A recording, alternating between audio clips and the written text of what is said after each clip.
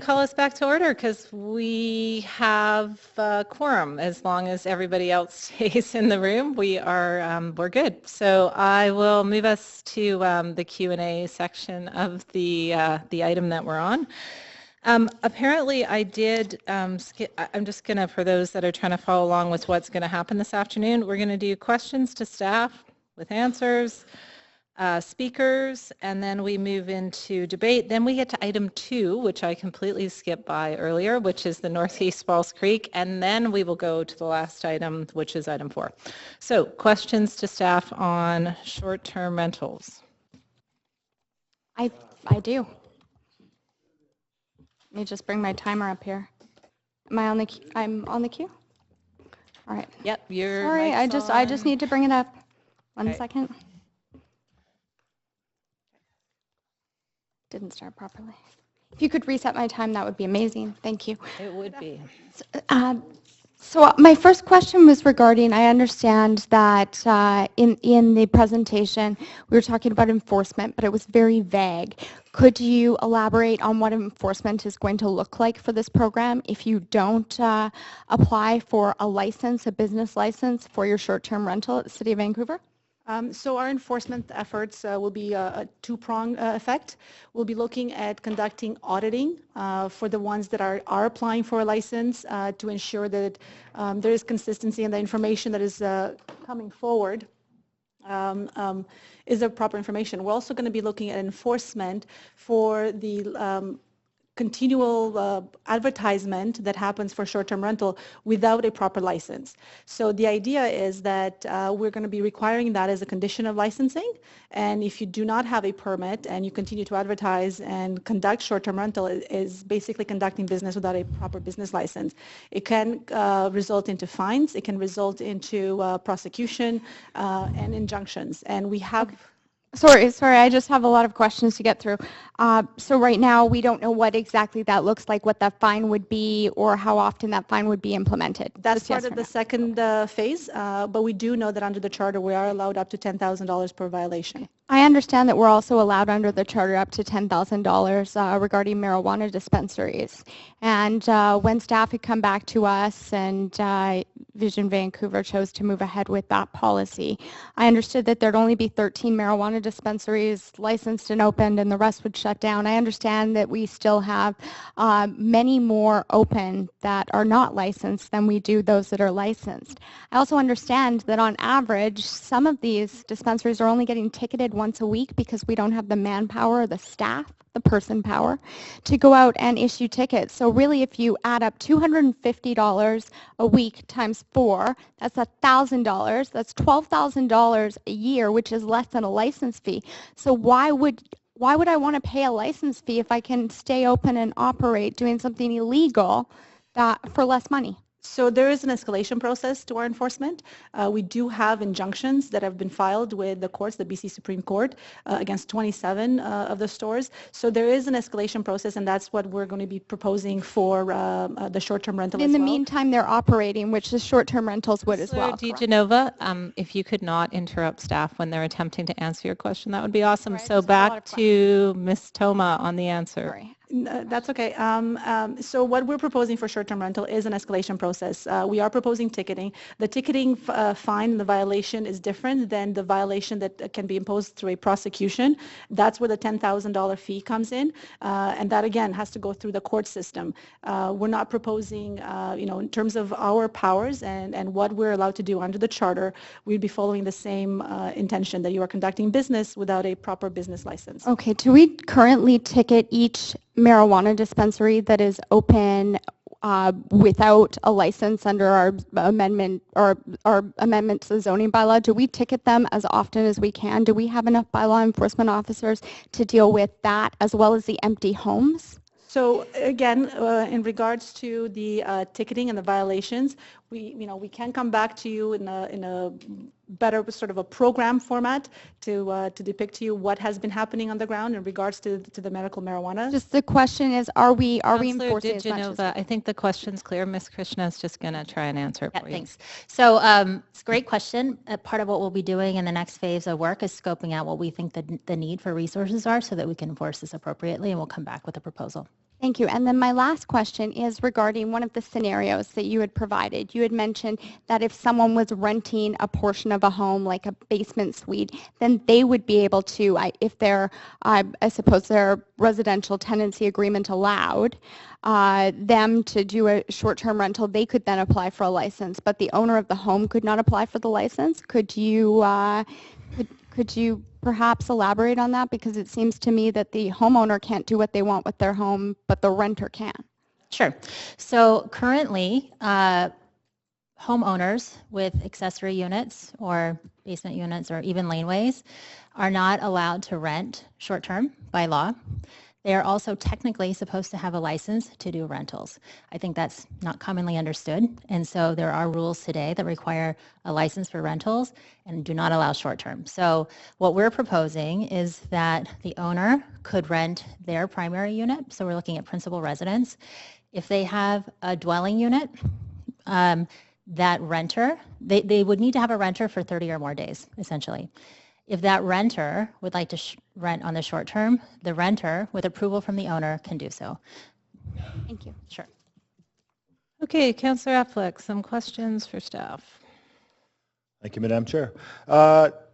Just the first question regarding the survey, and I'm wondering why we, and I see this quite often with surveys, that we don't ask a simple yes or no question. For example, the question being, do you support more regulation, yes or no?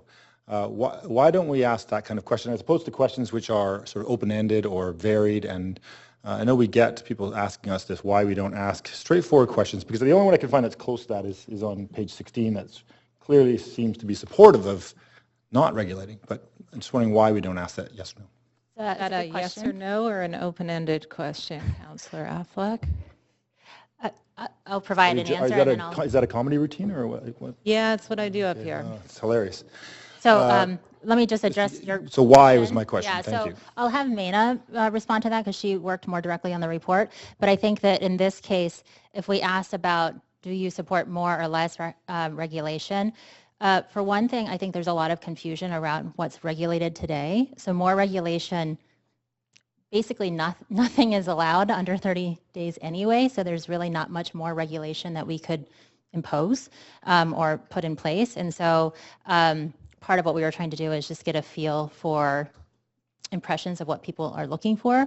And I don't know that people know what the regulations are, so asking a binary question could pose some confusion. What about, do you hate Airbnb or do you love Airbnb? I mean, yeah. Well, and the other thing is what we're trying to do, and the reason we're calling this short-term rentals and not calling out one provider over another is because there are 13, and there could be more. I anticipate there will be, especially if one provider gets more attention than another. And so you can imagine the market will continue to grow. So we didn't focus on one or the other. That's fine. Nina, do you want to talk a little bit? No, that's Is that okay? I appreciate Okay. that. That's good. One of the interesting stats in this report on page 11 is the number of complaints.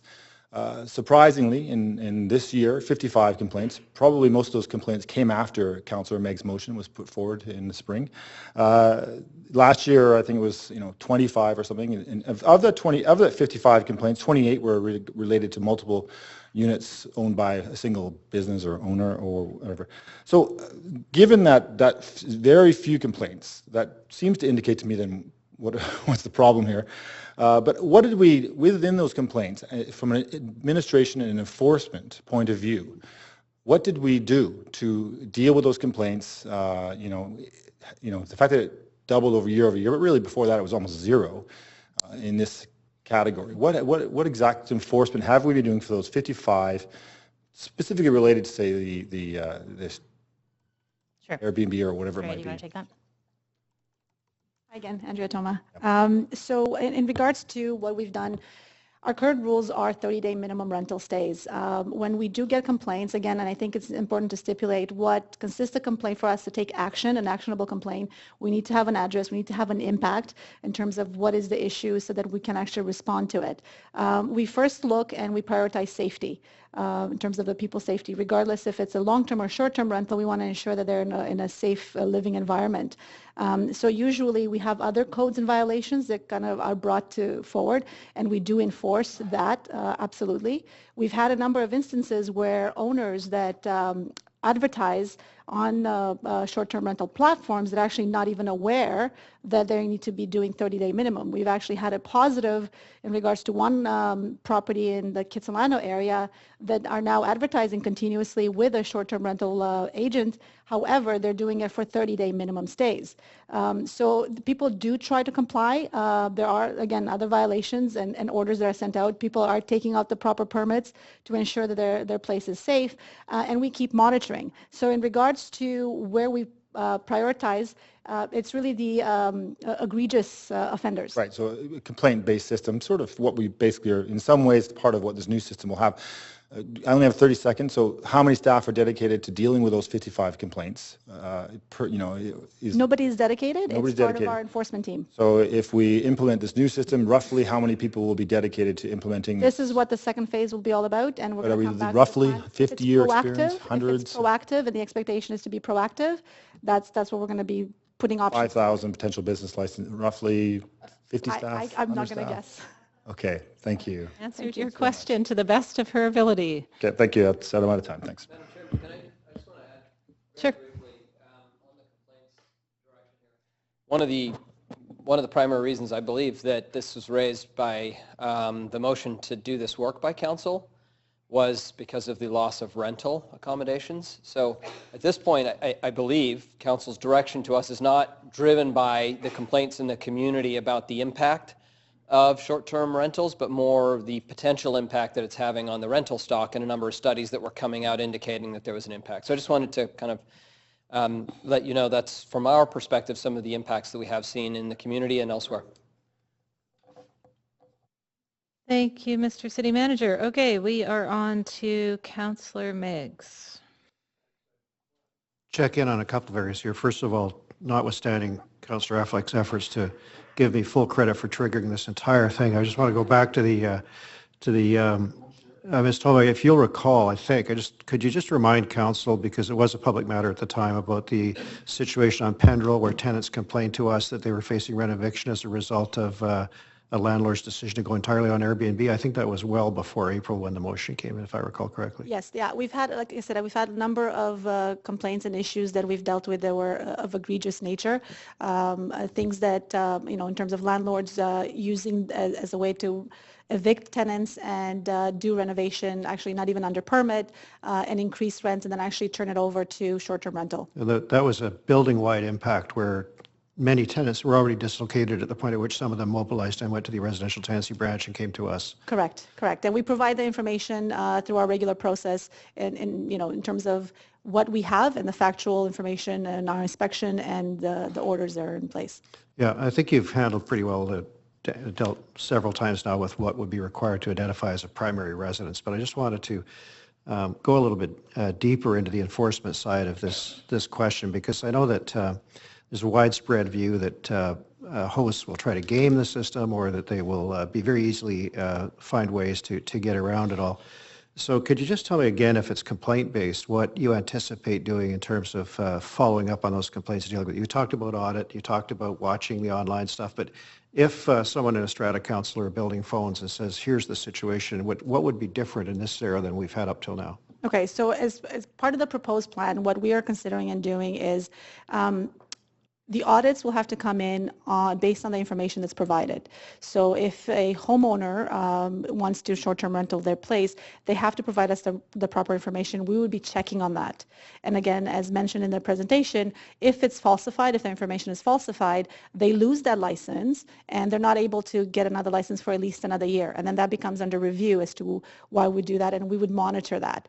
We're also looking at and this is again going to be part of phase 2, but we are considering bringing in somebody that would actually get the information off of all of the platforms, where it would identify for us and trigger who is advertising without a business license. And then every month, as we notify them, as we work towards them, it may require an inspection, it may require ticketing, and like I said, escalated enforcement, but we would actually go and we'd monitor their behavior. We're also looking at duplication of licensing, because it's easy for somebody to steal somebody else's license number. To go the other way, though, if in fact the listing was a host who had completely complied with the city, you could say to the complainant, no, in fact, that's a legitimate business and there's no need for enforcement. Correct. which is advantageous to the hosts who are trying to operate appropriately. Correct. So we are also proposing, and again, this is why we need the public consultation, because people feel quite that it's their private information, that we shouldn't actually put business license information online. But you are conducting business, you're choosing to conduct business out of your home property. That is information that's available through open data. So again, this is going to come out of consultation. You could support hosts who are behaving in Absolutely. accordance with our policy. I don't have too much time left either, but there's two other areas that I'd just like to touch on. I'm sure this will explore them further. So one is tenants as principal residents doing short-term rentals. And the second area is, escapes me for the moment, but I'll come back to it. So this issue is raised, oh, I know, it's secondary suites. They both go together in a way. So people have written to council, although my email is very positive, I must say, and I know others have had less positive email, but mine's been great. Congratulating the city on this and offering a lot of constructive suggestions. So I think your consultation will be quite rich. But people say, well, you know, I have put in a secondary suite. Why should the tenant in my secondary suite be allowed to rent that when I can't, when I'm living upstairs? Or alternatively, why couldn't I just keep the downstairs suite for me to drop down to when I'm renting upstairs? So could you just clarify your thinking on that? Yeah, and I think this follows the same logic as Councillor DeGenova, so stop me if I'm repeating myself, but I think that the rationale is that we want to, because the vacancy rate is so low, we're trying to encourage homeowners, or in this case, people who have a secondary suite, to rent their place, but just for more than 30 days, for 30 days or longer, for long-term renters who want to live and work in Vancouver. Those renters could then short-term lease or rent their units if the owner allows it. So we're trying to maintain that secondary unit for long-term rentals. It would be the owner's option to say to the tenant, no, we'd prefer you didn't do that. Correct. I'm a landlord and I have a secondary suite, and just for one reason or another, not because I'm a bad person, I've never gone and got all the permits, but I'm using it for Airbnb. So is there now going to be a big swoop through the city to crack down on people who have, let's call them gray area secondary suites, or can we do anything to facilitate them coming into code, or what's your thinking been on that front? It's a great question. I feel like that's part of what we would want consultation on, and if council directed us to figure out a way to do a big swoop like that, then that would be a different effort than maybe what we've been thinking about. But we would love to create a pathway to compliance, and so whatever we can do to lower the barriers for that, we would want to look into that. But I don't have a direct answer on exactly how we would do that, but that would be our goal. Yep, thank you. Not punitive. Thanks. Thanks. Okay, Councillor Ball. Yes, thank you very much, and thank you for the research and for all the information. Councillor Ball. Certainly the letters that we've been Councillor getting back. Ball, I'm sorry, you're welcome to sit down. I mean, you're welcome to stand if it's more physically comfortable. Actually, right now it is. Okay, great. If I can do that. I've been sitting for a long time. However, the questions that have come in consistently do come back, even for those who are enthusiastic, do come back to people regarding their whole independent home. And that's what I'm speaking of right now, not an apartment, that their whole independent home is their house, that is their principal residence. Now, a number of homes in Vancouver, and I've been now, well, I think about 35 over the weekend in responding to people asking me to come and see their place and see what they're talking about, is they will have a section of their home that they rent to a renter who's there all the time. That's defined. Then they will have an area of the basement that is their place, their rec room, their adult child or their grandparents who come through every once in a while. That space is their home. It has nothing whatsoever to do with the tenant who is renting the one space. They don't understand, and they view the city as being biased against homeowners, why they cannot actually participate in this program as legitimate renters if that part of their basement is theirs. It's connected to the house with a staircase. They're in and out of it all the time. Their laundry may be there. Why can't they regard what is their whole home as part of their home? So it's a great question. Thank you. I think that this is part of what we want to further define, but I would, as you've described that, I would not describe that as a separate dwelling unit. That would be part of their larger dwelling unit.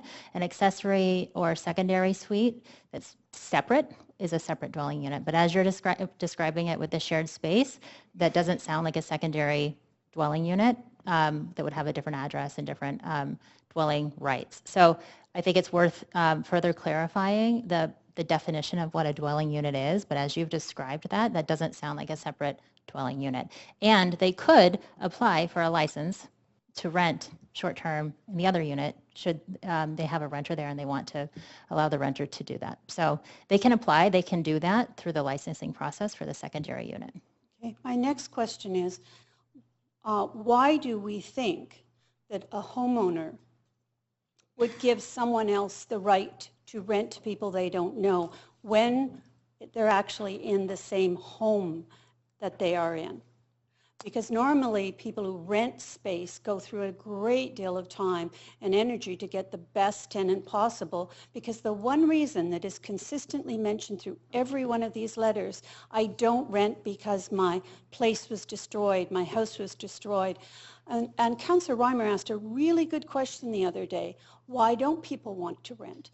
Over and over again, we hear through all of these letters, people saying, I used to rent, but I wouldn't do it anymore. But I do Airbnb because I am in control. So I'm just wondering, because I didn't find a single person who said that they would give the tenant to rent in their suite. Did we get any information that made us think that was even going to be possible? Because I don't want to disappoint people when it's very unlikely. I'll answer that and then you can add to that. But I think that, sorry, I lost the thread of your question. Lose the question. That's okay. We'll come back to that. I had one more question, which was that appeals. And because this is the third policy that we have that's based on neighbors reporting on neighbors. And that starts to get a little dangerous in a city if your major policies are based on, some people call it snitch lines. Mm-hmm. But there are many people who have very bad memories of societies that they've escaped or lived in where snitch lines were the order of the day. So if this is now our third policy asking for this kind of participation, what's the appeal process?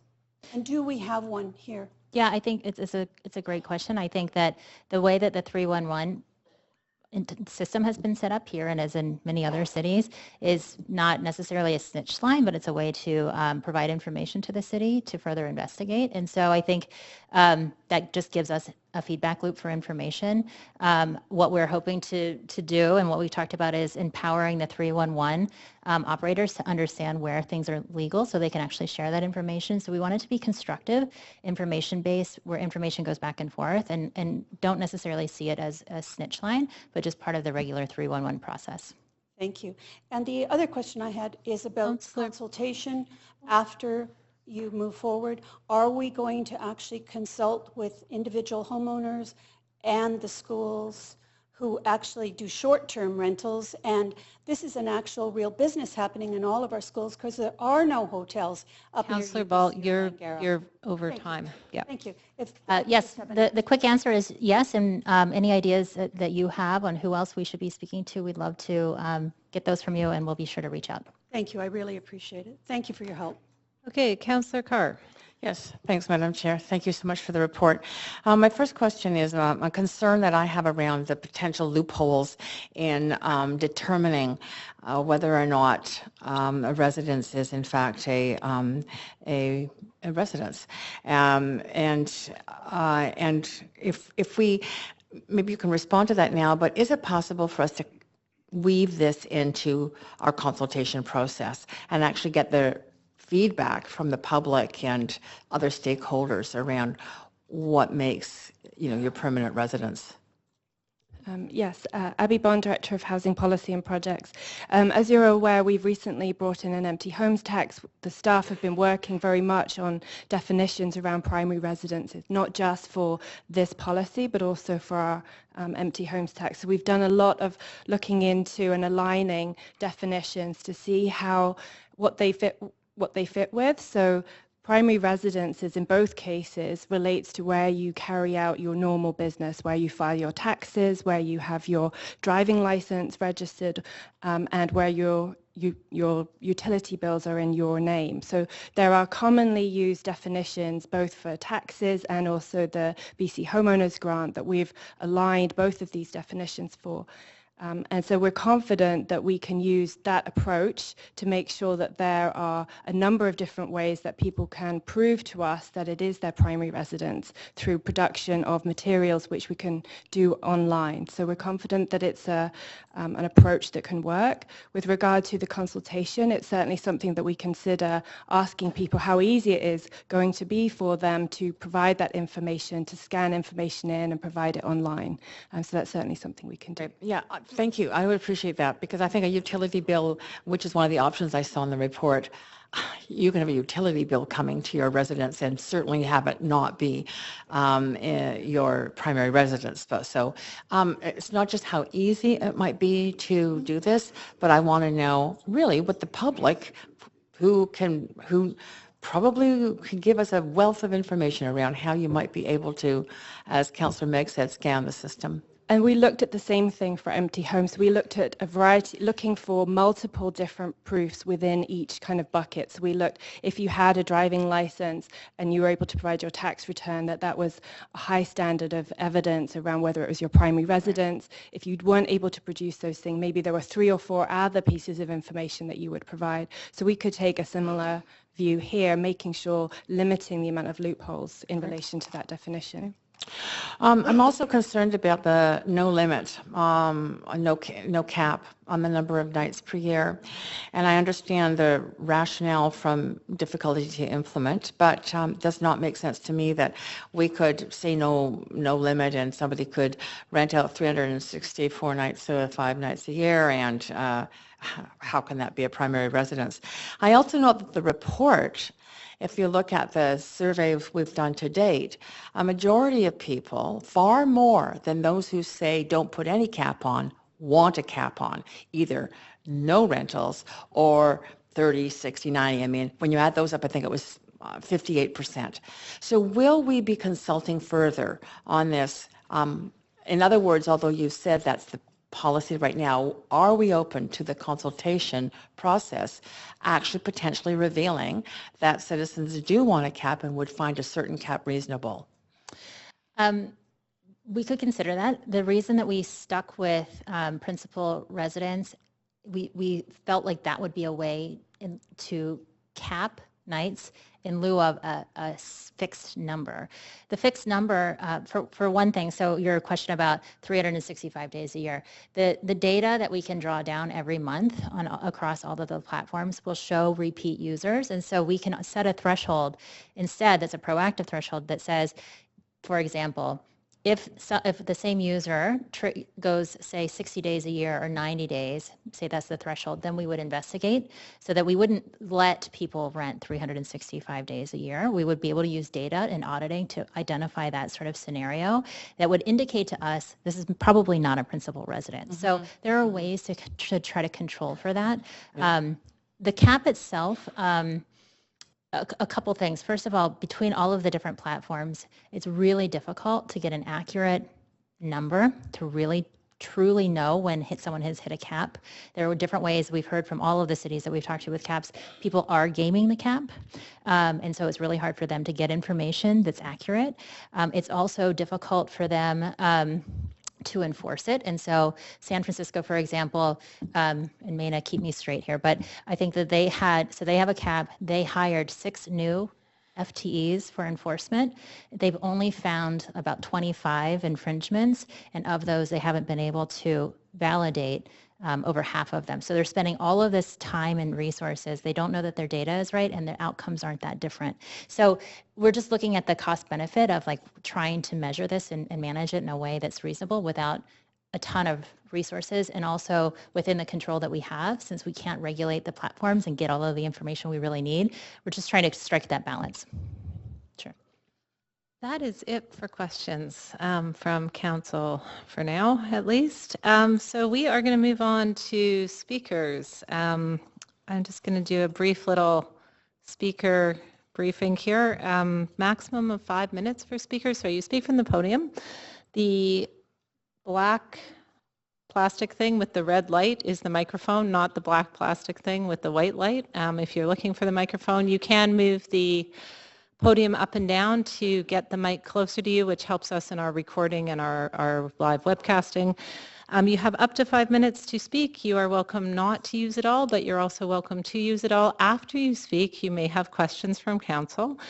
If you could stay at the microphone to find that out. You are not, unlike our staff, required to give us answers to staff questions. So if you'd rather not answer the question, that's absolutely fine. And with that, I will welcome Mr. Spear from Tourism Vancouver to the microphone. Madam Chair, Mr. Mayor, councillors, thanks for the opportunity to speak today. From a member point of view and on behalf of our member community in tourism and Tourism Vancouver, we've been a very active part of the discussion over the past 2+ years that I've been in my role. And in fact, I think we're part of one of the first discussions between ourselves, Airbnb and city staff to try and explore where this was going. 2 years is obviously a long time in the digital economy, and things have moved forward quickly around the world with the sharing economy, inclusive, of course, of short-term rentals. What I was encouraged to see in the report that city staff produced was a direct reference to tourism, and one of the reasons I wanted to take advantage of the opportunity to speak with you today is to provide our perspective on the balance in the discussion about short-term rentals. We often hear in the media things around the issues with short-term rentals and the potential impact on housing supply and other issues with customers, all of which of course are valid and give rise to the work that's been done. At the same time, companies like Airbnb and other short-term rental providers are an enormous force in tourism right around the world, and they're an enormous force in tourism here in Vancouver. And we would put forth that they are, from a tourism point of view, an enormously positive force and create opportunities that heretofore we have not seen that contribute to tourism in Vancouver and of course our visitor economy. They give us opportunities to reach new segments of customers, to meet customer choice. They give us new opportunities to satisfy housing demand when we have major events and conventions in the city, where our hotel supply can easily be outstripped by the size of the meeting or convention or sports event or musical event that we want to get. So there are a number of enormous opportunities in tourism, and we like the opportunity to comment about the balance in that perspective. What we also say, though, at the same time, and again, while we've been very keen to be part of this discussion, is that we believe tourism contributes to the quality of life in Vancouver, and it can only do so when tourism is seen in a positive light. So when things happen that impact the quality of life and become issues for Vancouverites, we get very sensitive when those ultimately get labeled and tagged onto tourism. And when the quote-unquote Airbnb problem becomes a tourism problem, you can imagine that myself and my team and our board and our members take note. So for that reason, we've done two things. One, we've been very, very keen to be part of this discussion, and we certainly support the movement now towards a regulated framework to deal with short-term rentals. And secondly, we have taken a holding position as an organization on our ability to work with Airbnb. And we've actually said, and I won't comment on the other organizations because we haven't had direct approaches, but from an Airbnb point of view, we've had opportunities to do marketing work with Airbnb that we've sat on the sidelines for because they weren't yet in a regulated space. We've had Airbnb hosts that have approached us and want to join us actually as members to do a better job of promoting Vancouver to their customers, and we've taken a holding position on those because of the absence to date of a regulatory framework. So the fact that that is coming in, we see as very, very positive for tourism, and we're very, very supportive of it. An element that hasn't been referenced often today, but we would want to put on the record as something fundamentally important, and I know city staff are certainly aware of this, is that over time, what happens here and further dialogue through the providers and yourselves with the province needs to move us in a direction where MRDT is collected from short-term accommodation, and we can continue to reinvest the collections of MRDT back into the tourism economy just as we do for our hotel partners. That we see as a fundamental benefit, and there's no reason that that benefit shouldn't be captured and reinvested back into the local economy. As for the way in which the regulatory framework moves forward, obviously that'll be a matter for staff and council to decide. We would, however, express a view that that regulation process and what is required of hosts must be simple. It must be straightforward. The cost to do so must be very, very low. And I would argue that if we can keep those barriers to participating very, very low and capture a large volume of those potential players, that matters a lot more than making it very, very difficult and expensive from a regulatory or potentially a punitive point of view. And having talked to a number of my counterparts, certainly across the States and in other markets in Canada, those cities that have set the bar too high and had large fees for licenses and have made it too difficult have ultimately ended up in a space where the sharing economy and the short-term rental economy stays underground and doesn't get supported and doesn't come into the framework. So we would want that to be quite open. So just to quickly sum up, we are supportive of a framework being put into place, and from what we've seen so far from the work that the council and the staff have done, we see something that works, and we think when that comes into place soon, it will be an enormously powerful thing for the city and be vital for us continuing to grow our tourism economy. And I'm happy to take questions if there are questions. Thank you, Mr. Spear. I appreciate it. You do have questions, starting with Councillor Di Genova. Thank you very much for coming. I understand that Tourism Vancouver represents a number of different groups, some of those being hotels and different types of accommodation, some of them also being restaurants, and perhaps you could elaborate a little bit on just a few of the other maybe groups that you represent within tourism. We represent all those that you've mentioned, the entirety of the hotel spectrum, from big convention hotels down to small properties, restaurants, attractions, service providers to the tourism industry. So event management companies that might support a convention, through to organizations that might provide furniture to a special event, to florists, to the retail sector of major department stores, souvenir stores. So it's quite a wide range of businesses. Thank you. So really what it comes down to is it's also about the economy of Vancouver and tourism. So it's about bringing people here and sort of also the services that they may need, or you know, the dollars that they will bring to the city of Vancouver. I've been told, or at least the emails that I've received and the phone calls and what I've heard, and just in my experience and knowing people who do religiously use Airbnb, they're Airbnbers. That's how they like to live. They don't like, or they're looking for a different experience than the type of person who's looking for a hotel experience. Type of person who might want a hotel experience, completely different than the Airbnb experience in some ways. So I'm wondering if under this policy that clearly states that basically every Airbnb would need to shut down until it's licensed, but we're not quite sure what that looks like yet. Are you concerned that we would lose a lot of those Airbnb customers as we start to see less supply of Airbnb, and we're not sure quite how long this policy is going to take to roll out? So I think there are a couple of pieces in that. I think to your first comments about Airbnbers, I think there are two important points that we would make. One is that the provision of Airbnb or other platforms for us is about meeting customer choice. So if customers want to choose that type of opportunity to have, for example, a full house with a kitchen, maybe they have a family, and a hotel doesn't really work for them, customer choice is very, very important for us to meet visitor needs. Secondly, what we do see, and this is a trend around the world, a number of tourist segments are looking for a more local, authentic, community-based experience, and maybe not the type of tourist that would want to know what's the top 10 list to do in a particular city. They want to see a more localized experience, and we do find that the ability to get into neighborhoods satisfies that need and ultimately leaves money in those neighborhoods, and that's a positive contribution we feel. As for supply, we would not comment on the regulatory matters that need to be dealt with by council. That's a matter for council and city staff to do that.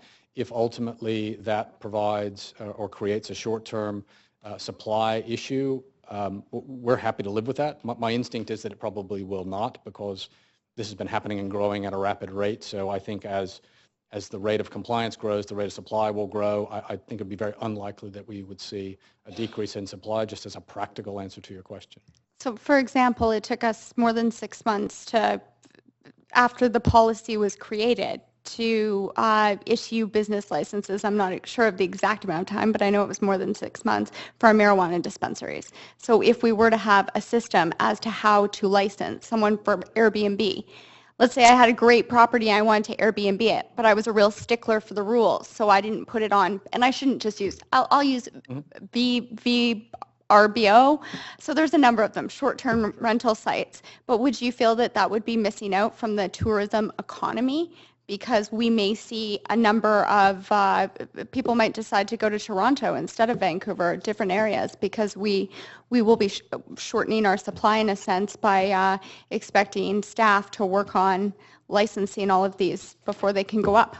Yeah, I can't really comment on the time frame that it would take to put a program into place. We certainly have the view that the faster it comes into place, the better.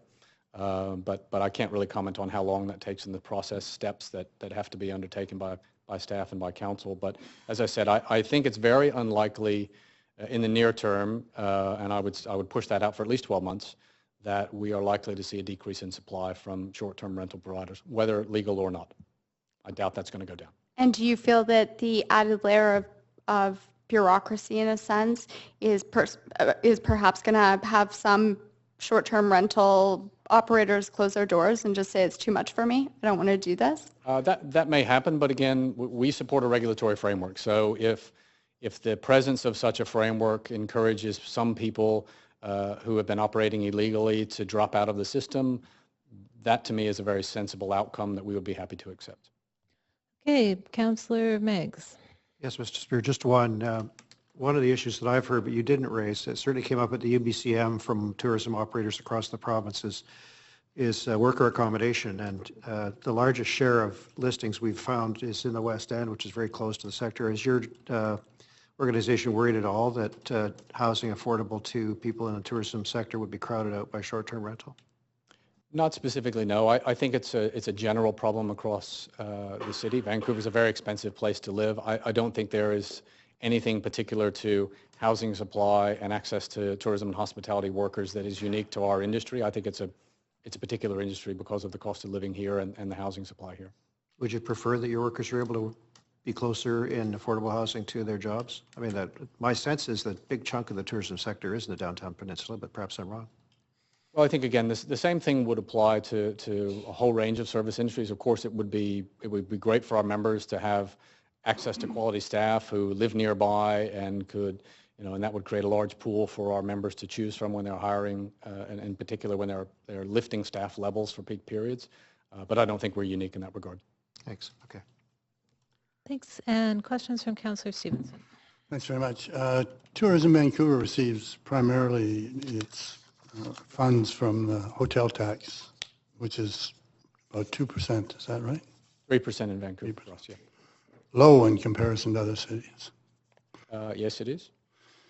And you're suggesting that, are you suggesting that these short-term rentals also pay a tax of some sort? The same tax that our hotel providers are obligated to pay, yes. And the hotels, as a result of this, have enormous power on the board and within Tourism Vancouver. Would that be the same for the organization that represents these short-term rentals? How would they get represented in a way that the hotels do? Well, I think just to clarify, it would not be our position that hotels have enormous power on our board. So I would have a different view to that. We have a balanced board. Our board is made up of members from right across the industry. They are voted onto their board positions by their industry counterparts. We would be very happy to open the door for short-term rental providers to obviously join us as members. We may have to take a look at what is the appropriate category for us to have available to them, because I don't think probably our current business categories necessarily would be the most applicable. And we would also have to consider the degree to which we would bring or make available a membership opportunity to a big brand provider like a VRBO or an Airbnb at one level down to a host at another level. But we have certainly said and have been very open about this with city staff and with Airbnb specifically. We do believe that the hosts and the owners of these properties within a regulated framework become potential ambassadors for tourism here, and we would be happy to look at creating a way for those individuals to work directly with Tourism Vancouver to do a better job of servicing visitors, inclusive to eventually, if there was an opportunity for them to be voted onto our board, which happens by our members, we would certainly support that if that's what our members wanted to do.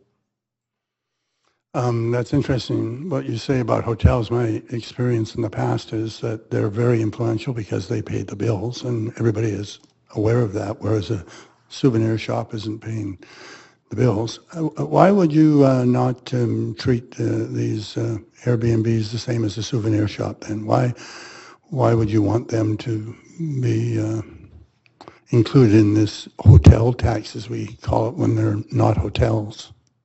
Well, I think it's a matter of making sure that we can communicate effectively with all of the sectors of the accommodation service providers and be able to say that while the playing fields are slightly different, they're comparable playing fields. I think that's very important to our hotel community, and we certainly would respect the work that they've done over the years to help build our tourism economy. And I think it's very fair for us to say to other accommodation providers, of which short-term rental would fit into that category, that to collect and remit that tax to the province, which ultimately gets returned to us or our counterparts across the Lower Mainland as and when regulation comes into place. I think that's... So this could be quite a unexpected bonanza for you, really. I mean, we're talking about a fair amount of money that obviously would come in. Have you had discussions with them, and what's their feedback to you about whether they're keen on this? Discussions with hotels? No. Or with providers? Yeah, the providers, as to how they feel about this hotel tax being applied to them. Well, I've only discussed the hotel tax with Airbnb, so not the other companies, and I can say categorically all of the discussions that we've had have been positive. They are happy to collect that. They are happy to remit that. They are happy to be part of that framework. It's probably important to note that that tax comes off of the customer. That is not a host tax and not a company tax. That tax is charged at source to the customer. Right. Do you know what other cities do in this regard? Yeah, very common for different types of improvement district tax, guest tax, tourism tax to be collected from short-term rental providers and remitted through whatever channels exist in those markets. It's a very common thing. I was just in a city where I paid 7% hotel tax. Thank you very much. There's a wide range of taxation regimes for sure. Right. Thank you.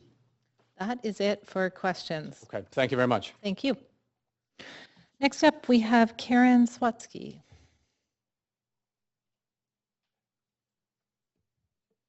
I do have a paper copy of these remarks, if that's helpful. Great. I'll ask the clerk to come and get it. Thank you. So I support the approach to regulating short-term rentals, or STRs, outlined in the staff report. I'm speaking as someone who recently defended my master's thesis in urban studies, in which I investigated the nature and extent of Airbnb listings in Vancouver. I looked at Airbnb's growth, where listings were located, how much they cost, and the type of listings. I also looked at the implications of this data in light of the local rental housing context and the city's housing policy goals. I concluded that the unchecked growth of Airbnb is an obstacle to the city reaching its housing goals, which include the protection of existing rental stock and ensuring that people of all ages and incomes can afford to live here. Having immersed myself in this topic for almost 3 years, I can probably appreciate the complexity of staff's task more than most. I think they've done a very good job and thank them for their work. Most broadly, I appreciate what I see as a framework that prioritizes the protection of existing and potential rental housing. I do understand the importance of tourism and the desire to balance the protection of housing with other interests. Staff have struck a good balance between these interests for now, and I especially endorse the proposal to limit STR licenses to principal residences so that investment condos, secondary suites, and laneway houses can't be used for full-time tourist purposes. I also believe this is important if Council wants to increase support for diversification and densification of the housing stock. While I favor more diverse and dense options myself, I think it's reasonable that people who are less supportive of that direction will resist it if they don't see the city taking proactive steps to ensure that our existing housing supply is used for its intended purpose. I also support this approach based on its simplicity and believe it will be easier to administer and enforce than adopting models that involve caps on the number of nights rented or limits on the license granted by neighborhood or dwelling type. However, enforcing STR rules has proven challenging in most jurisdictions, not least because of a lack of actual rather than just rhetorical cooperation from the platforms. I suggest you move ahead understanding that rules and strategies may need to be adjusted based on how conditions change on the ground, including how cooperative STR operators and platforms turn out to be. I commend staff for including a requirement to display the license number in the online listing itself and hope you will make it a separate offense to omit or fake that number. I also agree with the proposal to commit resources to monitoring through a third-party service that can match listings with addresses. I do, however, worry that this approach seems to allow for people to use individual bedrooms for STR purposes on a full-time basis, as long as a principal resident also lives in the dwelling. It seems that we could have a person who lives in a 2 or 3 bedroom apartment or even a 5-bedroom house and rents out all but one of the bedrooms for STR purposes on a full-time basis. When we have so many people, including but not only young people, whose wages don't allow them to rent a self-contained unit of housing for less than 30% of their gross pay, I see that as a problem. For some, the only affordable option is shared housing. This concern also pertains to the need for family housing. We have a shortage of units with 2 or more bedrooms. Airbnb makes it possible, Airbnb and the other short-term rental platforms, makes it possible and lucrative for some to fill those scarce larger units with tourists instead of families with children. So I ask, is that a practice we want city policy to allow? I recognize the spare rooms issue is complicated for a variety of reasons, but I think it's at least worth flagging for further future consideration. The report also limits discussion of non-compliance penalties to the STR operators or hosts, excluding the platforms. I suggest that effective and fair regulation would require the platforms, which are, after all, earning money from non-compliant listings, to share the burden of compliance and also be liable to penalties. An argument I've heard against limiting STRs is when property owners say that they could not afford their house or run their business or have the quality of life they want without renting out their sweet investment condo or laneway house on Airbnb. My response is that if someone can't afford their housing without doing something that breaks city bylaws and has negative impacts on others, including those whose housing security is more precarious than their own, then their decision to purchase that housing in the first place was probably unwise. Many of us could have an easier or better quality of life if we chose to earn extra money in ways that were illegal or socially damaging.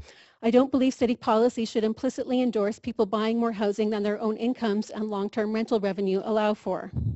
Finally, in a broader sense, it's worth remembering that the revenue stream that Airbnb provides is overwhelmingly available only to homeowners, since provincial law prevents tenants from using short-term rentals without their landlord's consent, and understandably many landlords are unwilling to give that.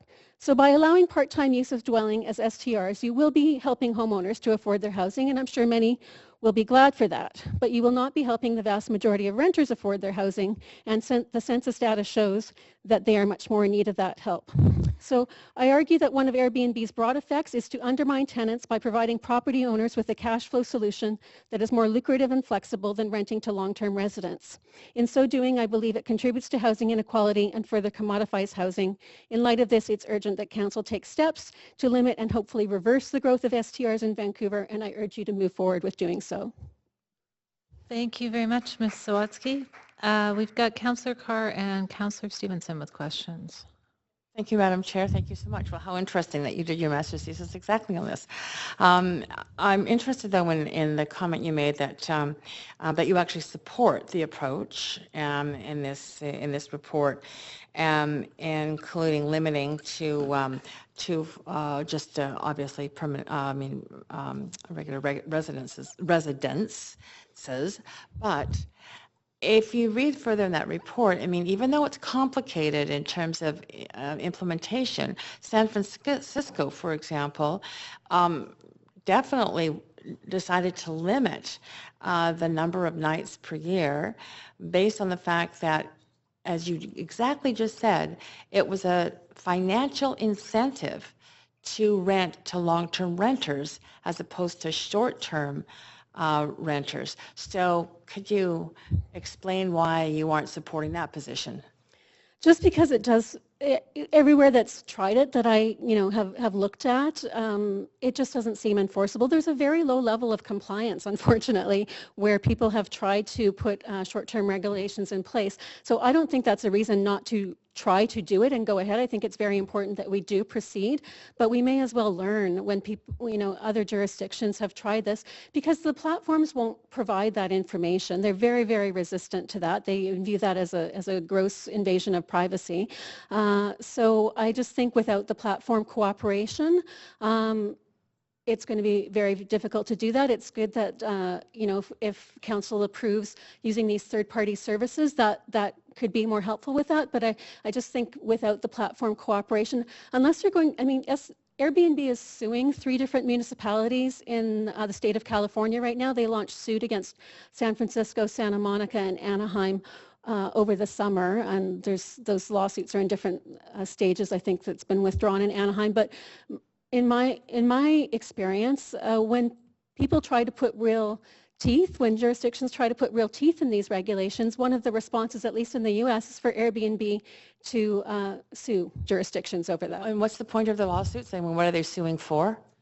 Or the issue? It's slightly different in the 3 different jurisdictions, I think, but you know, Airbnb doesn't think that you know, people should have to get a license, like display their license permit, or that they should have to take, you know, part of the burden of compliance. But the framework in the U.S. is very different. I'm not sure. I mean, maybe the Airbnb spokesperson here can speak to this, and I'm sure probably staff, you know, had some consideration of this and stuff, because we don't have the same legal framework in Canada. So I'm not sure that that's going to be the case in Canada. I'm not saying it is, but I'm just saying Airbnb is quite resistant when it comes, in my view, when push comes to shove, about actually cooperating rather than just saying we're happy to cooperate. Yeah, yet you did say that you thought it was important that we ask the platform providers to cooperate. I do think that's important. I think that we should have that expectation and continue to put pressure on them to do that, because I think those expectations are very reasonable, but we just need to be realistic about. Have you, in your studies, have you found any cases where the pressure from a city for some involvement of the platform providers in compliance with providing information or anything else, where it's been working, or where successfully some degree of compliance and cooperation or collaboration with the platform providers is happening?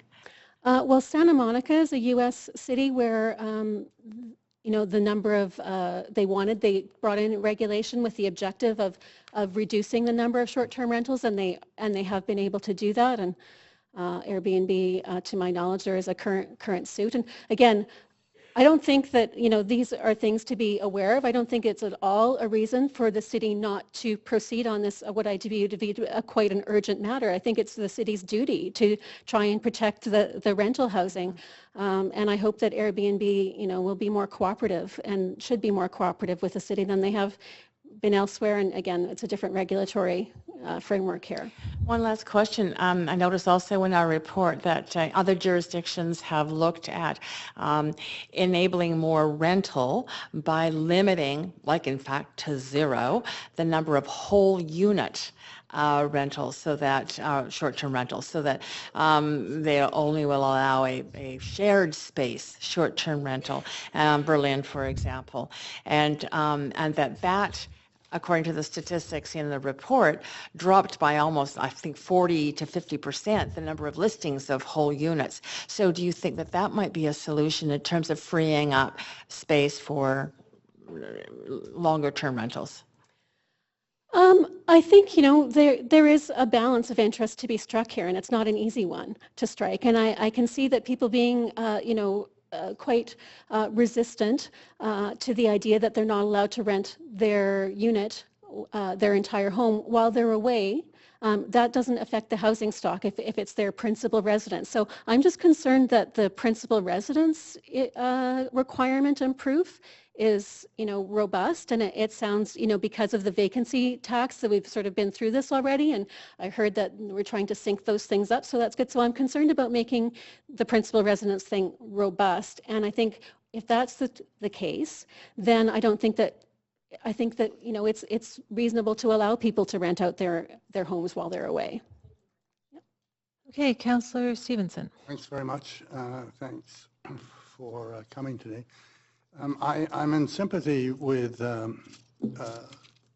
fair bit of what you're saying, particularly around the issue of renters. Over 50% of people in Vancouver rent, and this is obviously very heavily weighted for condo owners, particularly, also single homes, but I'm concerned about the renters, and many of whom want to go away for a holiday, low income, can't afford to, but if they could rent their place out for the month that they were away, that would be really helpful. Under the Residential Tenancy Act now, if someone rents and goes away, you can invite a relative in, or you can invite a friend, as long as you don't, there's no money exchanged, and as long as it's less than 30 days. So my concern is for those renters that are caught where they've signed a lease because they have to, that doesn't allow them to sublet, and this really isn't subletting, it is and it isn't. So how do you think that we might, would you be more in favor of this if in fact renters could have the same equal opportunity as those who own their condo? Well, the city is allowing for that possibility. It's not disallowing renters to do it. So I think that's good. That I don't want. No, but they have to get permission. Right, And they right. can't be sublet. Right. So I'm in favor of letting renters do it if they have their permission. I don't think that's going to be very common, but I'm actually, even though I'm a tenant, I understand why landlords are reluctant to give up these powers of, scrutiny because of their obligations, their legal obligations under the Residential Tenancy Act, to that tenant and to the tenants that might be surrounding them, for peace and quiet enjoyment and damage. And I understand that landlords want to take their tenant screening responsibilities and liabilities very, very seriously. So if I was a landlord, I don't think that I would be one of those landlords that would probably want to be granting this permission. And so, this would be a provincial level change, I think, to the RTA, and I'm not even sure that I would favor that. So I do think it's good that the city is allowing renters to do that for those people that have, that kind of relationship with their landlord, or if it's, Probably secondary. Probably small, as you say, It's a and small- most of these renters who, a large number of them are lower income people, can't get away, can't afford. Mm-hmm. But if they could rent it out for that 3 weeks, that would allow them to. It would be helpful, but like I said, I guess I'm just sympathetic to it's pretty serious obligations and responsibilities that landlords have under the RTA to maintain a suite in a certain state and for the quiet enjoyment and such like that. And we already, I don't really want to put more disincentives for people. So it's continued discrimination against renters, is that? Okay, thanks. So, but I guess, the thing is, my point is that, so this will help homeowners afford their housing, but it's not going to help the vast majority of renters afford Right, their but my housing. point is that I, as a renter, can let you come into my place as long as I don't ask for money for it. Right, yeah. So you've got the same situation, and the landlord still has to allow that to happen. But as soon as I say to you, give me $100, then that changes. And that seems unfair to me. And you don't have a lot of landlords now, at least I don't hear of a lot of landlords that are all upset that I let you come into my apartment and live there for less than a month, Yeah, when you introduce money, you obviously introduce a profit motivation, and so that activity is likely to be more common then, I guess. Root of all evil. Yeah. Okay, that's well into debate and not questions through no fault of your own, Ms. Sawatsky. I did have one question for you, simply because I know you did your PhD on this, or your thesis on Masters, yeah. Masters. Yeah. Question was, sorry, I forgot to put the timer on for me. One of the challenges that I'm having with the recommendations is that if you're a homeowner who's gone through the trouble of permitting and licensing a secondary suite, you have a harder time you can't access Airbnb, whereas if you haven't put in life safety measures but have been renting it out illegally, you can get rid of your tenant and do Airbnb. And I was wondering if that came up in your research at all about how, I'm nervous about setting up a system that disincentivizes life safety upgrades to suites, I guess, is the end point that I'm getting to. Yeah, and I did not touch on that in my research, but I do see what you're talking about, and I think that's, I can see and sort of I think I agree with that concern, and so maybe that's something that needs further thought through this next consultation process. I think I will have yet more input perhaps to contribute through the nitty-gritty of this process. I think there are quite a few little nitty-gritty things and details that to be worked out and that kind of thing. So I was actually very impressed that you summarized several years of your life and 100 pages into a 5-minute speach today. So it was And great. not Thank even you. at chipmunk speed, I hope. Thank you. Okay. Okay, next speaker is Terry Rogers, Managing Director, Corporate Housing Providers Association, Canadian Advisory Group, and President of High Street Accommodations Limited. Welcome, Ms. Rogers. Thank you very much. I understand now that Mayor and Council have received some documents from us, including the CHPA white paper on the value of corporate housing and another short page on the CHPA itself. Is that correct? Has everybody received that? So my name is Terry Rogers, as I was introduced, and I am the founder and president and CEO of High Street Accommodations, which is a corporate housing company operating in Vancouver since 2002. I'm going to speak first about High Street Accommodations and how we operate in this city and have done for the past, well, since 2002. And last to the corporate housing industry and the Corporate Housing Providers Association itself. So just to begin, our core practices at High Street have remained at the heart of our operation since we opened the doors. That means that we have full exclusive control of the units in our inventory. We use licensing agreements with our customers, and we use tenancy agreements that fully comply with BC Residential Tenancy Act for the landlords. This gives us care and control of the accommodation units. It gives us full exclusive control of the inventory, which eliminates licensing requirements under the Business Practices and Consumer Protection Act. And I would like to make a few short points about our business model. First, we abide by all of the laws, and there's a lot. We practice strict compliance with all relevant laws and regulations, including the Residential Tenancy Act, the Strata Property Act, the Consumer Protection Act, the CRA regulations, both in respect of PST, GST, and non-resident tax administration, and there's something else in there too, but you get the point. We operate under individual strata building rules and bylaws in multitudes of buildings around the city and throughout the greater Vancouver area. We comply with employment laws and workplace safety standards. And we hold ourselves, our guests, our landlords, strata councils, and property management companies that we operate with fully accountable for these practices as well. So just to let you know, we're very law-abiding citizens. We provide residences that are clean, safe, and they become the primary residence of our clients, even though it may seem like it's for a short term. Both High Street and its landlords are fully insured against property damage and liabilities. We are registered and we report all taxes through this, although this is a minimal aspect of our business, that's with respect to the hotel tax, due to the long stay nature of our client needs. And we guarantee availability for the duration of our client needs. This is an important point because during periods like Expo 86, when I was actually in business back then too, and more recently the Olympics, when the city becomes absolutely crammed with short-term visitors and all sorts of things are going on, it's really important because what happens in these situations, of course, is that the scandal of accommodation is that people, long-term tenants, are being displaced or often displaced for the sake of very short-term gain.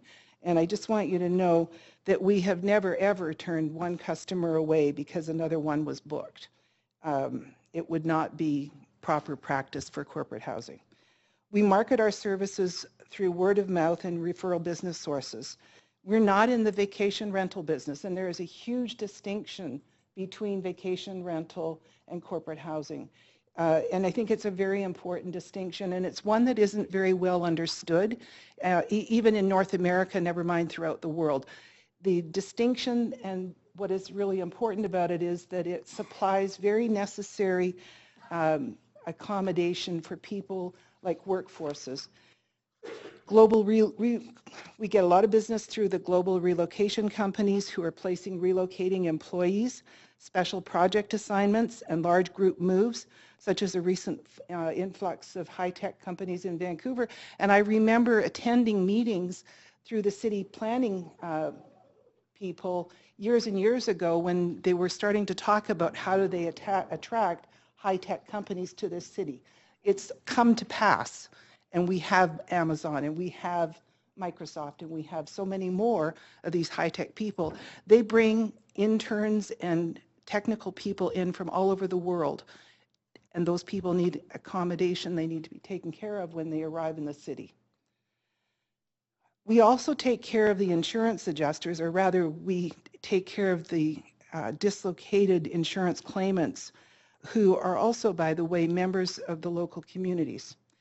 They require immediate accommodation services, and that's not just for one or two people, it's mostly for an entire family. So we have perfectly valid local citizens who require an indefinite stay of accommodation for an indefinite period of time to take care of themselves and their families. And the problem that we have is that in some ways we're being Miss caught Rogers, up. sorry, you're well Am I over running time. out? Did I get my extra 3 minutes for being two people or two That is a associations? public hearing process. This is a committee meeting. So you are a minute over time already. And in fairness to other people, I have to enforce the same time for everybody. You do have questions from Councillor Carr, but if you had a summary sentence that did not have too many commas in it, that would be great. Sure. Corporate housing is represented by the Corporate Housing Providers Association throughout the world. In Canada, it represents $2.5 billion to the economy annually, and it employs thousands of people across the country. It's a professional association with a great number of members. I believe the number of corporate that's members a is lot of commas. So 300. I'm just going to cut you off and go to Councillor Carr, who can ask some questions. Thanks, Madam Chair. Thank you so much, Ms. Rogers. I just wanted to assure you that we have received an email from you with 2 attachments to that that give us some additional background. And I only have one question, which is, are you supportive of the approach taken in this report to short-term rentals? That was going to be my final conclusion. Yes, it is. Okay. Yes, You I'm are. very, very supportive, and so is the CHPA, by the way.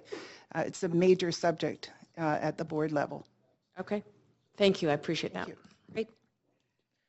Okay, next up we have Alex Stagg, who is the Public Policy Manager for Airbnb. Can you can see where the timer is there, just to your right? Is that, yeah, okay. Okay, great, thank you. All right, thank you very much for the opportunity to speak to you today and for all the hard work that Vancouver Council and staff have done in preparation for today's important meeting. I've had the pleasure of meeting many of you over the past few weeks and months, and my name is Alex Stagg. I'm the Policy Manager for Airbnb in Canada. I'm here today on behalf of the Airbnb community of more than 4,200 hosts across the city of Vancouver. The vast majority of our hosts are everyday people and families sharing the extra space in their homes a few nights each month to earn modest supplemental income.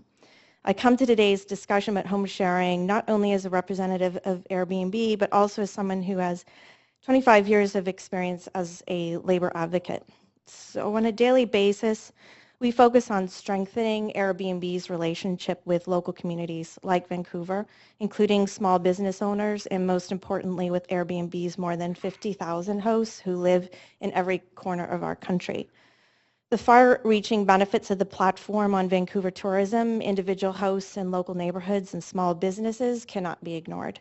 Vancouver is an expensive city, and we recognize that affordable housing is a critical issue for this city, and we're committed to working collaboratively with city officials to address it.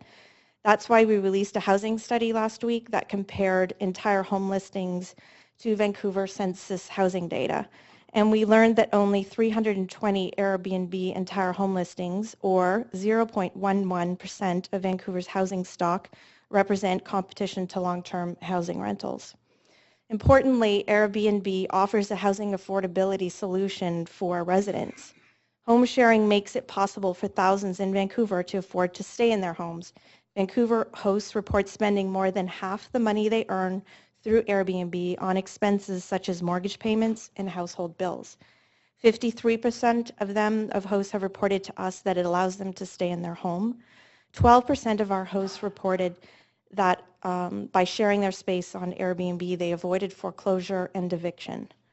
Airbnb hosts bring tourists to neighborhoods beyond major tourism hubs, and in turn, guests support local businesses and the neighborhood economy. More than 50% of daytime spending is spent in local neighborhoods where guests stay. So we applaud Vancouver City staff for addressing home sharing and taking the first step toward formally legalizing in Vancouver. We believe regulations for home sharing need to allow for appropriate flexibility. Families are diverse and change over time, as do their needs for the extra space in their homes.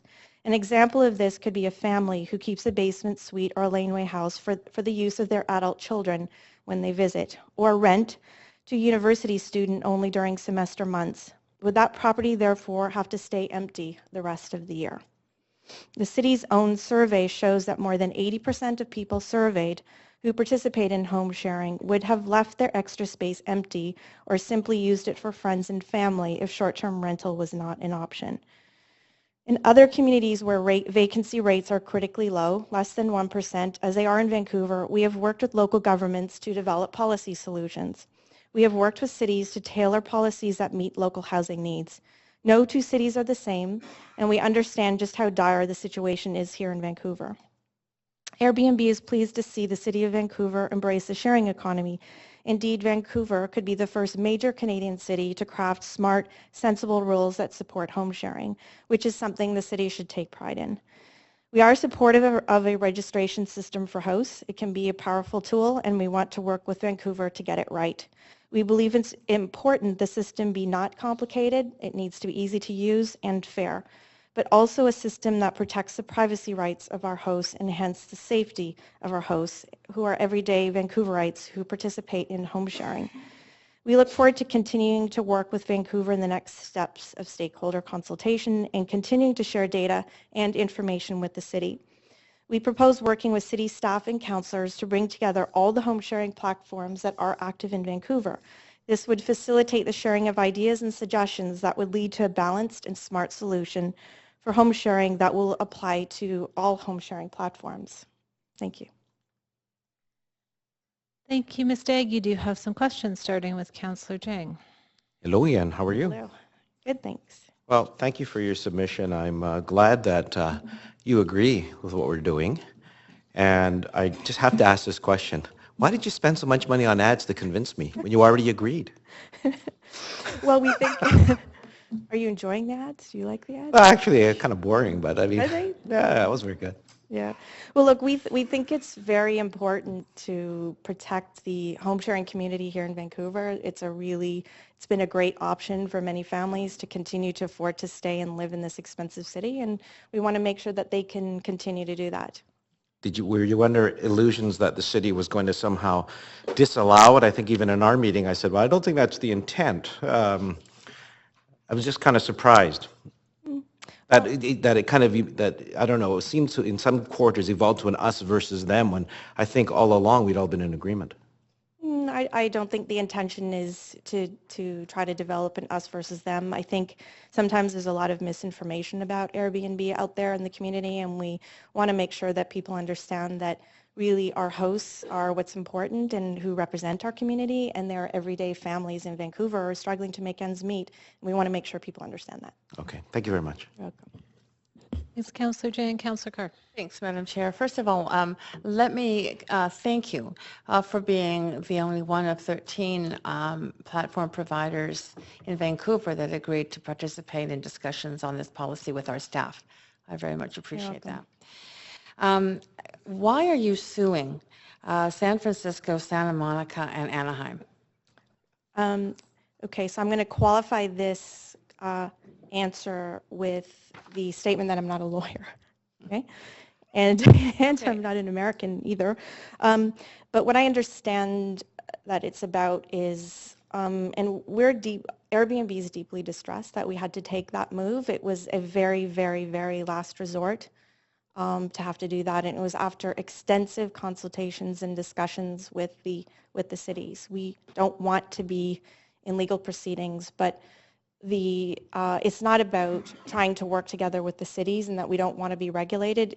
The issue is about platform liability, where a city puts legal liability on the internet platform, and we have a position around that. It's in our view a violation of a legal framework that exists in the United States called the Common Decency Act around internet platforms, and that's what the suits are about. And we are hopeful that they will be resolved at some point. And again, we are deeply distressed that those actions have had to be taken.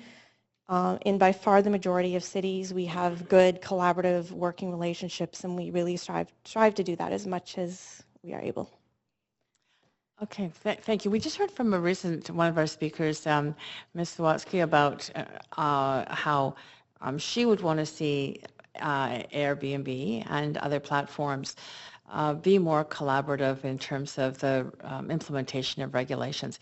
And you mentioned that you've worked with cities towards policy solutions that address local problems. Can you give me some examples of policy solutions that you've worked on with cities? Well, many cities have looked at it in different ways, and actually I know the staff have researched and talked to very many cities, and as home sharing has grown, we've learned different best practices about how you deal with these kind of things. And we try to share some of the other cities that we worked with so that we can sort of learn what works best. So often what we've done, and we'll be happy to talk about it here with Vancouver City staff too, is where we try to sit and say, look, let's have regular discussions, formalized meetings where we look and review how implementation is going, how enforcement is going, sit and try to problem solve to make sure that there is compliance. One of the things we talk about with registration systems, for example, and I said this already, is that you will get better compliance if it's easy to understand and online and simple for people to comply. Build easy to comply systems, you will get better compliance. And so we talk to various cities about the best ways to do that. So would it be any problem for you to include in your listing a little square that requires a host to put in a business license number? So in various cities where we have agreements, we build in a mechanism on the listing to put a license number. You've done it in other places and could do it. Great. In some cities, and I noted that you did talk about the privacy of your hosts, privacy of information, but in some cities where they've limited, I guess like it doesn't matter, San Francisco or whatever, limited or put a cap on the number of rental nights per year. Part of the problem appears from a city point of view of determining those people who are not meeting that cap or regulation. How can or could Airbnb cooperate in order to provide information that would enable us to do that? So again, we've tried to come up with different innovative ways to look at how to enforce caps, and they are difficult to enforce. Caps are an interesting way to think about it, but difficult to enforce. So we have worked with various cities where we provide anonymized data on a regular basis that shows the kind of activity on our platform. And we've also worked with cities to put in systems that if there is a certain limit that we can identify or send a communication to our host to inform them that they may be close to that number. So we've done different things like that, but we do feel we do have obligations to protect the privacy of our hosts, and we take that commitment seriously. We've made that commitment to them. We take that commitment seriously. No problem. Okay, Councillor Deal. Yes, thanks very much over here. I had a chance to speak to some of your folks, but I didn't get a chance to meet you directly. But most of my questions have been asked, but there's one. I just wanted more clarification on what your position is on the secondary suite piece of this. Thanks. We have, can you tell my voice is getting dry?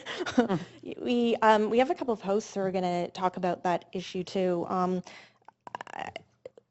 Secondary suites are an issue we're a little concerned about. We think that we don't want to, we'd like to encourage you to have a system that allows enough flexibility for families. As families grow, children move away, children come back, and requiring allowing the flexibility for families to be able to juggle and adjust as their families grow and change. And so we think that issue needs to be looked at, and enough flexibility there for homeowners to be able to do that. Because what I think you don't want to have a system is if you put in a regulation and then what ends up happening is you have more vacant space in the city. We know that's a big concern of the city, and you don't want to design a system that then adds to vacancy.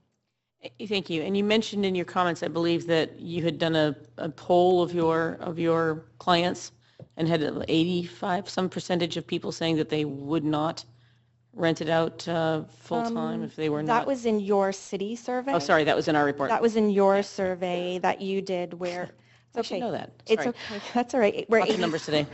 It's all right. 80% of the hosts that responded to that survey said Right, that if that's they ours, didn't yeah. short-term rental, that it would be empty. So what is your understanding of your clientele in terms of, have you done some kind of, any kind of polling with your own customers around what would happen with that basement suite if they weren't able to B&B it when they didn't have family member at home? Yeah, we haven't asked them that particular question at this point.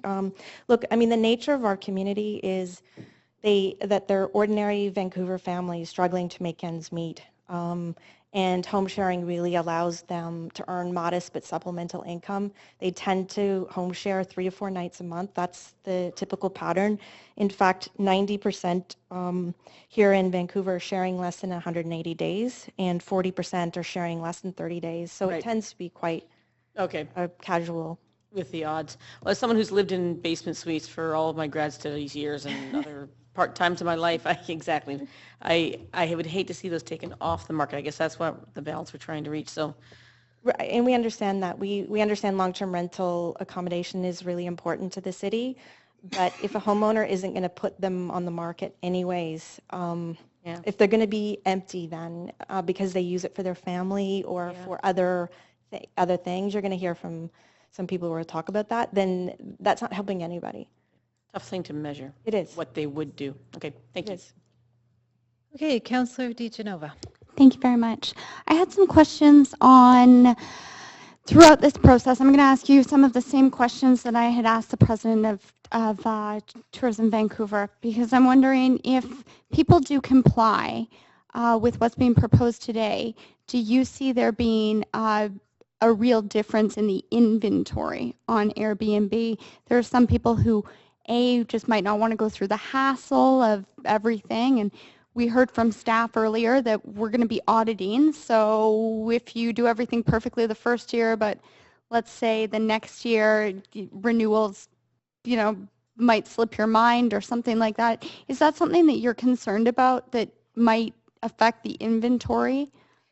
I think it goes back to what we said, that, we support a registration system. We think it makes sense, but design it in a way that allows compliance or it facilitates better compliance. So online, simple, easy, make it quick, don't make it difficult to do in order for people to comply. If you can do it that way, then, we'll see. It's going to be hard to say really how many people are going to go through the process, but hopefully we'll continue to have good supply, because we do think it really contributes to tourism and allowing expanding travel options for people coming to Vancouver. Okay, thank you. Another question that I have is regarding the enforcement piece. So we're here today and I'm hearing from staff, and first of all I want to thank our staff. They are superhuman. They do the work of many more people than they are, and we have many new people in management roles in planning and development, and great to have them here. It seems that in a sense we don't quite know what that enforcement piece is going to look like yet. I understand that will be developed. Is there any concern that you have around what that enforcement piece may look like and how that may impact Airbnb? Well, we want to be able to, we've had a number of discussions already with your staff, and I think I agree with you. You have great staff who are working very hard on a challenging issue, and we look forward to continue to work with them to figure out the best ways to do that, and we'll assist in whatever way we can to make sure it's a fair, easy to follow, sensible solution.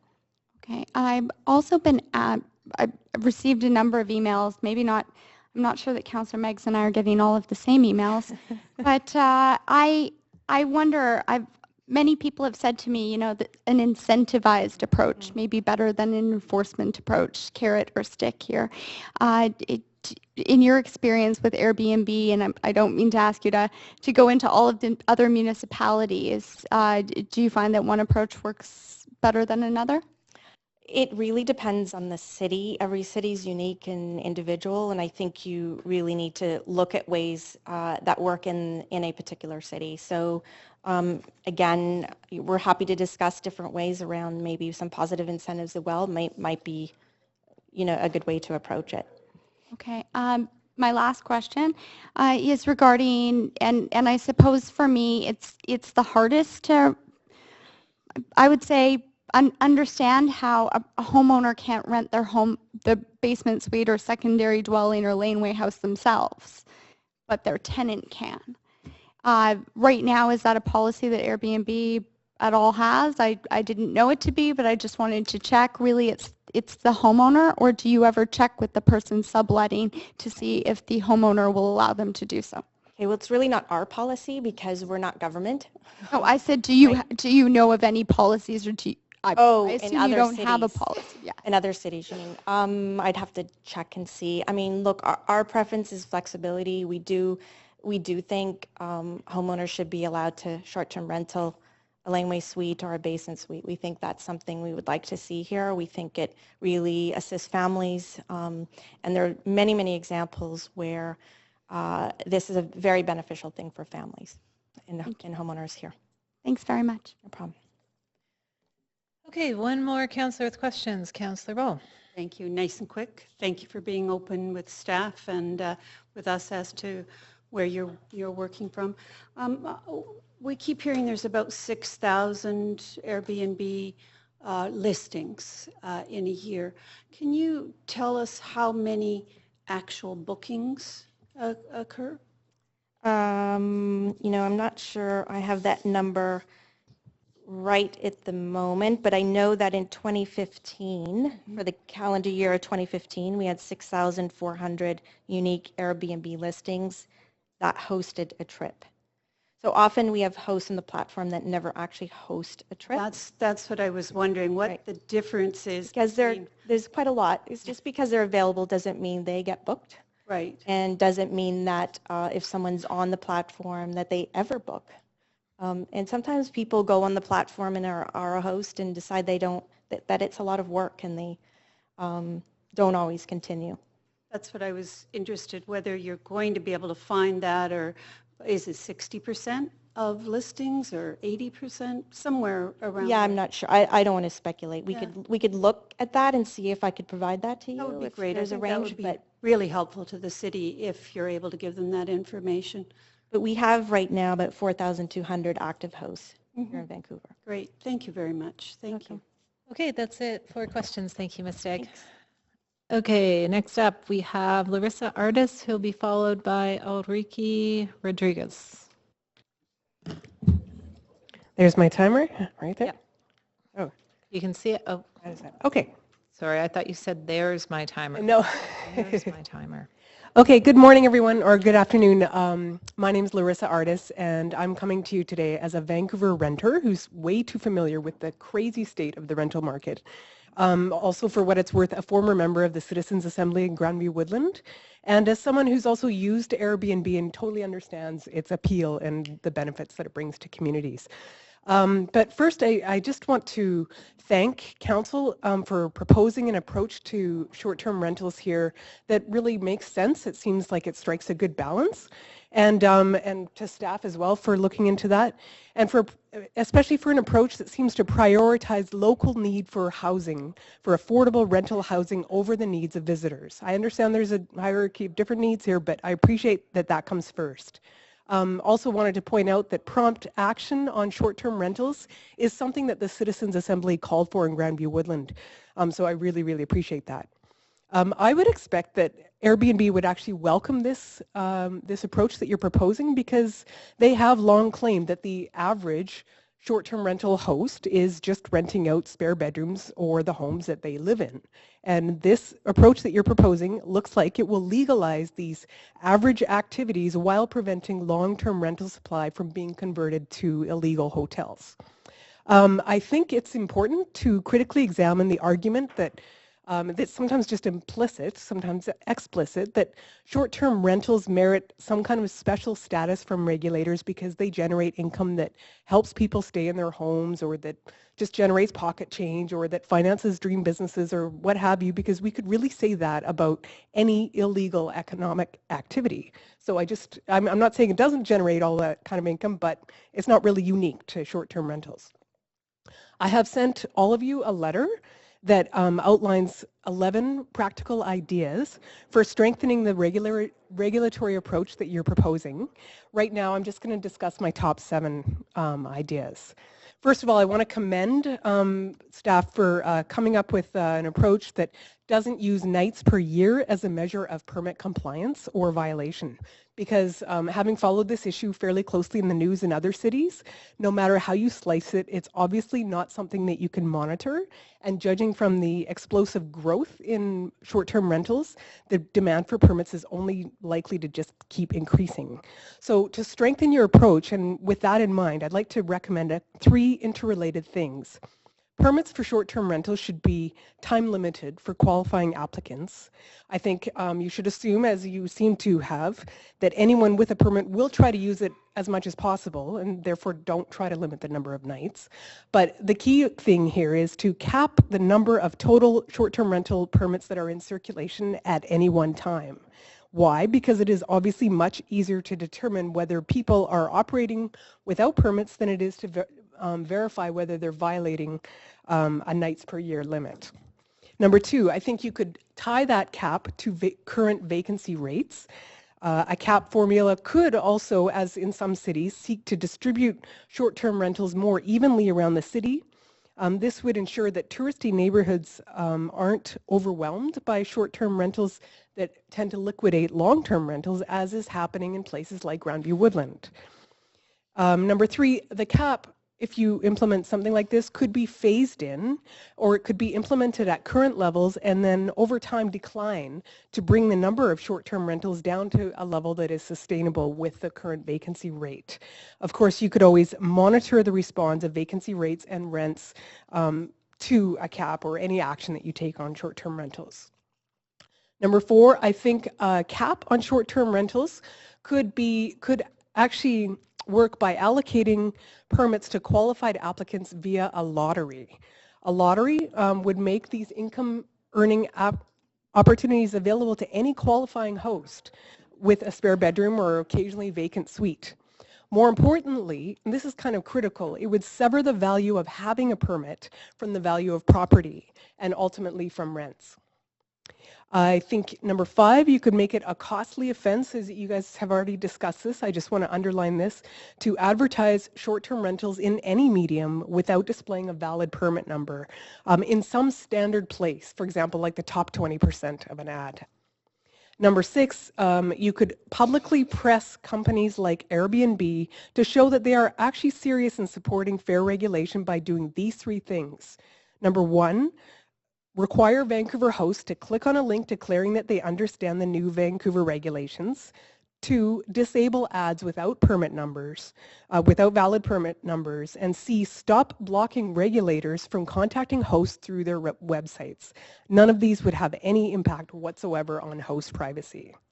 One final suggestion is that you could get around the fact that Airbnb and other companies are not very forthcoming with data that would allow auditing for taxation purposes by having a 2-tiered approach to taxation. Option 1, you could set the permit fees at a level that would effectively collect a level of tax that would be perhaps the default maximum level of tax for a specific type of short-term rental. Option 2 would be that the host could pay that fee and actually get a rebate for submitting detailed information about bookings, the kind of information that would allow staff to track this phenomenon over time and for planning purposes. Ms. Artis, I'm sorry, you are over time. Are you? Yep, I'm done. I just wanted to say I hope you will read the rest of my letter that has a few more suggestions. Thanks for your time. Great, and no questions from council. Thank you. Next, we have Ulrike Rodriguez, followed by Alan Pemberton. Thank you. My sheet is just a piece of paper, 2 sides, and I do have an additional document that I refer to. Mr. Mayor, councillors, Madam Speaker, city managers, and staff, my name is Ulrike Rodriguez, and I admin the Homes Not Hotels Facebook group.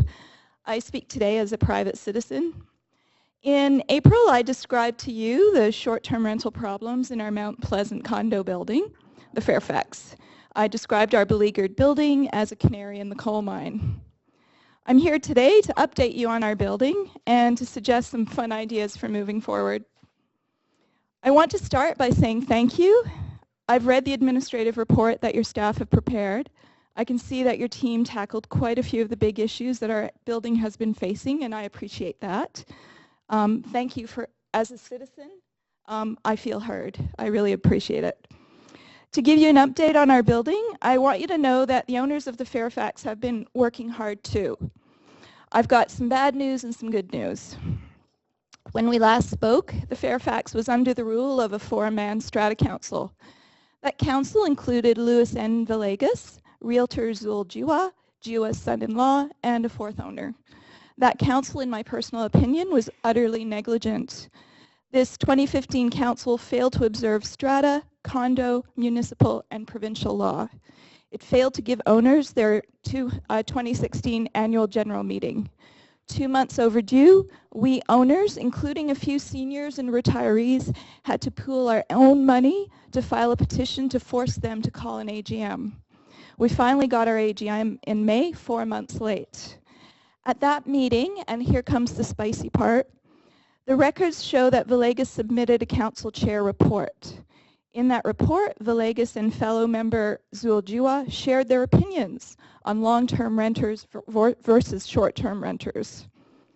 In his own words, Jiwa says, I own 12 units. I picked the cheapest building I could find and started buying units. So I had bad experiences Ms. Rodriguez, with rentals. can I just interrupt for a minute? You're saying that this is on a public record somewhere else? Yes. Okay, good. And I can provide that document. Okay, thank you.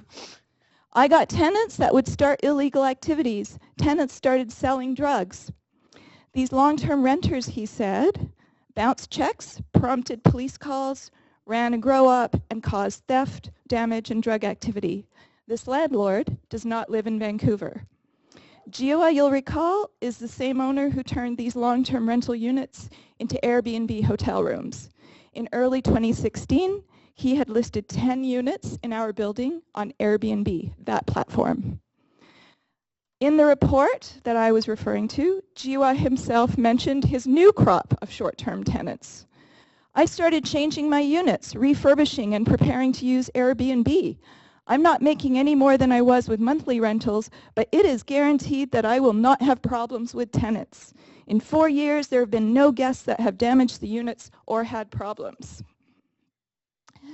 Villegas' report also suggests that our long-term renters were a marijuana grow-op, a prostitute, a crack cocaine dealer, a mental health patient, a thief, a fire hazard, and a bad housekeeper. In contrast, the report's picture of Airbnb is, and I quote, a higher quality of tenants. Short-term stay renters, Villegas' notes say, and I quote, tend to be higher quality tenants, world travelers, professionals, trainees from special industry sectors, have higher education, are wealthier or more affluent, end of quote. These comments are on record in our 2016 AGM minutes. I can share that document, as I mentioned. So on to the good news. Thankfully, we now have a new council in place. We've struck up an STR committee, and we're doing what we can to stabilize our building. But there are suites for sale right now, and I know these units are reasonably priced. They could be affordable starter homes. But we owners fear that in the absence of regulations, another investor could snap them up and turn them into hotel rooms for tourists. You know, the ones who are more educated, more wealthy, better quality. We could be the picture of affordable housing, but we are still painfully at the mercy of old bylaws, corrupt strata councils, and greedy investors. This is where you can help us. So moving forward, and in conclusion, I have a few fun ideas to share for you and your staff. First, a simple, easy-to-find online reporting form, perhaps similar to the one you created for lawn sprinklers. I think housing supply is almost as important as water supply. Follow Airbnb's lead and offer $250 cash to delist. Harness the incredible creativity of our coders here in Vancouver and maybe create our own online platform. We could even have a local discount code. Finally, reinterpret our existing bylaw. And I won't go into detail because I can see I'm short on time. So my concluding statements. Finally, there will be people out there who will be negative. I say please keep up the good work. Buildings like ours, we really need your help. Let's work together to reclaim our existing affordable housing. Let's return our shared residential buildings to residents. Thank you. Thank you, Ms. Rodriguez. You don't have any questions. And I apologize for interrupting. We have a bylaw that requires us not to allege things about people, but if it's on the public record already, then it's fair game. I can provide these documents to council. Okay, thank you. Okay, we've got Alan Pemberton followed by Avital Yaris Hakuk.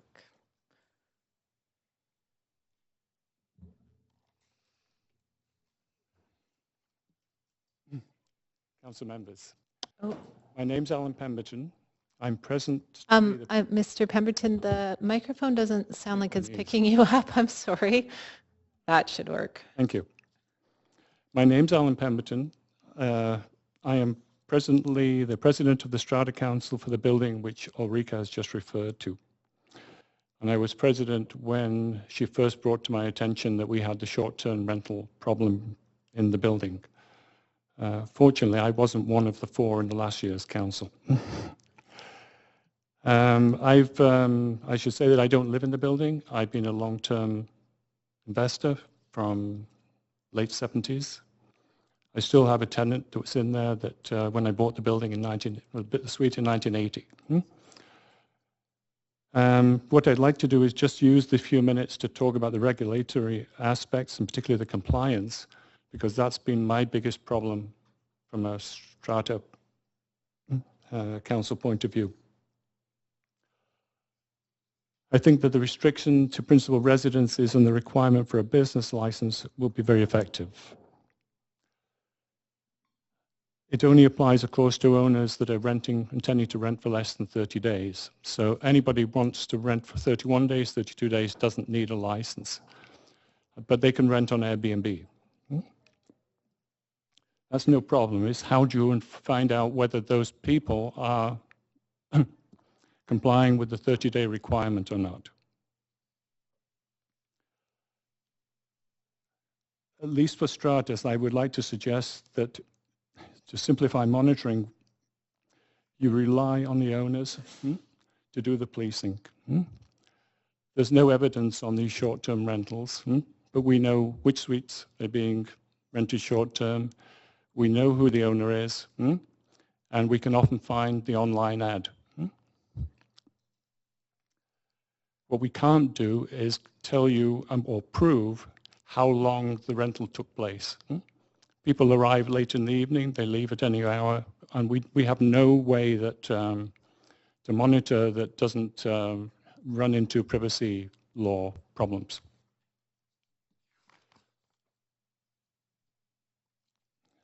I have got a suggestion though for the city, because the city has a little bit more muscle than we do. When a person rents a suite on Airbnb, my understanding is that the payment is made by the renter to Airbnb. Airbnb collects its fee from the renter and remits the balance to the owner after deducting the owner's fee. The details of all these transactions are available to the owner online, like going on and looking up your bank statement. I was given a copy with some redacting to look at, but that document shows the rental start date, the rental end date, the renter's name, and the amount paid to the owner, which is not much interest to me.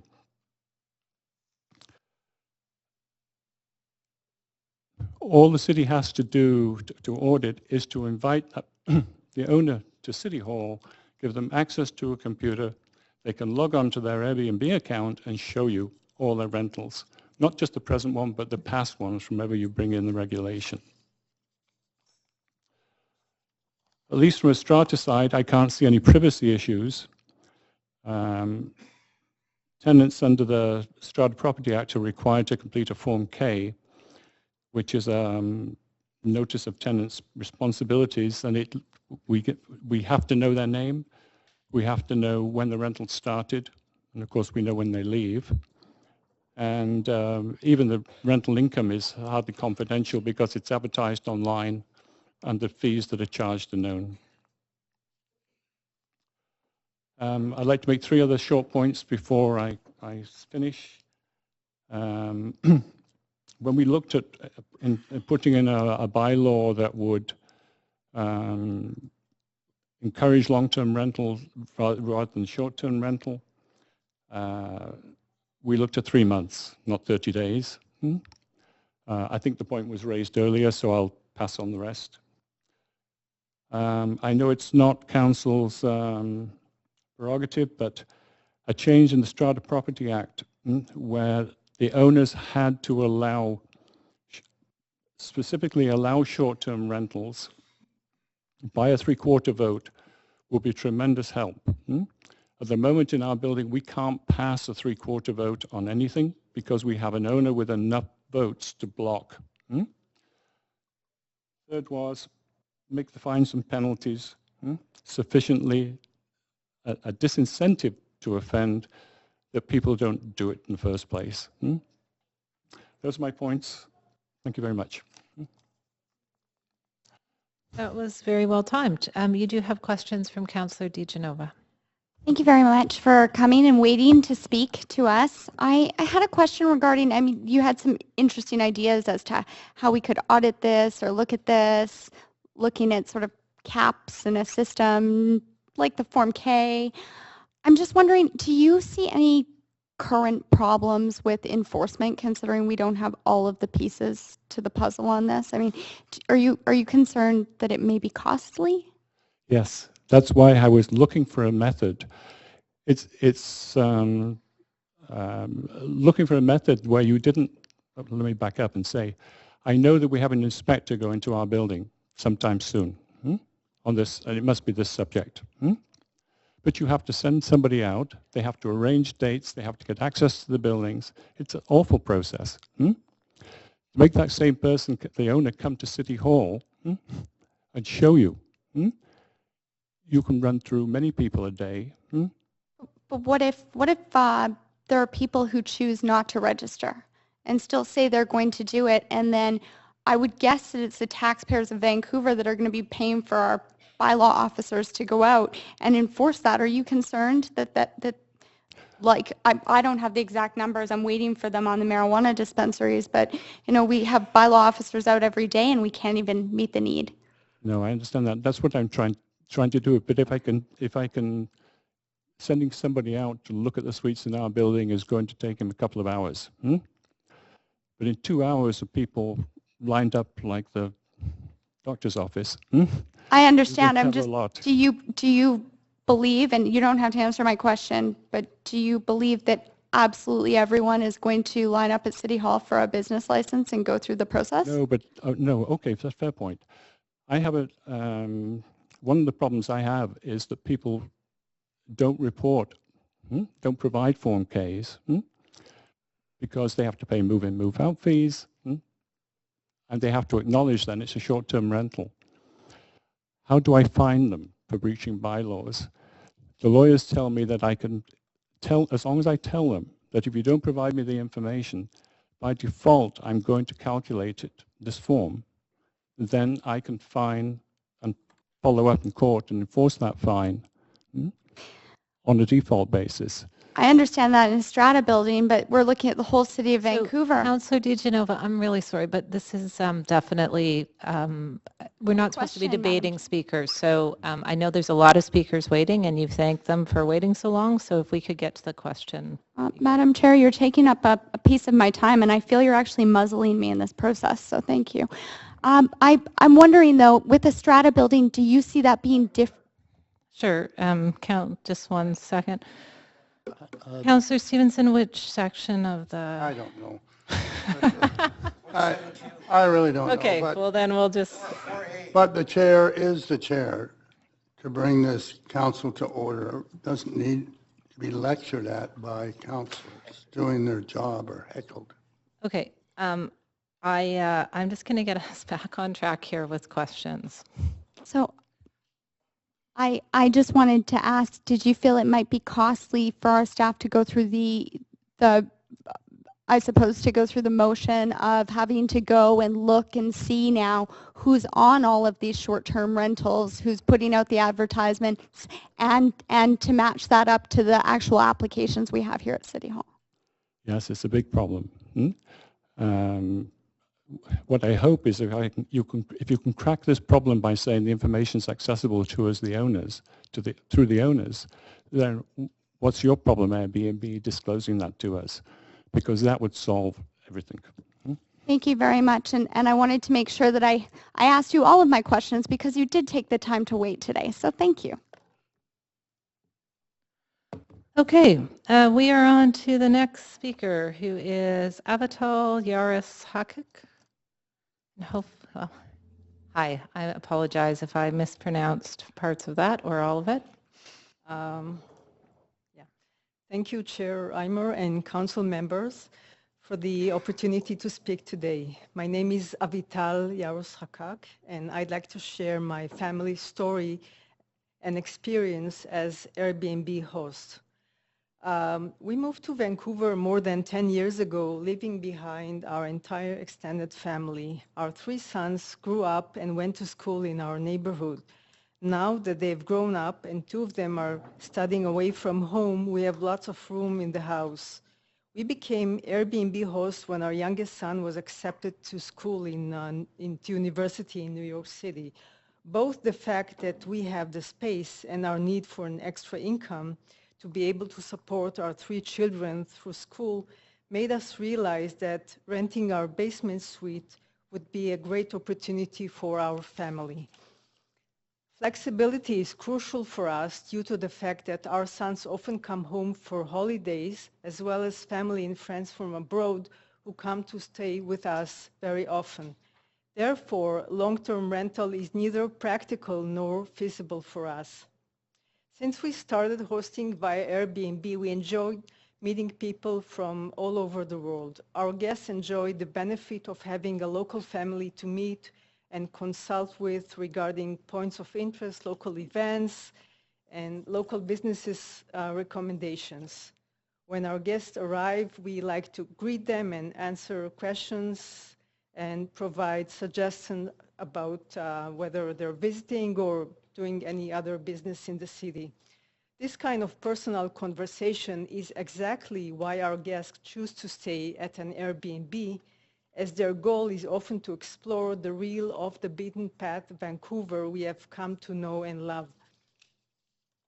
We sometimes even let our guests borrow our personal bikes because we all know that a true Vancouverite experience is incomplete without a bike ride along our safe and beautiful trails. We also see that the commercial benefits this has had on our neighborhood, as our guests patron our neighborhood restaurants, cafes, and stores. Airbnb spreads and diversifies our local tourist industry. In the past, tourists may have stayed mainly in downtown and rarely visited our neighborhoods. Now they spend much more time walking around our neighborhoods and supporting our local businesses. Many of our guests tell us that given this personal experience, that they would definitely visit Vancouver again. For us, being able to do a short-term rentals means we can both live in our house and support our family at the same time. We strongly believe that rules should benefit the majority and, most importantly, the more vulnerable families. We are law-abiding citizens who will be happy to follow the proposed regulation, including paying extra fees, as long as we will be allowed to use our house safely in a way that would benefit not only our family, but also our community and our city. Thank you. Thank you very much. You do have some questions from counselors, starting with Counselor DeGenova.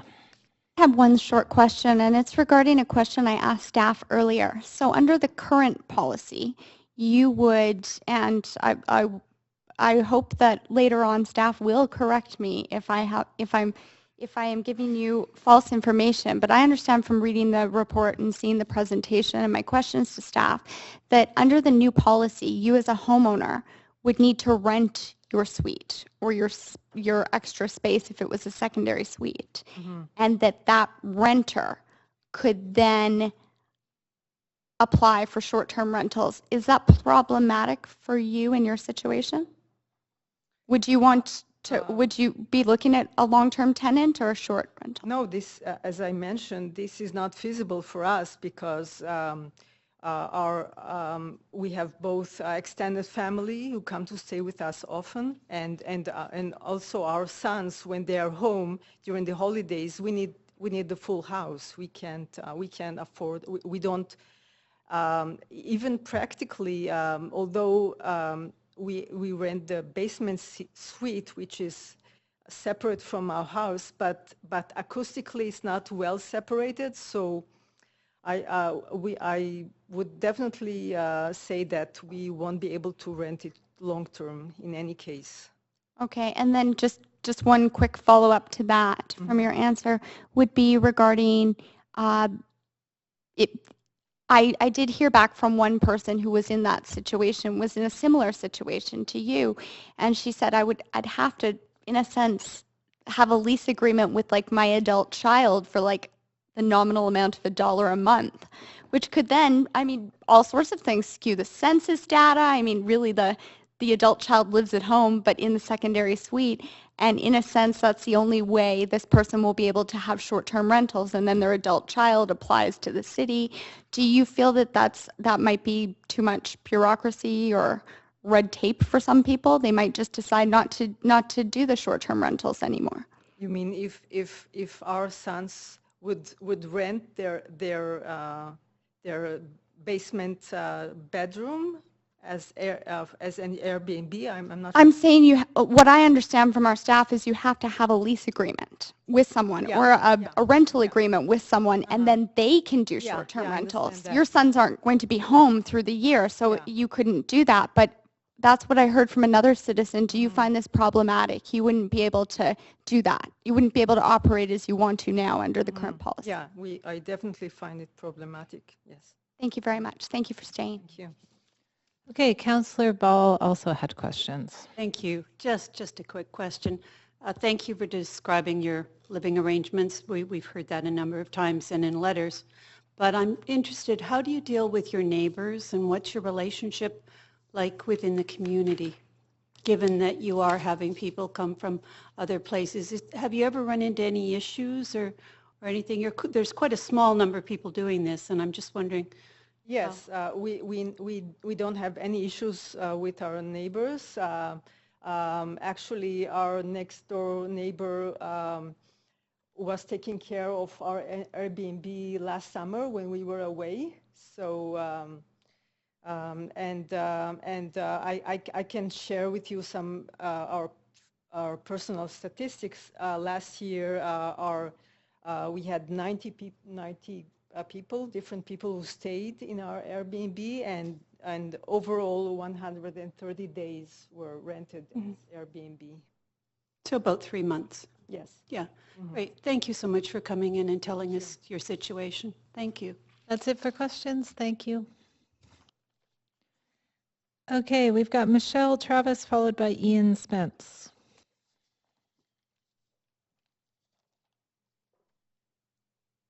Thank you and good afternoon. My name is Michelle Travis. I'm a representative of Unite Here Local 40, which represents thousands of hospitality workers in Vancouver and throughout British Columbia. We're also part of the Fair B&B Coalition, which brings together groups from property owners, renters, and also from the hotel and B&B industry and other concerned citizens.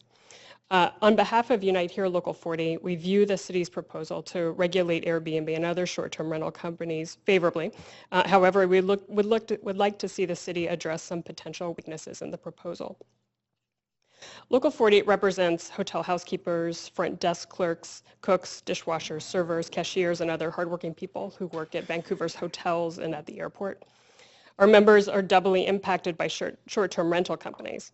Not only do short-term rentals take away directly needed housing stock, it poses a threat to good jobs in the hospitality sector. I think it's safe to say that our members are mostly renters. They are the ones who live in basement apartments and secondary suites. They are roommates in shared spaces. Many can only dream of owning a home in Vancouver. Our members often tell us that their main concern is housing. Increasingly, they are finding it harder to live in the city in which they work. While we negotiate good contracts for our members, that alone does not keep pace with the city's rising housing costs. Our members are feeling squeezed daily by the rising cost of housing and other basic necessities in Vancouver. It's certainly no secret that we have a housing crisis in Vancouver with a vacancy rate standing at 0.6%, one of the tightest rental markets in the country. The influx of short-term rental listings only exacerbates this problem. According to the Canada Mortgage Housing Corporation, vacancy rates falling consistently below the 3% equilibrium rate generally correlate with upward pressure on rents. By removing hundreds of homes and apartments off the local housing market, the rapid growth of short-term rentals compounds pricing pressures and reduces the stock of affordable housing. I should state that we are not concerned about households who rent out a spare room on occasion. We are primarily concerned with those who effectively operate illegal hotels. And that leads to an additional impact the short-term rental market has on our members. It poses a long-term threat to good hospitality jobs. According to the city's report, Airbnb accounts for 85% of short-term listings. Their listings have doubled each year since 2013. If the short-term rental market continues to grow at this pace, it poses a threat to existing hotels, which could mean hotel workers working fewer hours, lost wages, lost jobs, and lost revenue. We have no reason to believe this will taper anytime soon. Airbnb's valuation at $30 billion exceeds that of leading hotel operator Marriott, and they are looking to chip away at a share of the hospitality industry in order to grow. More recently, Airbnb has begun to drive bookings with business travelers. According to the Wall Street Journal, the business travel program saw 700% growth in its first pilot year. When a new company sets up shop in our city, it is expected to play by the rules, abide by city laws, pay its fair share of taxes, and operate responsibly. However, unregulated short-term rental companies like Airbnb have flouted those rules by effectively operating ghost hotels. This undermines good jobs in the hotel industry by virtue of being an unregulated force operating on an uneven playing field.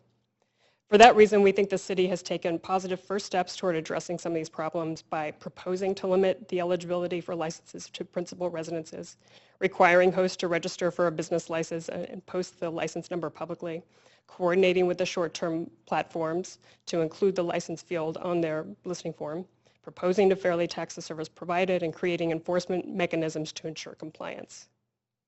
While we commend the city's efforts to tackle this problem, we want to urge the city to clarify and enhance certain aspects of the proposal, such as tightening the definition of principal residence so that it doesn't inadvertently create loopholes, ensure that basement and secondary suites and laneway houses will be restricted in terms of offering short-term rentals, creating real platform accountability, and by this I mean short-term rental companies need to play a role when it comes to taking responsibility for enforcement.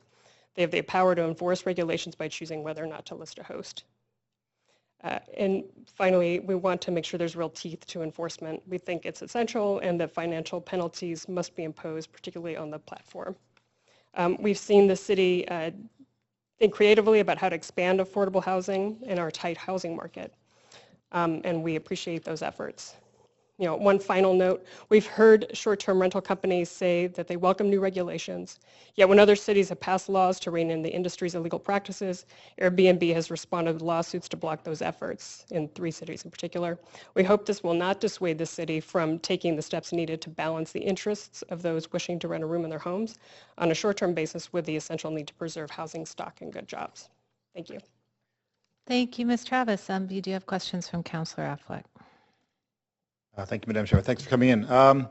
Just regarding, you've been here since the beginning, I think, today, and you're aware that the current regulations are actually more strict in a way.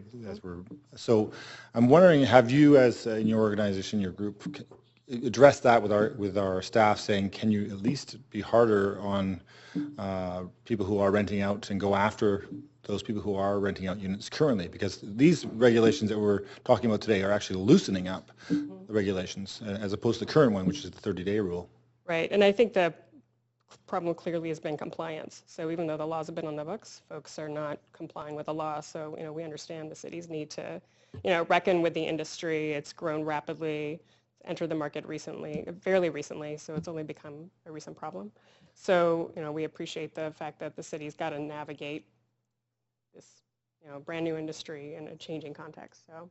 Yeah, and changing, I guess, with my next question, government keeping up with the evolution of technology is, I would say, almost impossible. I think if you look back, say, 20 years, you look at the newspaper industry and how they've been affected by technology, and they can't keep, they just, and the TV, and now with YouTube, and it's really, and who's to say that right now Airbnb and VRBO, they're the hot items, but can we predict what's next, especially for the hotels, up against the hotels? Your industry is obviously is challenged by the keeping up with the technology as well. How do you guys address that from a union point of view and within your organizations that you work with and dealing with that technology change? I mean, certainly we can't predict the future. We've got to deal with what the problem is at the moment. We do see this as a problem now, so we're raising the problem now. In terms of what's going to happen, a year or two out. Yeah, we'll all invest if you figure it out. But did you come back? I mean, how hard were you on us with the current regulations in enforcing them more strictly? Your union. Did you ever come to staff and talk to them and say, can you get on these? The issue has been an issue. This is an issue that's coming to the table now. So the city is clearly seeking information about how we feel about it, and we're here today to give you our feedback on what we think about the city's proposal. Okay, thank you. That's it for questions. Thank you, Ms. Travis. Next up, we've got Ian Spence, followed by Maynard Aubuchon.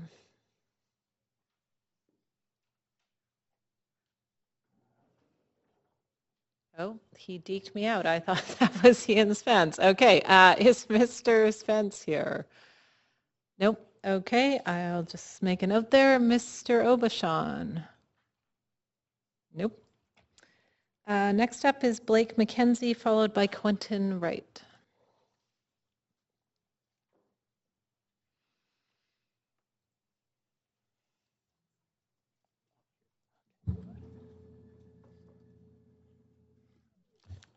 Hope I'm close enough to that now.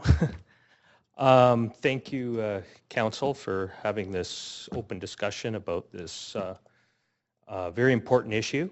My name is Blake McKenzie. I'm a managing director of a company called EMR Vacation Rentals. We've been established since 2004. We're a licensed short-term furnished accommodation company. We do nightly, weekly, and we do short-term monthly in the province of British Columbia. We're licensed under the Consumer Protection Authority of British Columbia. So we're definitely covered in all fronts, including business license in the city of Vancouver. We were a preferred supplier during the 2010 Olympic Games. We had over 500 properties listed. We were all over the media at that time because we were the only company at the time when we were called for non-traditional accommodations. And it was quite an exciting time. But why I'm here is because obviously it affects our business. We've been operating in multiple jurisdictions, not just Vancouver. We're on Vancouver Island. We're in the interior of British Columbia. And we've seen the rise of vacation rental usage beginning as early as when we started. I've worked in the industry before that as well. VRBO was in existence in the 1990s, so this isn't anything new. Airbnb didn't invent this. This isn't anything new. It's just become very popular. My main concern about this is that I really appreciate that the work that's gone into this from the City of Vancouver. Our company did participate. We're, I guess, considered not really a platform, but we are a management company that does look after these properties.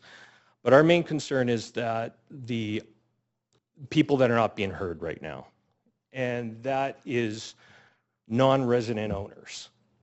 We have the bulk of our owners are people who have bought real estate in Vancouver over the last 30 years, some of them. And they were enticed to come to British Columbia because of Expo 86. In the 1990s, the city was promoted as a gateway city. And then with the Olympic announcement, we became a destination city. And so it became very popular with real estate developers and real estate agents and promoters of the city of Vancouver to say, you know, you don't have to just buy a condo to live here. You could buy a condo to vacation here or use it for business while conducting business here. And so the regulations that I see that have been put forward are great. We're very supportive of regulations. We need that in our industry to make it legit. I would hope that maybe Airbnb would become licensed under the Consumer Protection Authority of British Columbia as well, because we're required to provide annual financial reports to the government. And we could be audited at any moment. And a lot of these multinational corporations are not governed by our rules. And so it'd be nice to see that they would at least volunteer to do that, to bring us all on an equal playing field, because what we're seeing here is more rules that benefit more Airbnb and their hosts, not necessarily the homeowners that don't live here. And so I guess there's kind of if I'm able to ask a question, is that possible, Chair, about this? You can ask as many questions as you want. Our ability to answer them is very limited because of the format of this meeting. So okay. Yeah. So we just have a concern on the non-resident owners. Many of them are Canadians who live in other parts of the country. We have people who live internationally as well. And the question would be would the short-term monthly rentals, even though that was shown that would be allowed to, as the example, the person from Calgary, be able to do 1 month minimums. However, how would they be impacted on the empty house tax? Would they be affected by that? And that was a concern our owners have brought to our attention over this. Secondly, with a resident owner, would that apply to a living, breathing person or a resident owner that is an incorporated company in British Columbia? So that would be another question we have on that. But just I'd like to end it on the point that we believe that this industry could also be taxed. It's an excellent source of revenue. It should be taxed rather than banning it. You could use those funds towards not necessarily tourism initiatives, but you could also use them towards housing initiatives to promote low-income housing support, buildings, groups that can help out in those areas as well. But I thank you for your time and hope you'd consider the non-resident owners that do have property here, and some of them have been here for over 30 years. Thank you very much. And I should clarify the way in which we would ask those questions of staff is should a counselor choose in their time to ask questions to staff to ask those questions. So that's what the format of the meeting allows. Thanks. Okay, Quentin Wright, Executive Director, there he is, Mole Hill Community Housing Society, and then Allison Allman-Brosson. Welcome, Mr. Wright. Thanks.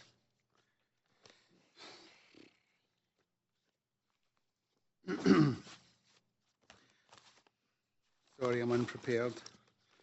Okay. Thanks to the city for preparing this report. I thought it was great. And I'm here to support the principal recommendations that are on page 15. I'm the Executive Director of Mole Hill Community Housing Society. I'm also a director of the newly formed Central Presbyterian Housing Society, and I live at the Vancouver East Housing Co-op just off Commercial Drive. So I feel a little bit close to the particular issue of non-profit housing. So I want to give my perspective from that direction. My main concern is that as many short-term rental suites be returned to the regular rental market as possible. And I think these regulations actually do address that.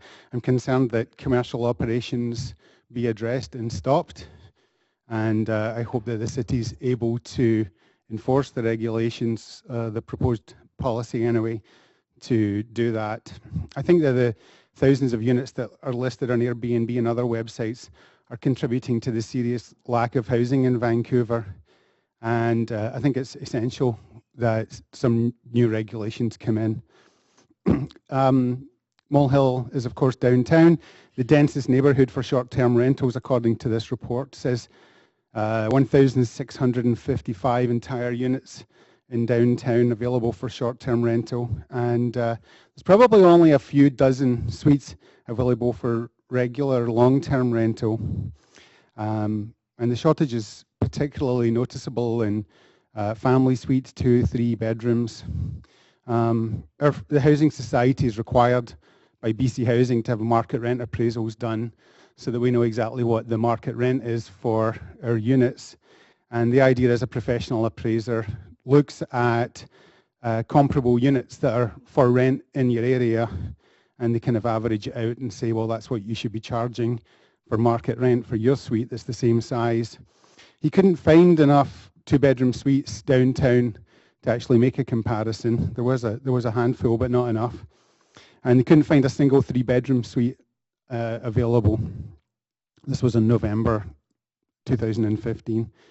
So they weren't actually able to make an effective market rent appraisal because there's nothing available. But your report says there's 374 2-bedroom suites and 54 3-bedroom units available for short-term rental downtown. So I am concerned that the recommendations do return as many large suites to the long-term rental market as possible. I feel like it's possible that operators could live in large properties and sort of run them as rooming houses, but maybe that's going to be addressed. There's many issues that contribute to the shortage of housing in Vancouver. It's not just short-term rentals, but there's a lot of pressure on non-profit housing as all levels of housing have become scarcer and scarcer. There was a time that social housing was stigmatized by some people as a safety net, which tenants would view as a temporary stepping stone to better things. But the association people now have is that social housing, unlike the regular rental market, is affordable and has security of tenure. So it means that the people who need the safety net and who our societies and co-ops were set up to house and help, those people are less likely to have access to it because waiting lists are so long or oversubscribed or just not available, which is actually the case at Molehill and at the co-op that I live in. We don't take any applicants. Airbnb spends a lot on public relations. They say hosts need to do this to give them financial freedom or for community building, which never made any sense to me. There's not any mortgage provider that would give you a mortgage, and there's no insurance company that would insure you unless you're operating within the law. And I think we all know that there's 2 distinct city bylaws that would prohibit short-term rentals. So there's this regulatory black hole which you're trying to fill, and I support that. The provincial government has proposed that they're going to end leases that require a tenant to move out at a specific time. If they do that and you pass these regulations, I think we'll see a huge change in the housing situation in Vancouver. Thanks. Thank you, Mr. Wright. You do have questions from Councillor Carr and admirable self-regulation on timing. Thank you for that. Thanks, Madam Chair. Nice to have you here as Executive Director, Molehill. Thanks. I'm just wondering if there are any rules within your society, Molehill Society, that do allow subleases or short-term rentals, if that's just not Absolutely not. Okay. No, that would not only breach our tenancy agreement, but also our agreements with BC Housing and also our lease with the City of Vancouver, probably. Right. Okay, so is there any particular thing you see in this report that you think is, from your experience in housing, a more advantageous recommendation to ensure more long-term rental of housing stock as opposed to short-term? Because that's what you've said is important to you, to get more, to ensure we have more long-term rental.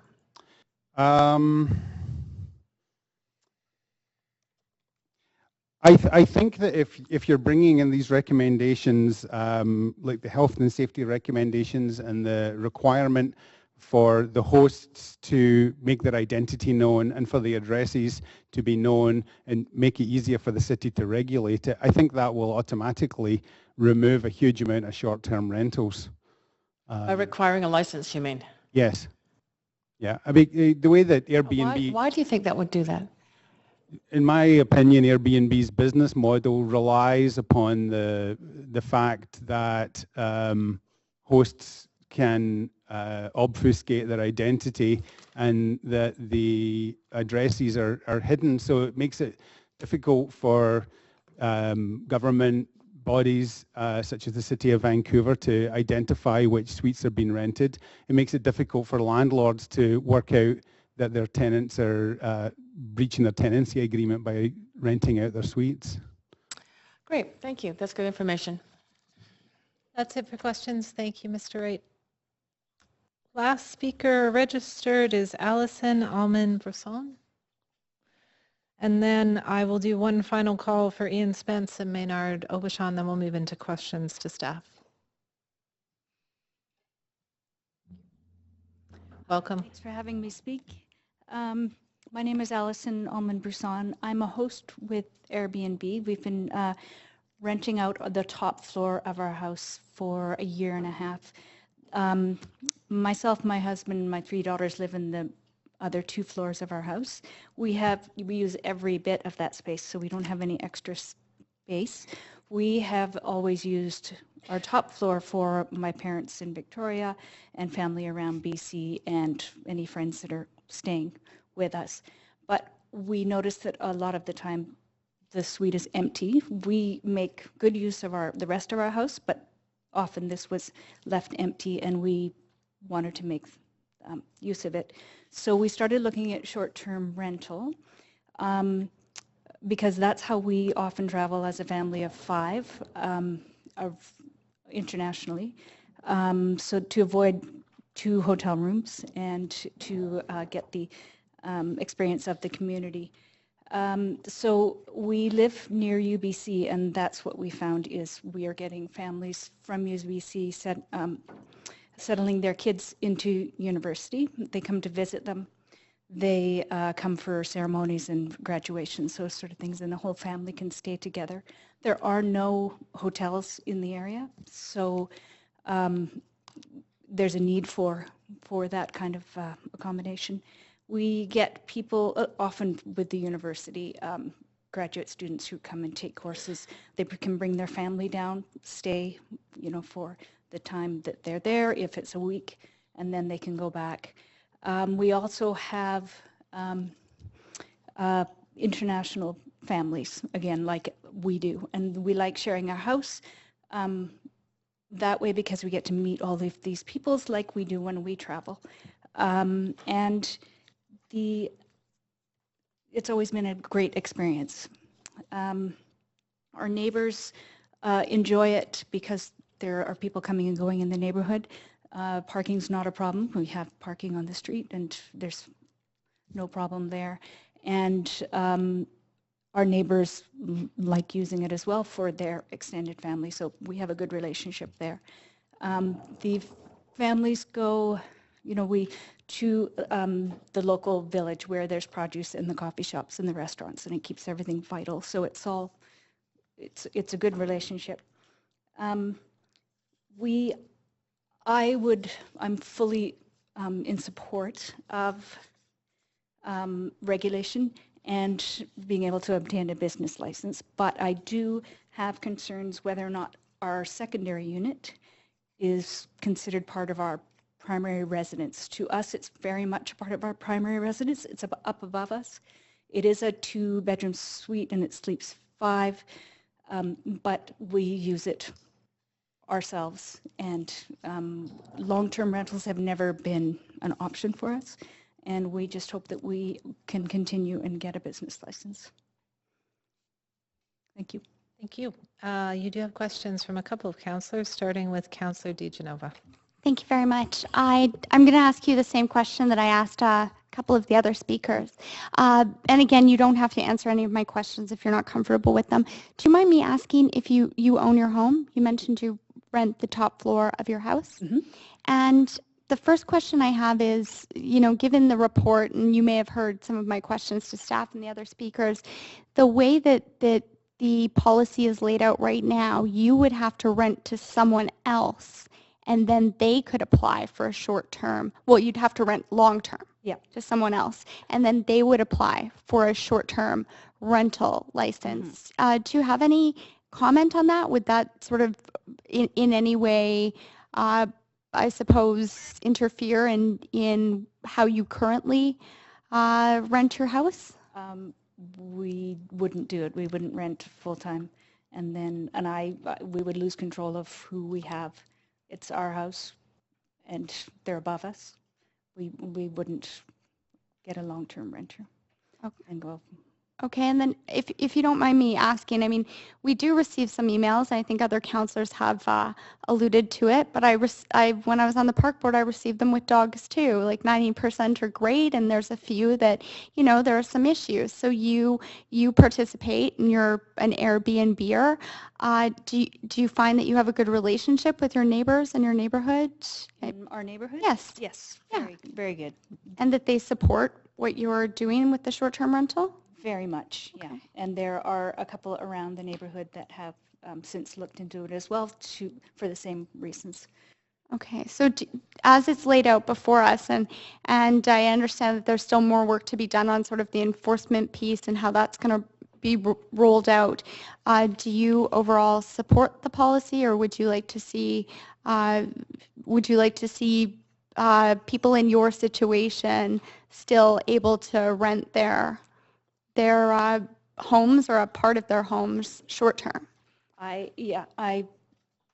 do support the policy, but the one part I don't, or I find is complicated and doesn't seem very fair, is the secondary unit in your own home. Can you rent it out? Is it considered your primary residence if it's in your own home? So currently, from what you're saying, that you wouldn't be able to rent the space that you do now? No. Okay. Yeah. Thank you very much. You're welcome. Okay, so Councillor Deal's coming off the list. Councillor Ball, questions for the speaker? Thank you, and thank you very much, and thank you for explaining your life and how it works for you. So if we did have a policy that allowed you to use your suite the way you've been using it, you would be happy to have the registration listed in your ad, and that you would be, again, fully in charge of who's there, but you'd be happy to comply with the policy. Is that what you're saying? Yes, I would. But it's just that one issue of not being able to have control over your home. Okay, great. Thank you very much. And then Councillor Meggs, who is no longer in the chamber. So I think you're good. Thank you very much, Ms. Brisson. So we have two speakers who registered but haven't spoken because we can't find them. Ian Spence and Maynard Obachon, going once, going twice. Okay, so we are on to questions to staff. We are a very low energy bunch, aren't we? Okay, Councillor Carr. Yes, thank you. My first question is really our follow-up to the last speaker. So an upper floor of a house is considered by us, if it's being modified into it being a suite, do we consider it the same thing as a basement suite?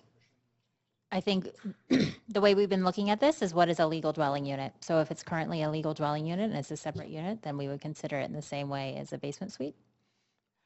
Okay, and when the policy was brought in to enable secondary suites, most of which were basement, but not all, do we have any sense of how many of the actual suites that do exist in homes throughout Vancouver were upgraded and registered, and how many also were rented? I know I've asked this around the data on rentals, and we don't have it because we're not sure. So I just want to know where our knowledge base is at in terms of secondary suites.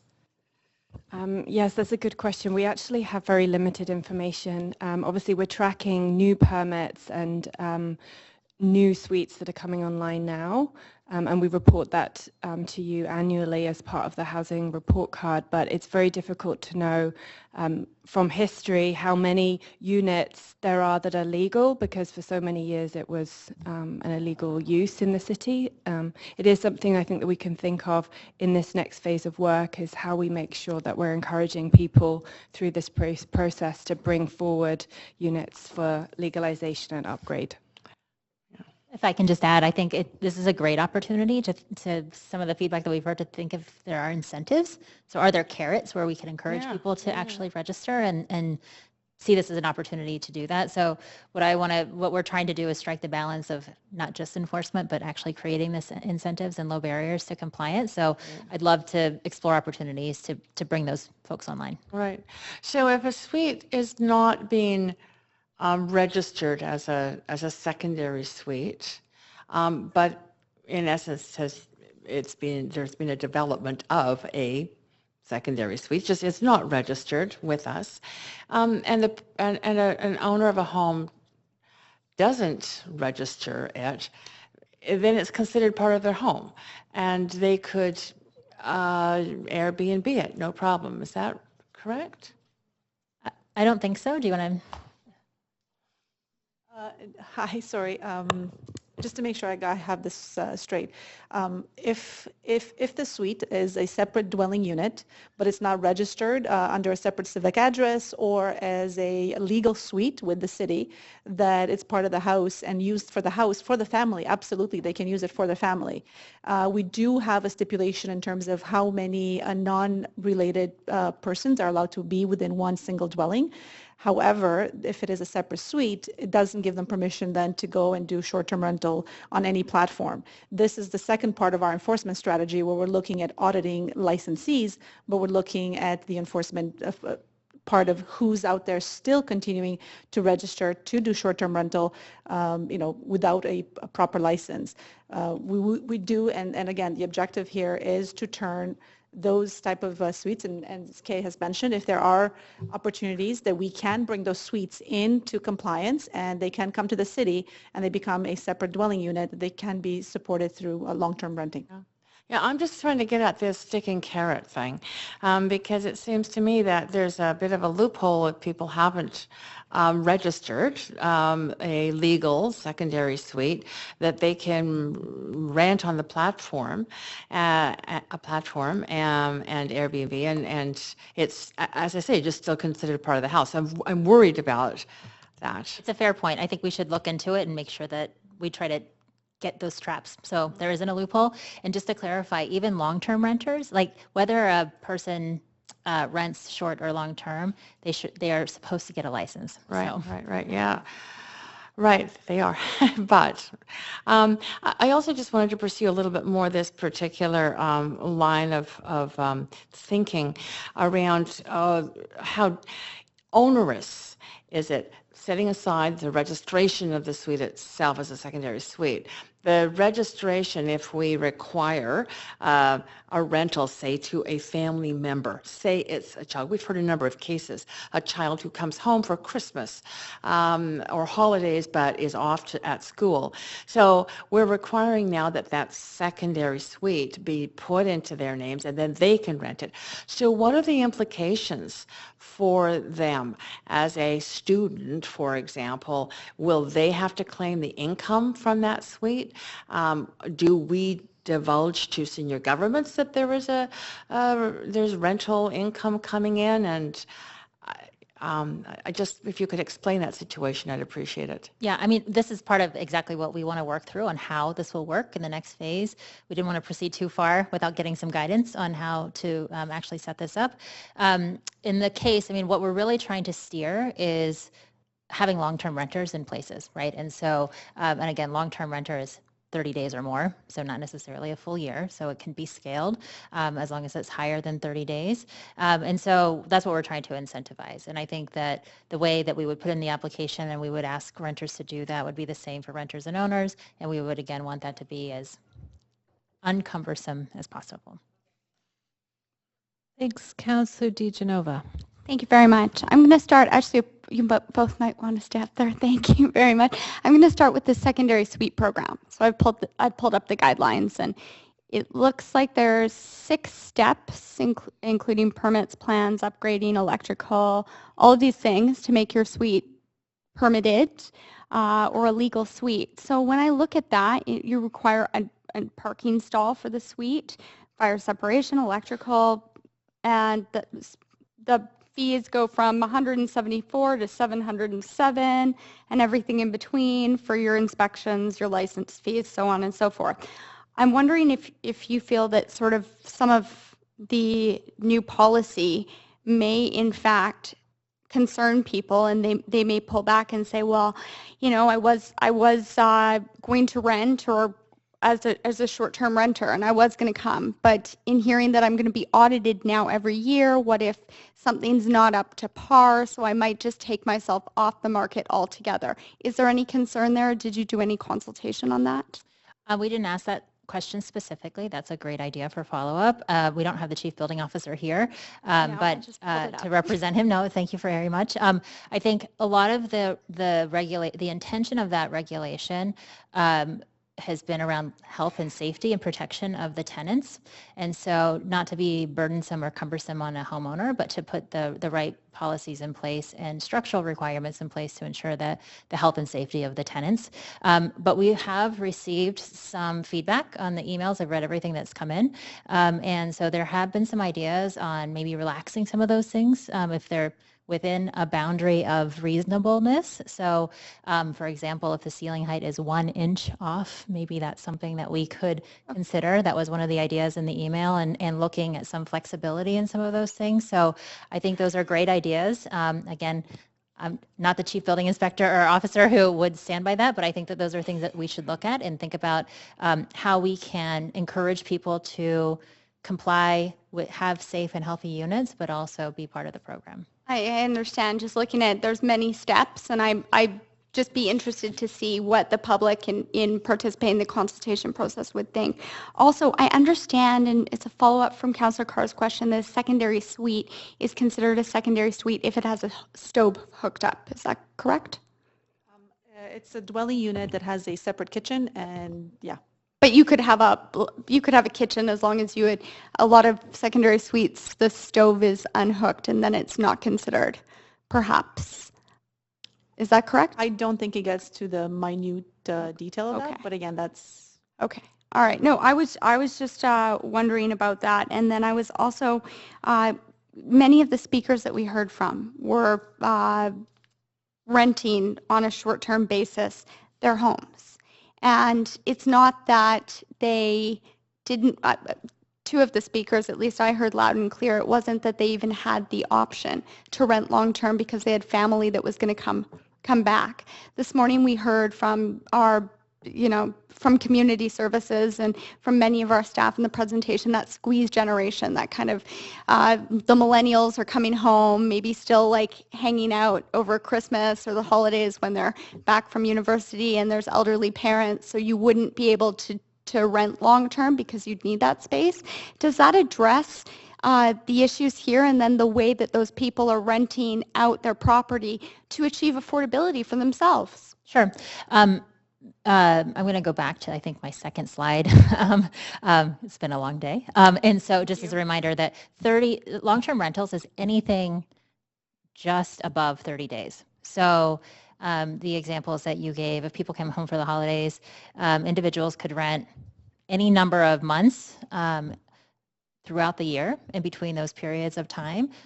for 30 days or more. So there is some flexibility. It doesn't mean an annual lease. It doesn't mean 6 months. There's some flexibility to long-term. I think we should probably rethink the naming of that, but there is some flexibility just up to 30 days. Thank you. And I have two more questions. I'm going to try and squeeze them in together. And that is a question that I asked a speaker, and it was posed to me actually by a citizen that knew this was coming to council but couldn't be here today. And that is regarding, do you expect or have there been any consultation on, okay, Mr. and Mrs. Smith, or the Smiths live at home and their son lives there as well, but they can't use their basement suite as a short-term rental, so they're renting to him under the residential tenancy agreement for $1 a month, which skews things because he doesn't really live there. He lives upstairs, so thus it offsets the census So data. Councillor DiGenova, you are over time, Short-term so a renting. question would be a good thing. So is there any concern on that? There we go. That we may... No, you're over time. I think we got it. Okay. So I think part of the consultation, similar to vacant homes, is going back to the public and other stakeholders and these homeowners, and then looking for these type of situation scenarios, and then looking for the type of loopholes that can come into our program. So that's all part of the next phase. Okay, Councillor Bowe, questions for staff? Hi, thank you very much. And I just have a few short questions. I've got a number of calls on page 18 at the top of the page, third sentence down. If the operator is a renter, the tenancy agreement must permit short-term sublets. But we can't tell people that they must permit short-term sublets. And I think a lot of people are thinking that this is what you're doing here. So perhaps we could look at that language and just figure out what we're really saying. Because I keep trying to explain, I don't think they're doing that because that's illegal. Correct. So I just wanted to confirm that. That's correct. Thank you. We'll clarify the language. What we meant is not that the owner would have to require that, but more that in order for a tenant to do short-term rentals, they would need the approval of the owner. So thank you. As the property owner. Thanks for clarifying that then, and I will pass that on. The next question I have is just from listening to all of your data and the Airbnb data that's come in, the issues and the letters that we've received, the letters before and the few complaints that we had, were all basically around apartment renovictions where a whole apartment building is being cleaned out and turned into Airbnb, or a large house in a real residential neighborhood that is being rented 24/7 without someone living there. Those seem to be the major problems. There's very few people who, in the large scheme of things, who are renting in individual houses compared to the vast number of condos and things that are being rented. So I'm interested to know why we're not looking at what the big problem is separately from wanting people to just register and become legal. So I guess that's where I'm trying to figure out, because if the real issue is up here with apartment buildings being taken over and getting people kicked out, then why are we worrying about the few tenants who don't seem to be bothering anybody? Yep, that's a great question, and I think this is the kind of nuance that we're looking for feedback on, and we've certainly heard that. I think that what we've seen from our estimates, that there are about 6% that represent the home style secondary unit, if you will, that you're describing. We are definitely trying to stem the behavior of running businesses in lieu of longer term housing. So the bulk of what we're looking at are those volume type scenarios. But at the end of the day, I think what we're really also driving toward is the primary goal is to return as many units to long-term housing as possible, given our extremely low vacancy rate and increasing rents. So things like laneway homes or secondary suites could provide really good long-term housing, whether it's 30 days or more for tenants. And so it seems like there's an opportunity to look at that, and that's really what we're steering. It's also, I think, difficult to have the nuance of parsing, having criteria that parses by different unit types in a way that seems fair, if there are ideas, or in the second round of consultation, we get some good ideas and sort that out, that we're definitely open to that. But it seems like it's hard to do that nuance in a program that's citywide. Thank you, Madam Chair. Thank you. I just wanted to add something small around that. The focus on primary residency is precisely to get at that issue of large-scale renovictions in apartment buildings. So in those types of buildings, it would be very clear now that you would not be able to do short-term rentals. So the aim is to put the renters in those buildings in a much stronger position through this action that we're proposing. But we don't wish to harm individual homeowners. So it's that balance. Yeah, obviously, it's a balance, but one of the things that we heard loud and clear from the consultation is the need to protect renters, especially in purpose-built rental buildings. Yeah. And so that is our focus on primary residency means that it's only the renters themselves who would be in the position of getting a short-term rental license in those examples. And it's for precisely that reason that we focus on primary residency. Thank you. Thank you very much, all of you. The tag team. Thanks, Councillor Ball. Councillor Affleck, questions? Yes, I'm going to ask the impossible question, perhaps, but I'd like to make a shot at it here.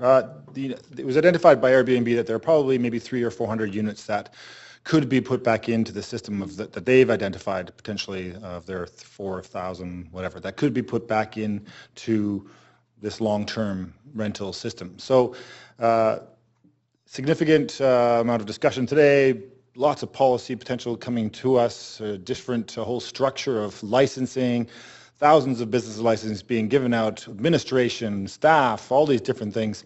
Mr. Johnson earlier made this point at the end of my questions that the goal here is to get more homes into the rental pool and for long term.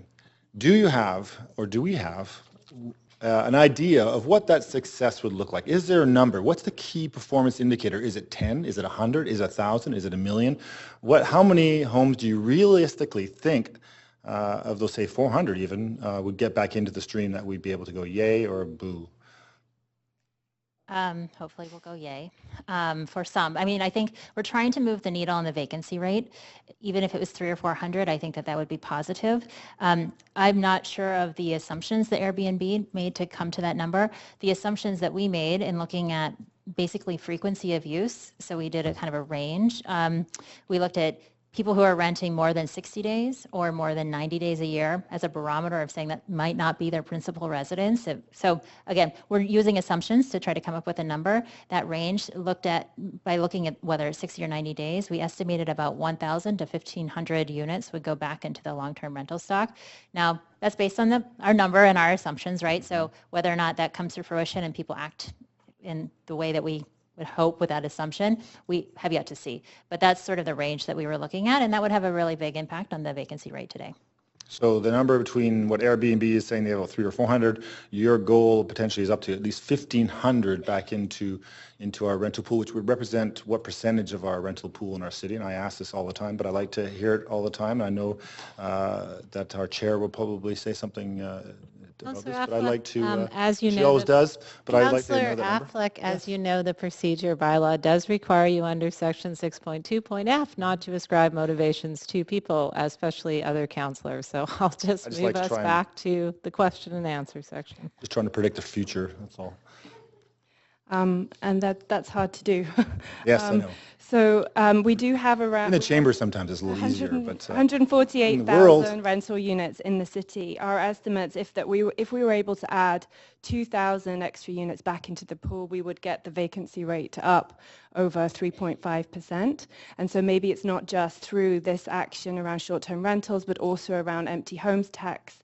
Collectively getting that vacancy rate in between 3 to 5% would be our ultimate goal. And there may be many ways that we can do that. We've also been talking about, education through the Landlord BC to encourage people to get better educated about how they would rent out their units. So a combination of these policies. But let's just focus on this policy, Yeah. if you don't mind. This Well, policy we're it's hard representing. it's hard to look. I guess these policies could work together to encourage more people to put those units back. If you could just say take that, say the 1,500, or let's go in the middle of what Airbnb is saying and what the maximum number, say 400 or to 1,500. So let's say 1,000 units. Tell me what percentage of that is it that would add to our rental pool? We would probably, adding 1,000 units, we could probably get in the region of doubling the vacancy rate to around 2% maybe. Hard for me to do the math on the spot, but around 2%. Okay, thank you. Thank you, Mr. Chair. Madam Chair. Councillor Meigs, did you have questions or motion? No, I think there have been lots Okay, of questions. I have questions, so I okay. will. Sure. Sorry, I am amazed that nobody asked this one yet, but I will ask. I do have questions, but I feel like the next, if we refer this today, that all of these questions are part of the next step. Could you explain what the next step would be if we pass the staff recommendation today? Sure. What we're proposing is that if you give us the go-ahead to continue further evaluating and refining the program as we've proposed it, but all of the questions will be taken into consideration, and we'll also go back for consultation with the public and other stakeholders. So all of this would inform the next phase and formalizing and finalizing the program, with the idea that we would come back in the first quarter of next year with a kind of final proposal that would go through another round of conversation and debate and review of council. So by supporting the staff recommendation, we still have that opportunity to ask questions as councillors, but the public would as well. If we said no to your recommendation, the message you would be taking is we have zero interest in continuing a discussion about short-term rental regulation. My understanding is that what we're looking for is approval to move forward and continuing this work with more or less the framework that we're proposing. And asking the key questions that we've posed and some of the criteria. If council doesn't pass it, I think we probably need to go back to the drawing board and assess what we need to do.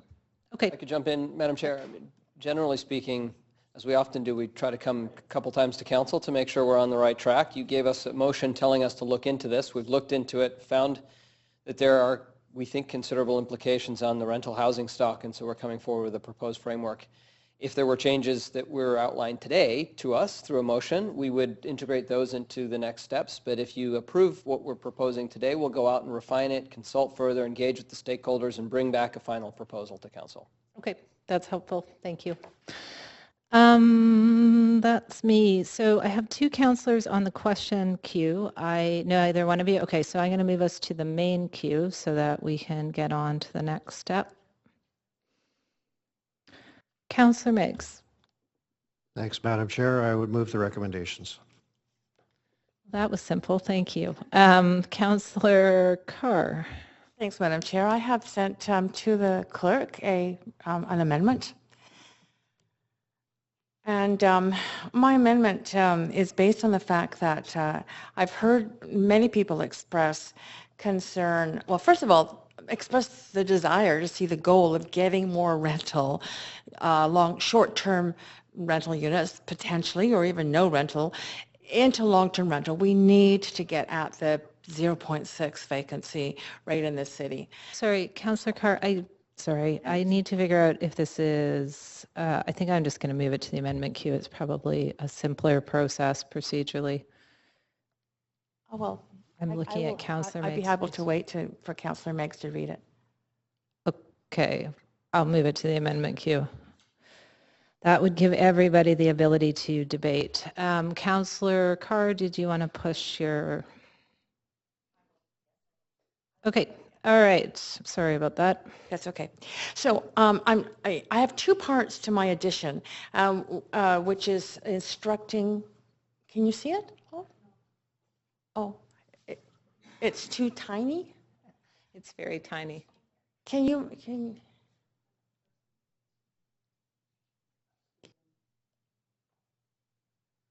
I'll just wait till you make it bigger. Good. Okay.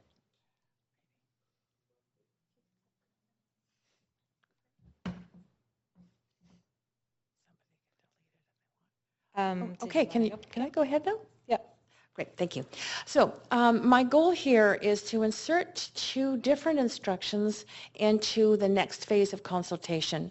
And one is to possibly consider placing a cap on the number of short-term rental nights per year per unit. I understand there are 2 challenges with that. One is the policing of it, but I do not want to give up on the fact that we may get compliance from the platform providers, including Airbnb, on this. And if there's any possibility that we can, it seems to me that placing a limit is a successful way of turning the financial incentive of short-term rentals into a more or greater financial incentive to rent long-term. So that's why I want that piece in. Secondly, to allow the short-term rental of a secondary suite without separate permit if the suite is used part-time by the principal residence owner.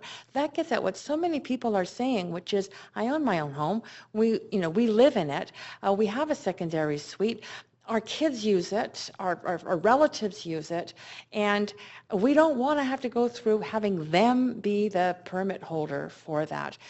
So I think both of those suggestions are simply reflecting on concerns that we've heard. And I really, I know that our staff have been clear, Council, about the difficulties of enforcing the cap on the number of nights per year for short-term rental. But as I say, that is a logistic concern, not a concern around the validity of this approach in terms of releasing more units into the long-term rental market. And I'd like to give us a chance to try and get at that logistical problem. I'll just speak to that. I won't speak to the main motion yet. Okay, so I will then advance to Councillor Meigs. We are on the question of the amendment. Well, I am going to oppose this amendment on 2 procedural grounds. One is that staff have done a lengthy consultation at the staff level and been told by people who are trying to use the cap, don't do this. And so I'm not prepared to turn around here based on, I'm not sure, I haven't heard anyone at all quarrel with that view today, but perhaps I wasn't attentive enough. I don't think we should overturn that now, and if there's an outcry from the community that a cap is what's required, then we can certainly do that at a second stage. This question of secondary suites is complex. A number of councillors have raised concerns about it from various directions, and again, I don't want to prejudice the consultation by making a statement here, giving direction to staff that we may then have to revise later. So both those reasons, I'm skeptical about the first based on the advice staff have already given us, and want to hear more about the second and think it through before we do it. I would say let's just let the people tell us what they think, get some more feedback, and refine it through staff as proposed. Thanks, Councillor Meigs. Councillor DiGenova.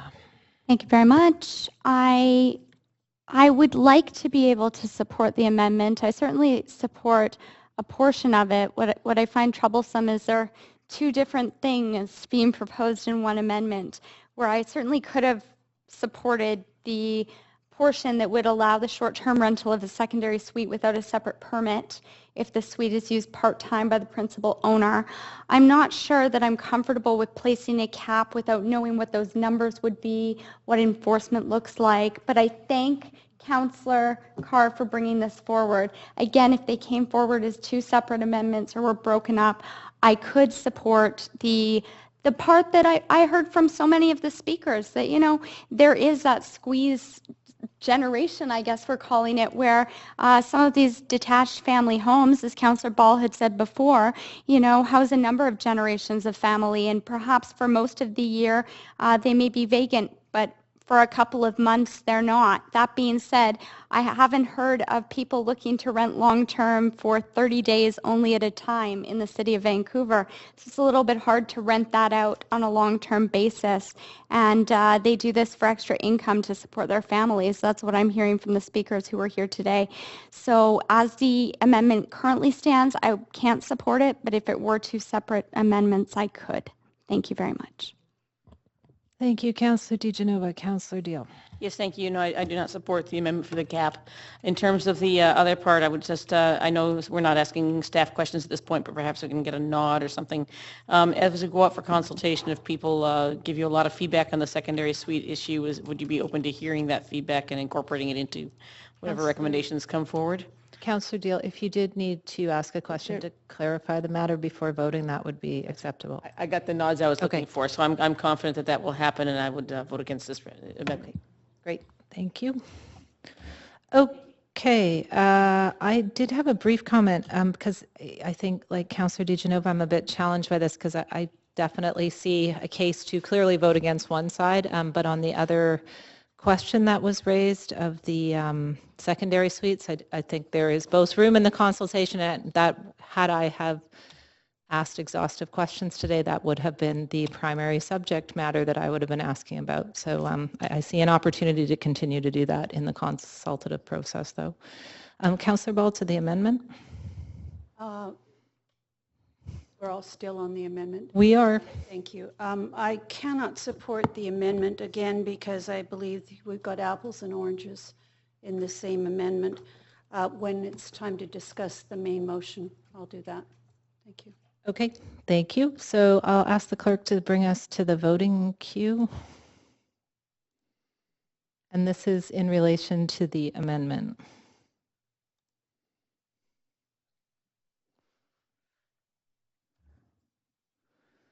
So I have the following councillors or members of council in opposition: Councillor Reimer, Councillor Louie, Councillor Stevenson, Councillor Deal, Councillor Jang, Mayor Robertson, Councillor Meggs, Councillor Ball, Councillor Affleck, and Councillor DeGenova. So the amendment fails, and that brings us back to the main voting queue. Or sorry, out of the voting queue and into the main debate queue. There we go. Well, thank you, Madam Chair. Well, I'm heartened by the fact that I think that staff are very, through this debate, open to hearing from residents and stakeholders around the possibility, certainly, of the second piece of my amendment, which may be the allowing of the short-term rental of a secondary suite without a permit if it's clear that the family that owns or the principal owner of the residence is a principal residence owner uses it. So that may well come up, and I'm very confident that the listening will take place on the part of staff. I'm disappointed about the first part because I think I think we could be better tackling the real problem of moving more short-term rental or not rented secondary suites into, especially secondary suites, into, but also condos, into long-term rentals. And certainly in a place like the downtown core, where 85% of the B&Bs are whole units, you know, I really fear that there may be loopholes that allow them to escape through and continue on with those rentals without, in fact, moving the suite into a long-term rental. So I think that limiting the number of days would have enabled that to happen. And I'm hopeful that if more evidence comes forward, or certainly if other cities in the investigative process that staff are going to undertake find some solutions to the problem of how you police this, that maybe we can still consider it, the door can't be closed over the long term. Because truly trying to tackle the vacancy, the incredibly low vacancy rate, and I'm sure all of us share this, the number of people who come to us to say, give us stories about how people cannot find rental accommodation in this city is getting scary. In general, I support the policy approach that's taken in terms of this report, and I really want to thank staff for the work to date to bring this to us. I want to thank those people who participated, including Airbnb, in providing information to our staff in the discussions that informed this report, and the emails that we received as councillors that also explained the situations that people are facing at home, and their encouragement or their suggestions around how things could move forward. And I encourage them to continue to be part of the consultation process. I feel very strongly that we need to make the proof of principal residence process, as one of our speakers today said, very robust. And that too will be something I'm hopeful will occur through the next phase. I also was very taken by people who spoke to us today saying that we need to make the penalty high for people who are not taking out a license, etc. I was pretty astonished to see that in Berlin. The penalty is the equivalent of $145,000 Canadian. I mean, it was unbelievable. So at our $10,000 limit, I mean, I'm just encouraging the max, I guess, but we can only do what's within the Vancouver Charter. But we'll see what people say to that as well. So I think that this strikes a good balance between ensuring that there is some short-term rental opportunities that are both enhancing people's livability in terms of their ability to bring in income and cover the cost of living in this extremely unaffordable city. Very happy to hear the supportive words by the Tourism Association of Vancouver about how this will enhance our economy. So I will be voting in favor. Okay, thank you, Councillor Carr. Councillor Ball. Yes, thank you very much. Thank you. I've carefully read every word here in this report and looked at all of the data we've had. And having had only 50 complaints, I keep wondering whether we're taking a sledgehammer when what we need is a precision instrument to look at where the real major problem is and the real issue is. I am deeply concerned, and I think in any policy, we really want to look at do no harm. And I think that people are telling us they're doing this because they're desperate. They cannot make ends meet, and for whatever reason, it is not because they've managed their money badly. It is because prices have increased so dramatically they can't send their kids to school, they cannot look after their disabled relatives, they can't deal with the disasters that are happening every single day here in Vancouver. I really admire that we are trying to develop more housing, but I do not think that you can force people to rent their suites full time, because right now there is no incentive to do so whatsoever. So I think we have to listen to what people are actually telling us, that they are in difficult situations whether they own a house, and that we need to try to work with them to find a solution that works for different areas. And I fully sympathize with anyone who's living in a condo where it is being emptied, an Airbnb comes in, but I also have to listen to the homeowner who is at the end of their rope, and not being able to do this legally will make their lives absolutely miserable. So I hope that in the consultation we will actually look at all the scenarios that are out there, schools who need very short-term rental, universities who need short-term rental, actors and performers who come into all of our theaters and music and dance areas who need very short-term rental, and I mean very short-term, 3 weeks, 2 weeks, and be able to make it possible for them without making their lives extraordinarily difficult. So I will, obviously, I hear a lot of enthusiasm from some councillors on this, and it will go through, but I have a great worry that we will not be listening to those people who are in desperate need to keep their houses. Thank you. Thanks, Councillor Ball. Councillor DiGenova. Thank you very much. I'll be brief in my comments, as I'm going to echo some of the points that Councillor Ball very eloquently outlined. And first of all, I'd like to thank staff. I know it's been a very long day, and I do appreciate this. I hear often short-term rental is a hot topic in the city of Vancouver, especially every few months when it comes up in the media. And often, and what I've heard today from many people who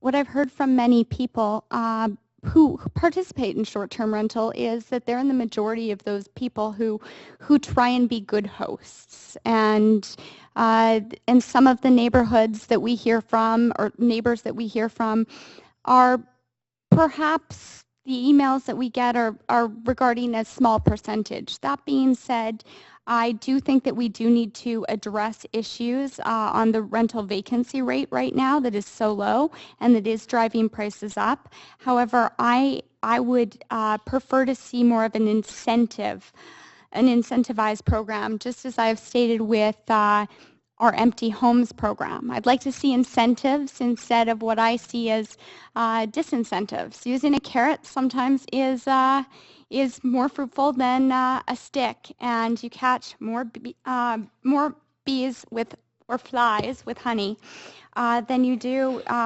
sort of with an iron fist. And I'm concerned that this actually may see people go and take a look at secondary suite guidelines and decide that they can't rent their suite long-term or short-term.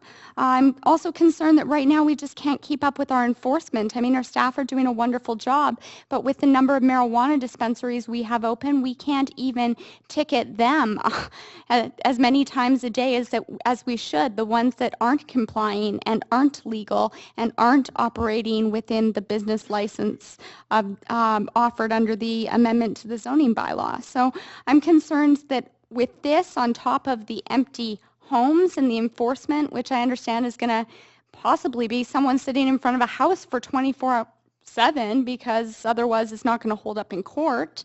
I'm really concerned that yes, there are legal avenues, but those legal avenues are going to cost money ultimately. They're going to cost the City of Vancouver money, and they're going to cost the taxpayers money, and that concerns me. There are many parts of this program that I can support. However, with a lack of information right now on enforcement, and I don't put that on our staff at all. I think that the mayor made an announcement on the steps of City Hall before, and he said that this was going to happen before we heard from speakers today, before a decision was made here by City Council, that this was going to happen. And that concerns me. It certainly does, because it does concern me that there were statements made in the media that this was a done deal. And that's what I got, that's what I understood from citizens who came to me and were very concerned about this. They were concerned at the cost. They were concerned that we were moving too fast with this program. So I understand exactly why we don't have incentives or enforcement or many of those pieces in our presentation here today, because we're still working that out. I'd like to see robust consultation come back to us, and I hope I will be able to support that part of the plan. But I do also feel that after hearing a number of speakers here today that are in that generation that we heard from earlier, that was coupled with the Homelessness Action Week, but also Affordable Housing Plan, that we're seeing housing situations where perhaps people in the baby boomer generation are taking care of elderly parents, and they have children who are either millennials or next generation coming forward. And I think that we have to consider those concerns, that, as Councillor Ball said, their children are away at university, and they simply need to make a little extra money to help to support that. I feel that this punishes them, as they're not able to rent that secondary suite in their home as short-term accommodation. And I thank Councillor Carr for adding that as a part of her amendment. But I just feel that that there's some more work that needs to be done. That being said, I also would urge my fellow Vancouver City councillors. I know that Councillor Carr and I, the Green Party and the NPA, were represented with our meeting at UBCM with BC Housing. And I understand that Councillor Louis is meeting with Minister Fassbender from his comments yesterday, but he's not the housing minister. So I'm concerned that we need to move forward. We need to look at a holistic approach. So I unfortunately can't support this. You've managed to use up a full 5 minutes. So we're on to Councillor Affleck. Thank you, Madam Chair. Well, like anything, when we get these reports, the thing I look at is, what is the problem we're trying to solve?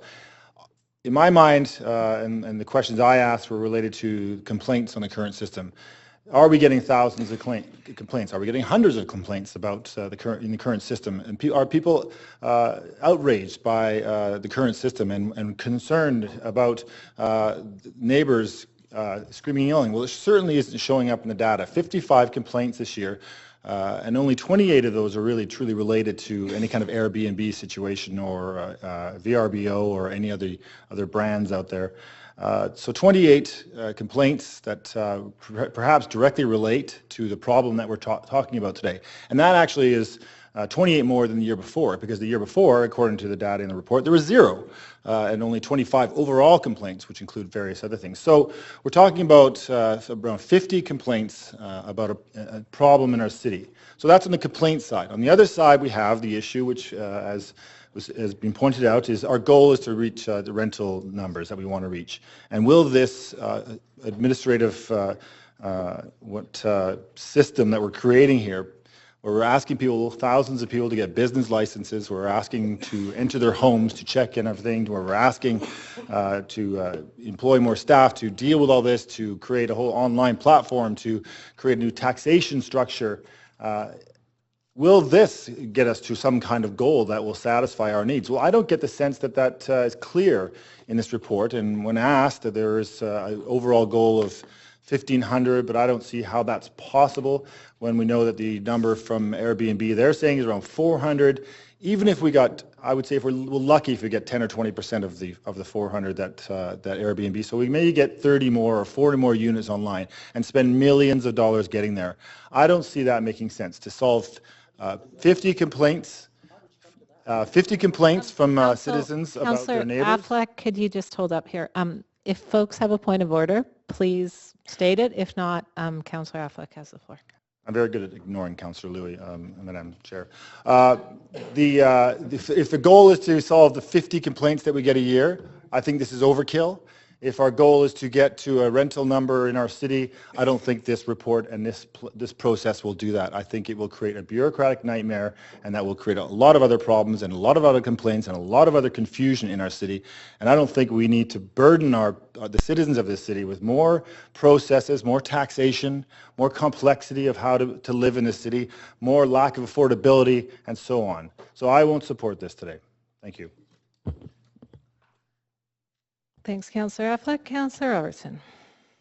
Thanks, Madam Chair. Well, it's, again, typical fear-mongering coming from the NPA councillors who seem to think that having no rules Mayor and an Robertson, unregulated, I'm sorry, Mayor Robertson. Mayor Robertson, I okay. have a point of order I have to adjudicate over here. I'm sure you can guess the source. Councillor DiGenova.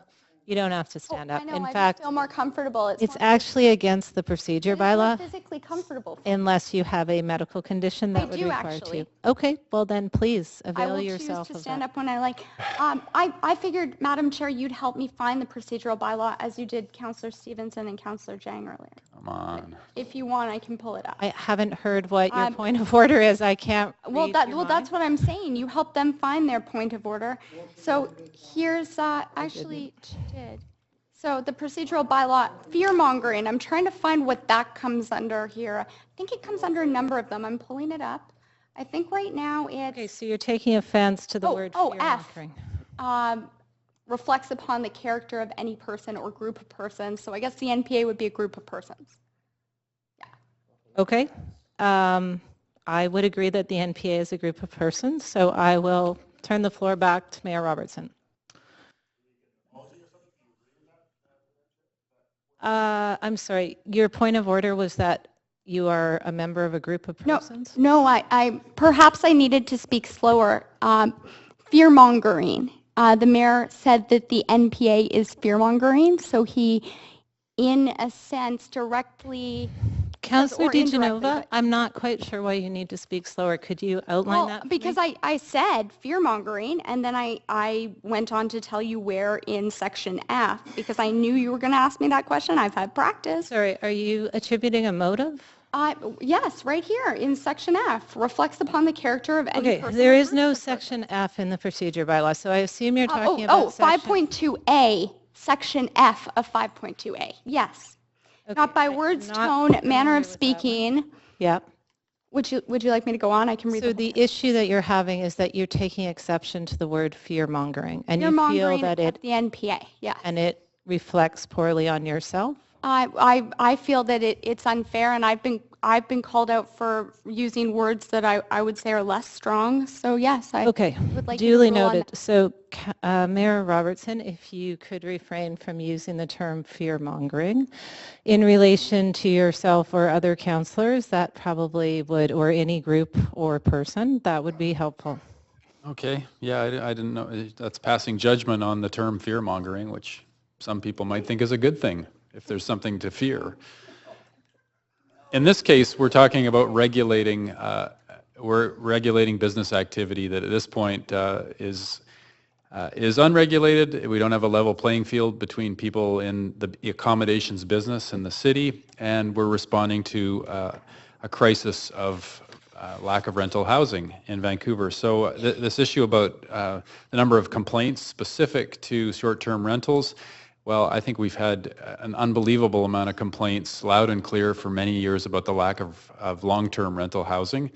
And that's why I think staff have done an excellent job of putting forward an approach that's described in this report to allow rentals in principal residences, thereby creating an opportunity to get more long-term rentals back into the market. And I think it's a sound approach. It's certainly not final. I think what we're being asked to weigh here is whether we should go engage a bunch of consultation, some stakeholder feedback on whether or not we're on the right track here, which is a totally reasonable next step. And I think staff have done a great job of doing thorough research around the world at cities facing comparable challenges.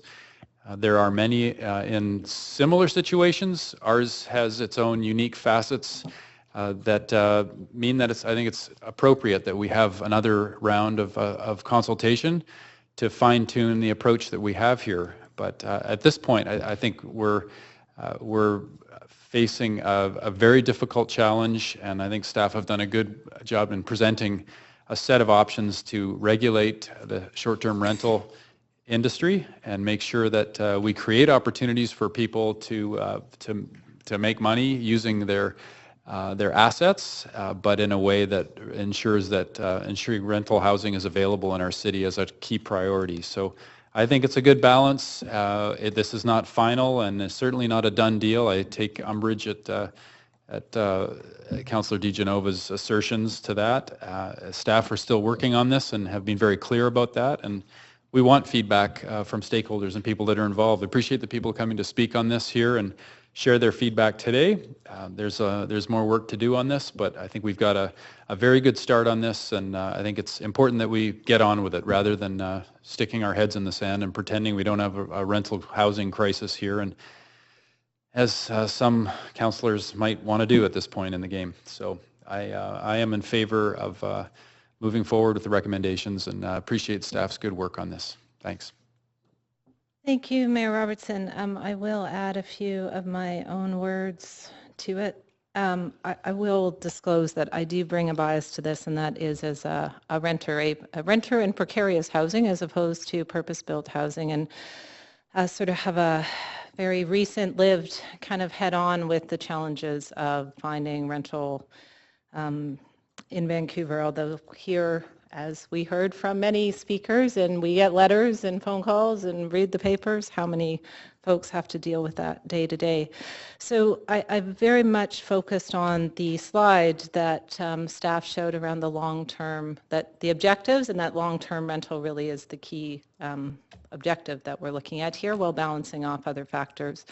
So I do take Councillor Ball's points around people who are using Airbnb as a way to be able to hold on to their long-term rental because that's how they're able to afford rent, or to their home that they own because that's how they're able to keep their home. But I'm also conscious that the reason housing in part is so expensive is because we have a constrained supply, so rents go up, and so Airbnb itself and short-term rental, sorry not to describe one brand name, is part of what causes the pressure even as it relieves it. So I'm mindful of the unintended consequence challenge is really my summary point.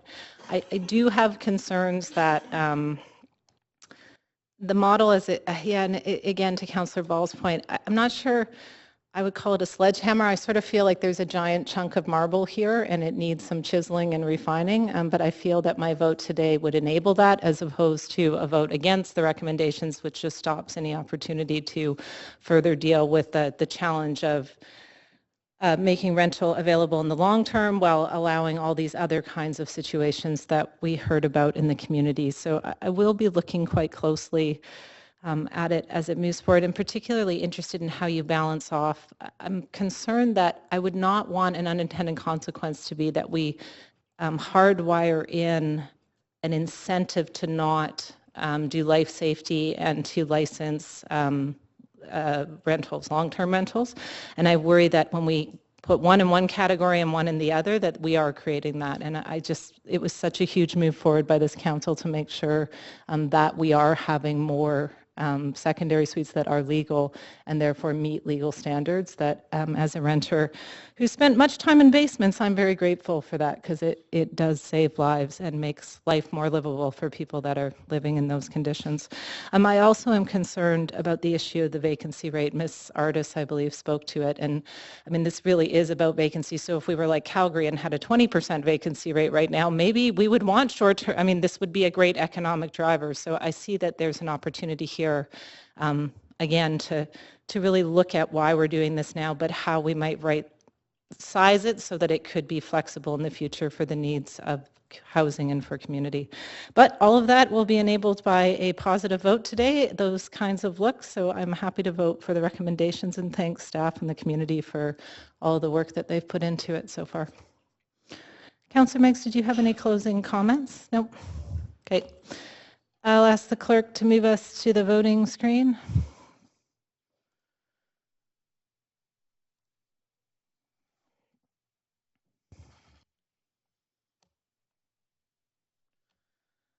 Okay, so we have Councillors Ball, Councillors Affleck, and Councillor DeGenova opposed to this regulating short-term rentals, but the rest of council and the mayor are in favor, so the motion carries. And we are on now to item 2. Oh my God. Okay, we are on item 2 on the agenda. In fairness, there was 3 subsections to item 1. Presentation on Northeast False Creek Area Plan Update.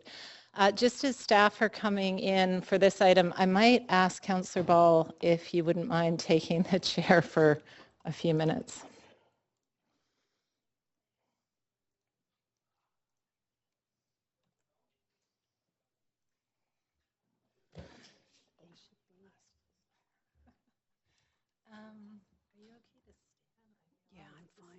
I'm fine. I'm understanding anyway. Don't worry about it. Yeah.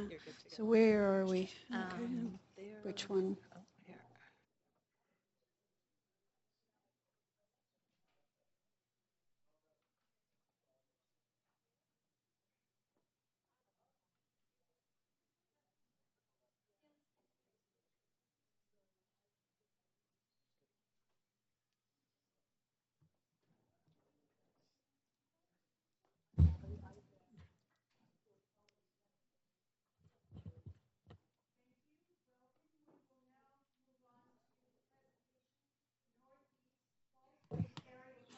Date, and Mr. Kevin McNaney, Director of the Northeast Falls Creek Project Office, will present. And we will have available to answer questions Mr. Cohen, Mr. Garrison, and Ms. Gomez, all from the Project Office. Thank you very much. Great. Thank you, Madam Chair, Mayor and Council. Kevin McNaney, Project Director. I'll give a brief presentation. I know you've had a long day, just to update you and try to keep it flowing nice and interesting for you. Then my General Manager, Gil Kelly, is going to say a few words before we entertain any questions you may have. So thanks for your patience. Just a quick reminder of the previous council decisions, an update on the project and the process and the next steps today. So you may remember almost exactly a year ago, I think it was October 10th last year, council approved a conceptual plan for the Northeast Falls Creek area. approved the replacement of the Georgia and Dunsmuir viaducts in principle and gave us orders to move forward with some planning work, including the neighborhood, to advance this vision for the new Northeast Falls Creek neighborhood. Council also gave us 11 guiding principles, which are quite strong principles on what you would like to see in the future of this area, and created a new stewardship group, which I'll speak about shortly, with the mandate to ensure these principles are met in the Northeast Falls Creek area. Since then, we've continued to move forward on this vision to create a new neighborhood which better connects all the older neighborhoods of Gastown, Chinatown, Strathcona to the waterfront, creates a hub for special events, provides waterfront park, and creates a new mixed-use neighborhood to add vibrancy and excitement to this area. We also established the project office, which has been quite a strong instrument in moving things forward. It's an integrated staff team of over 20 staff from planning, engineering, and parks, which allows us to solve problems quickly, get decisions made quickly, and advance this aggressive agenda in an aggressive manner. I won't get too deeply into this timeline other than to say that our goal still is to bring everything back to you by the end of 2017, which includes a new area plan, includes official development plan amendments, a public benefit strategy, a financing strategy, as well as most likely rezoning applications from the various landowners in the area to advance the plan, and these would need to implement the plan essentially. You can see by the bars below, there's a very complicated public consultation process involving the stakeholder, monthly meetings of the stewardship group, involving various integrated design workshops, and involving various community workshops as well.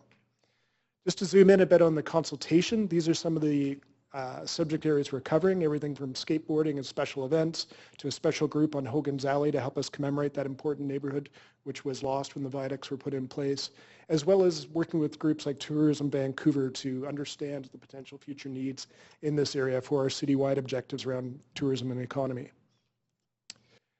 You appointed a stewardship group this summer. I see one member here, Mr. Michael Alexander, which is great. An incredible group representing a diversity of interests, everything from culture to Senior Head Garden to youth to area residents, etc. They've been working hard in the background. We had their first meeting right away in July. We've had another meeting subsequent. We're bringing them into workshops to come. A very impressive group of people who are very dedicated to advancing your vision for the area. As in the past with the Viaducts project in Northeast Falls Creek, we have convened an expert panel to help us give it advice on urban design and the evolution of the plan. This involves people like Larry Beasley, who I'm sure you're quite familiar with, Brent Brown, who's a prominent urbanist in the United States, Helle Soholt from the Jan Gell Group in Denmark, who does a lot on walkability and pedestrian neighborhoods, and Roger Hughes as a nice connection as the chair of our urban design panel. So they'll be convening at the end of this month to help us advance the plan. Park Board also appointed a Park Design Advisory Group, which is equally strong in all areas related to park design, and they've been meeting with the stewardship group as we bring everyone up to speed in the area to get them engaged into the deep planning. Here are the meetings so far. As I mentioned, an orientation session. We've had a meeting on the engagement plan where we actually, ironically, engaged them on the engagement plan to help us ensure we got it right. It resulted in some tweaks and changes and some online tools which we've introduced. And we have our first big workshop with an integrated design process with them on October 22nd. We had a substantial launch at the Plaza of Nations back on September 15th. It was very, very well attended. It was a beautiful night. It was outdoors. People were very excited about things actually happening in the area. There were lots of great ideas exchanged. There were ideas captured. And we've used that to help, once again, shape the process for this fall for a very busy coming fall of public engagement.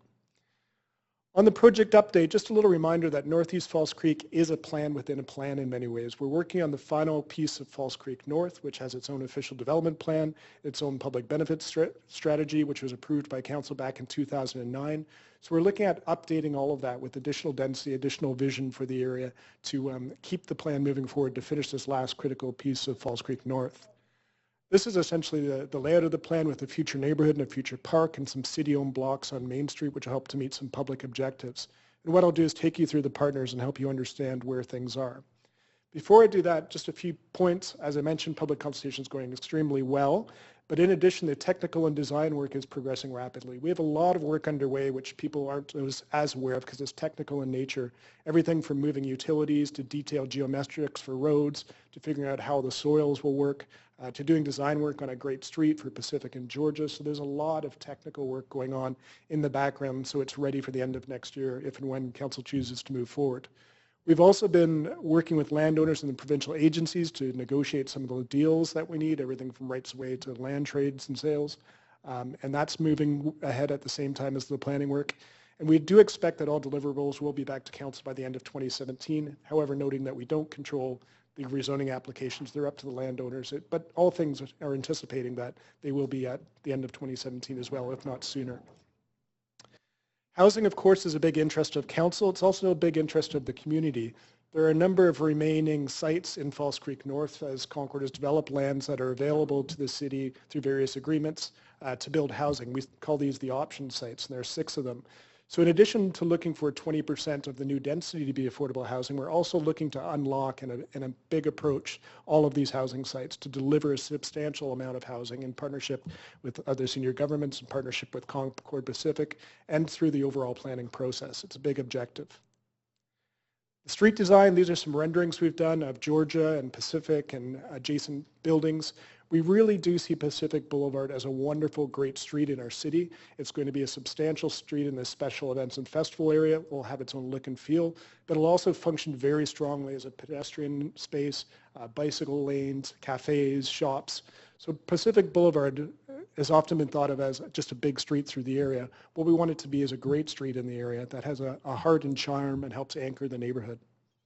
So we're doing some preliminary design work. We will be doing detailed design on all the roads, and we'll be back to council with a proposal call that we're just underway now for bids to do that detailed design work.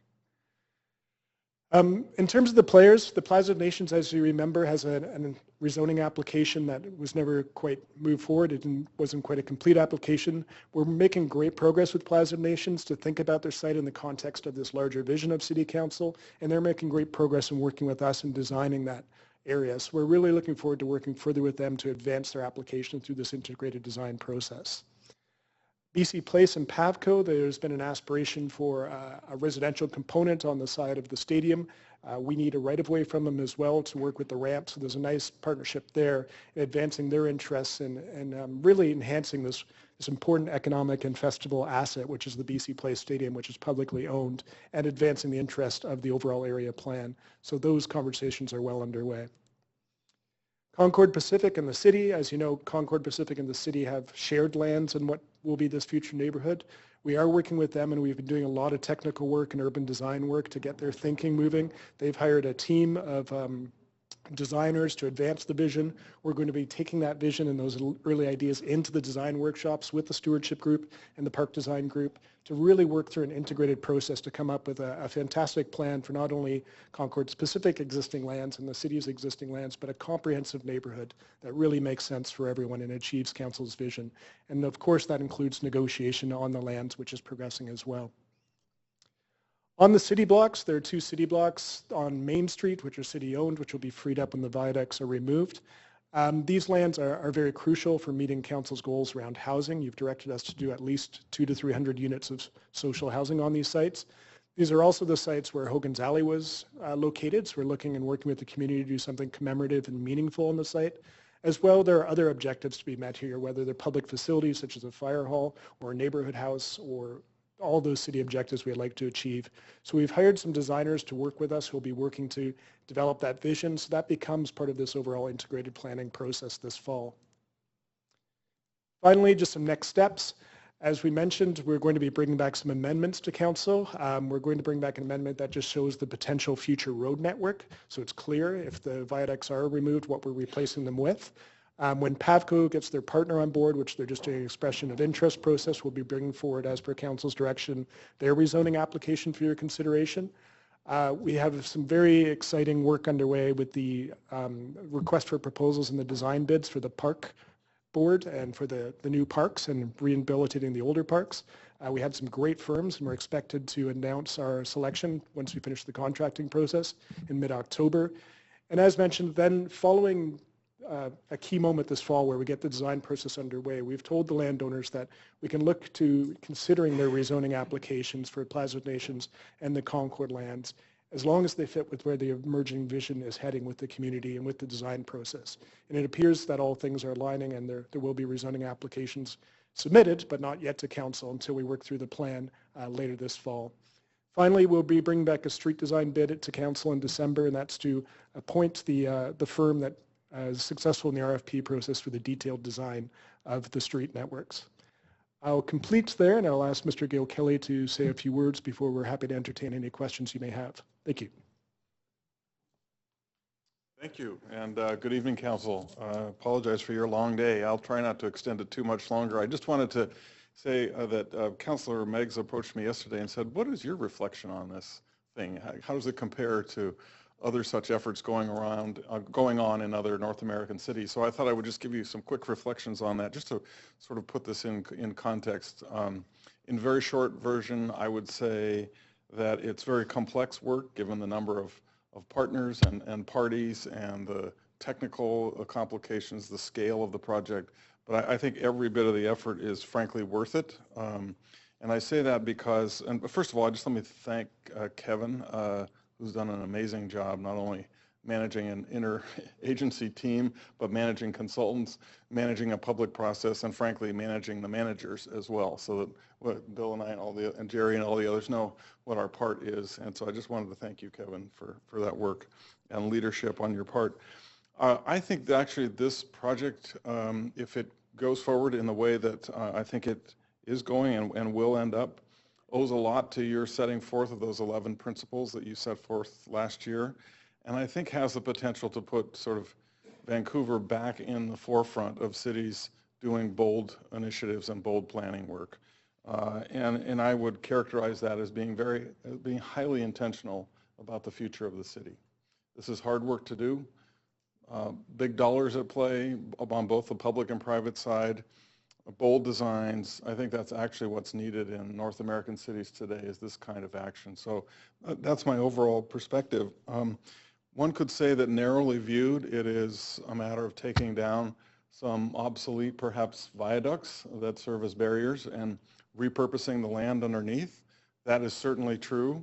But I think in a larger context, and that's worked, by the way, in many cities, including San Francisco, where I've just come from, in the case of the Embarcadero there, and actually maybe more closely, more close in character is the Octavia Boulevard, which was the removal of a portion of the Central Freeway there. A smaller scale, more intimate neighborhood scale, but also had a catalytic revitalizing effect on that neighborhood. What I would say, this has the potential to go beyond for those cases, and of course there's work underway in Seattle about the Alaska Viaduct, and there's historic work done in Portland. All the cities up and down the West Coast have been sort of grappling with this notion about, wouldn't it be nice if we could take down or take off a freeway segment or a highway segment or a viaduct and make a place out of it. That's all good. I guess what I would add here is that I think you all are taking it one step further, which is actually contemplating not just reuse of land, but contemplating a whole neighborhood, creating a whole neighborhood here. And I say that because your principles lay out aspirations for a whole redesign, a whole mix of use there that includes housing and jobs, a mix of incomes for that housing, childcare centers, community services, a park or several parks, a festival space. This is really placemaking on a very grand scale, and I think that's to be commended here. And I want to help Kevin and all the collection of departments that are trying to push this forward. So I just wanted to give you that little bit of perspective. And I think that in addition to that, as I've been looking at this process the last 2 or 3 weeks now on the job, I guess it's been almost 3 weeks now, feels like home already. I would say there's some other interesting things that I'm paying particular attention to that are less about the what we are doing and more about the how we are doing it. And I would say, first of all, it's, I think the project has a very, very aggressive timeline, which we're hoping to meet. I don't think that would have a prayer of being met had we not consolidated an interagency team of people to lead this. They are working together. They are, for the most part, seated next to one another, focused on moving this forward, grabbing the rest of us at the periphery when needed in a very efficient way. And again, credit to Kevin for his leadership in that role. I think there are 2 other components to the how that are helping this along. One is that there is a focus on partnership, and some of those partnerships are subject to very difficult negotiations, but nonetheless, this cannot be done without robust set of public-private partnerships and also partnerships with senior governments. And so bringing that all into play and into focus so that we're not advancing things too far before we engage in those partnership conversations is another key element here. And this is not something the city can just do by itself or even do by itself with a few neighbors. This has to be done with a pretty robust set of partners who have a lot to win or lose, frankly, in all of this. I have confidence we'll get everybody on board to the bigger ideas and bigger aspirations, and this will happen. But it starts with that bigger idea that you laid out in those principles. And finally, I would say that the public engagement piece, both having this stewardship group that is highly representative, but also, frankly, the experimental nature that that the team is involved, the constituents and neighbors in, has been turned into more like fun than like a boring old hearing or something like that. And I think really scraping out all the potential ideas around urban design or the mix of uses or the real needs and the possibilities here, I think has been a process that should continue, and we should build on that for other efforts in the city. So I think the notion that people came out in mid-September and had fun, enjoyed music, enjoyed a pop-up, enjoyed a different way of contributing ideas, I think is really a kind of signature for this project that should continue. So I just thought I would say that. I think this also has a larger implication, frankly, for what else we do with regard to False Creek Flats and Mount Pleasant, the digital district and so forth. I think this is beginning to make a statement about the scale of ambition that I think needs to carry around through the rest of the False Creek area, which really is the assignment that you've given me, frankly, in the sort of core city vision project that we'll be coming back and talking to you about. So I think this is a great start on that and a great window into the possibilities there for how you do a 21st century neighborhood and really, again, do placemaking on that very grand scale, which I think will accrue to the global identity of Vancouver. So our task here is, again, as I have said in my introductory remarks to the press, task here is to really make it a neighborhood that works for everybody. And so the focus on both affordability and a mix of jobs and housing, I think, is really critical. So thank you for indulging me for those few more remarks. Thank you very much, Mr. Kelly. Good to have you in the room. Thank you. And also thank you, Mr. McNaney. Thank you. Very efficient. And now we have questions from Councillor Carr. Councillor Carr, you should be up. Thank you very much, Madam Chair. Yeah, just a few questions. I noticed that, sorry, I just, believe it or not, have to get the right paper there. I was taken up by hearing the first speech by our new general manager. So my first question has to do with the fact that I noticed in your notes there's a design firm that's being selected by the Park Board October 16th on park and open space design. Can you give me a sense? There's always been a lot of concern around the timeline for the delivery of a Creekside Park extension. Give me a sense of the timeline for that. Yeah, as Councillor, as we've discussed in the past in this room and in the public, as I try to explain this often, is the timeline for the delivery of the Creekside Park extension is tied to the development of the Concord Pacific lands nearby. And the reason that is because there's an agreement between the province and Concord Pacific, long-standing agreement, to manage the soils through the park development, because there are contaminated soils in the area. So it's really contingent on Concord moving forward on their lands and then building the park out of the soils. So I think the best thing we can do, and you've given me very clear direction to expedite all of this and to get that park built, is to create an area plan that everyone embraces. The community embraces in terms of the neighborhood and the park design, which we're working on as mentioned, and the developers embrace because it's a wonderful integrated design that meets everyone's goals and aspirations. And that's exactly what we're doing. So when the time comes and those lands are developed, we already have a park conceptual design in place to get that park built as soon as possible. Certainly the design team selection has to be a good step. Yes, I think it'll be very exciting when we talk about that. Secondly, regarding the street design firm selection by the end of 2016, again, a fair amount of community interest in, for example, how the reconfiguration of street-specific boulevard, et cetera, link into Prior Street and the report that we had full of recommendations, did state that that will end up becoming a neighborhood street. So again, a sense of maybe how that's proceeding in terms of at what phase, at what stage of that community. So there's a bit of, I'll speak separately from the Northeast Falls Creek area and then the Prior Street concept, which they link together. Right. We're doing a lot of sort of schematic design on Pacific Boulevard and on Georgia and stuff, basic turning lanes and medians and stuff like that whole Great Street treatment. And we've had some workshops with various stakeholders to advance that vision and have those renderings that you saw today.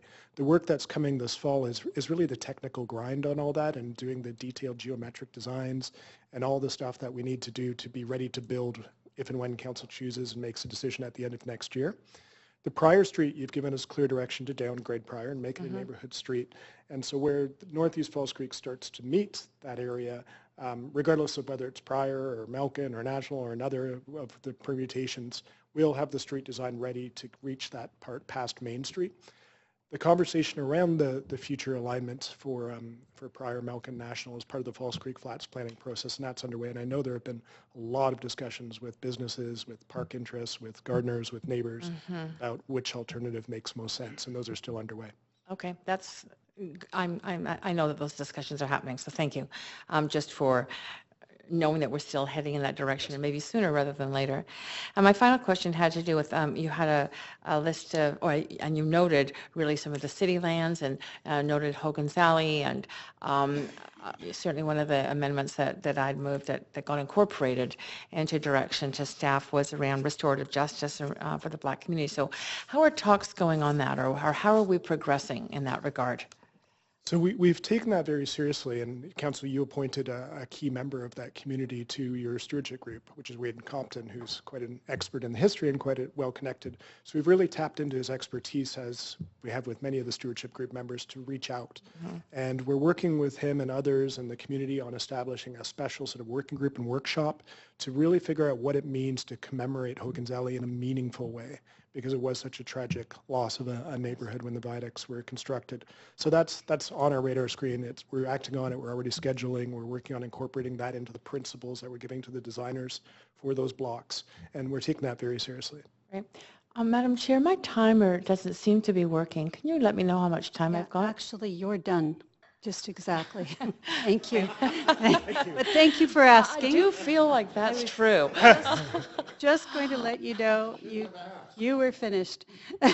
Thank you very much. Are there any other questions from councillors? Anyone else? Councillor Meigs, you are on. And Mr. McNaney, to clarify the timeline, Mr. Kelly was saying how aggressive it is, which I'm sure is the case. But if you think that in a best case scenario, and obviously that's contingent on various agreements falling into place and so on, that we could be here by back with the significant deliverables a year and change from now, basically the end of 2017.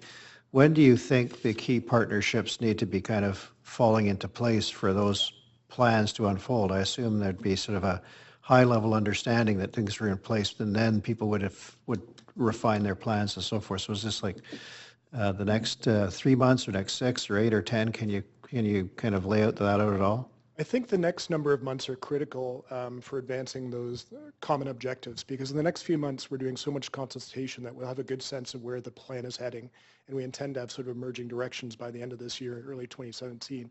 And I think at that moment we'll know that everyone's objectives are generally being met and those partnerships are possible, and all the various legal agreements and that type of thing will follow, but I think we'll have a good sense in the next several months of where the partnerships will land. Yeah, I just was, like all of us, very saddened by Bing Tom's passing, but when this issue came up, I asked his advice, and it turned out he had convened at his own expense a charrette of designers and engineers and planners to just test the feasibility of it. And they concluded it was extremely feasible, and it was something he was very committed to, and so it's really a shame that he won't be here to see it come to a conclusion, but it was certainly encouraged me at the time that he was so confident about its technical feasibility, and it's great to see these pieces falling into place. So thanks for all your efforts on it. I completely agree. Thank you. Councillor Meigs, are you done? Yes, thanks. Yes, thank you very much. And it looks like we have completed questions, and thank you again, Mr. McNaney. Thank you. And we will move on. I believe that we dealt with Number 3, vehicles for hire inflationary increase earlier. So we are going on to referred item number 4, Heritage Amenity Bank and transfer of density update. So we'll just wait for staff to get into the room.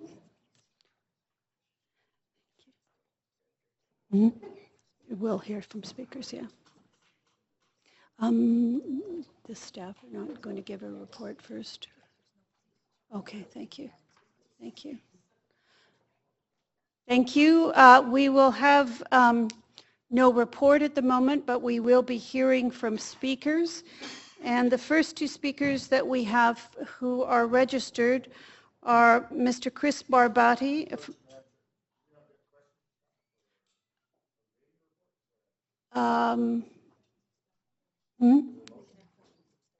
We can have questions from staff at this moment, so if you don't mind just putting yourself on. If it's to the... There's just no presentation from staff, so we can have questions. There are staff here who I'm sure will answer, and then we'll move on to the speakers. So I have you on. Thank you, Madam Chair. Just a few questions for staff before we hear from, not sure which person here. Yes.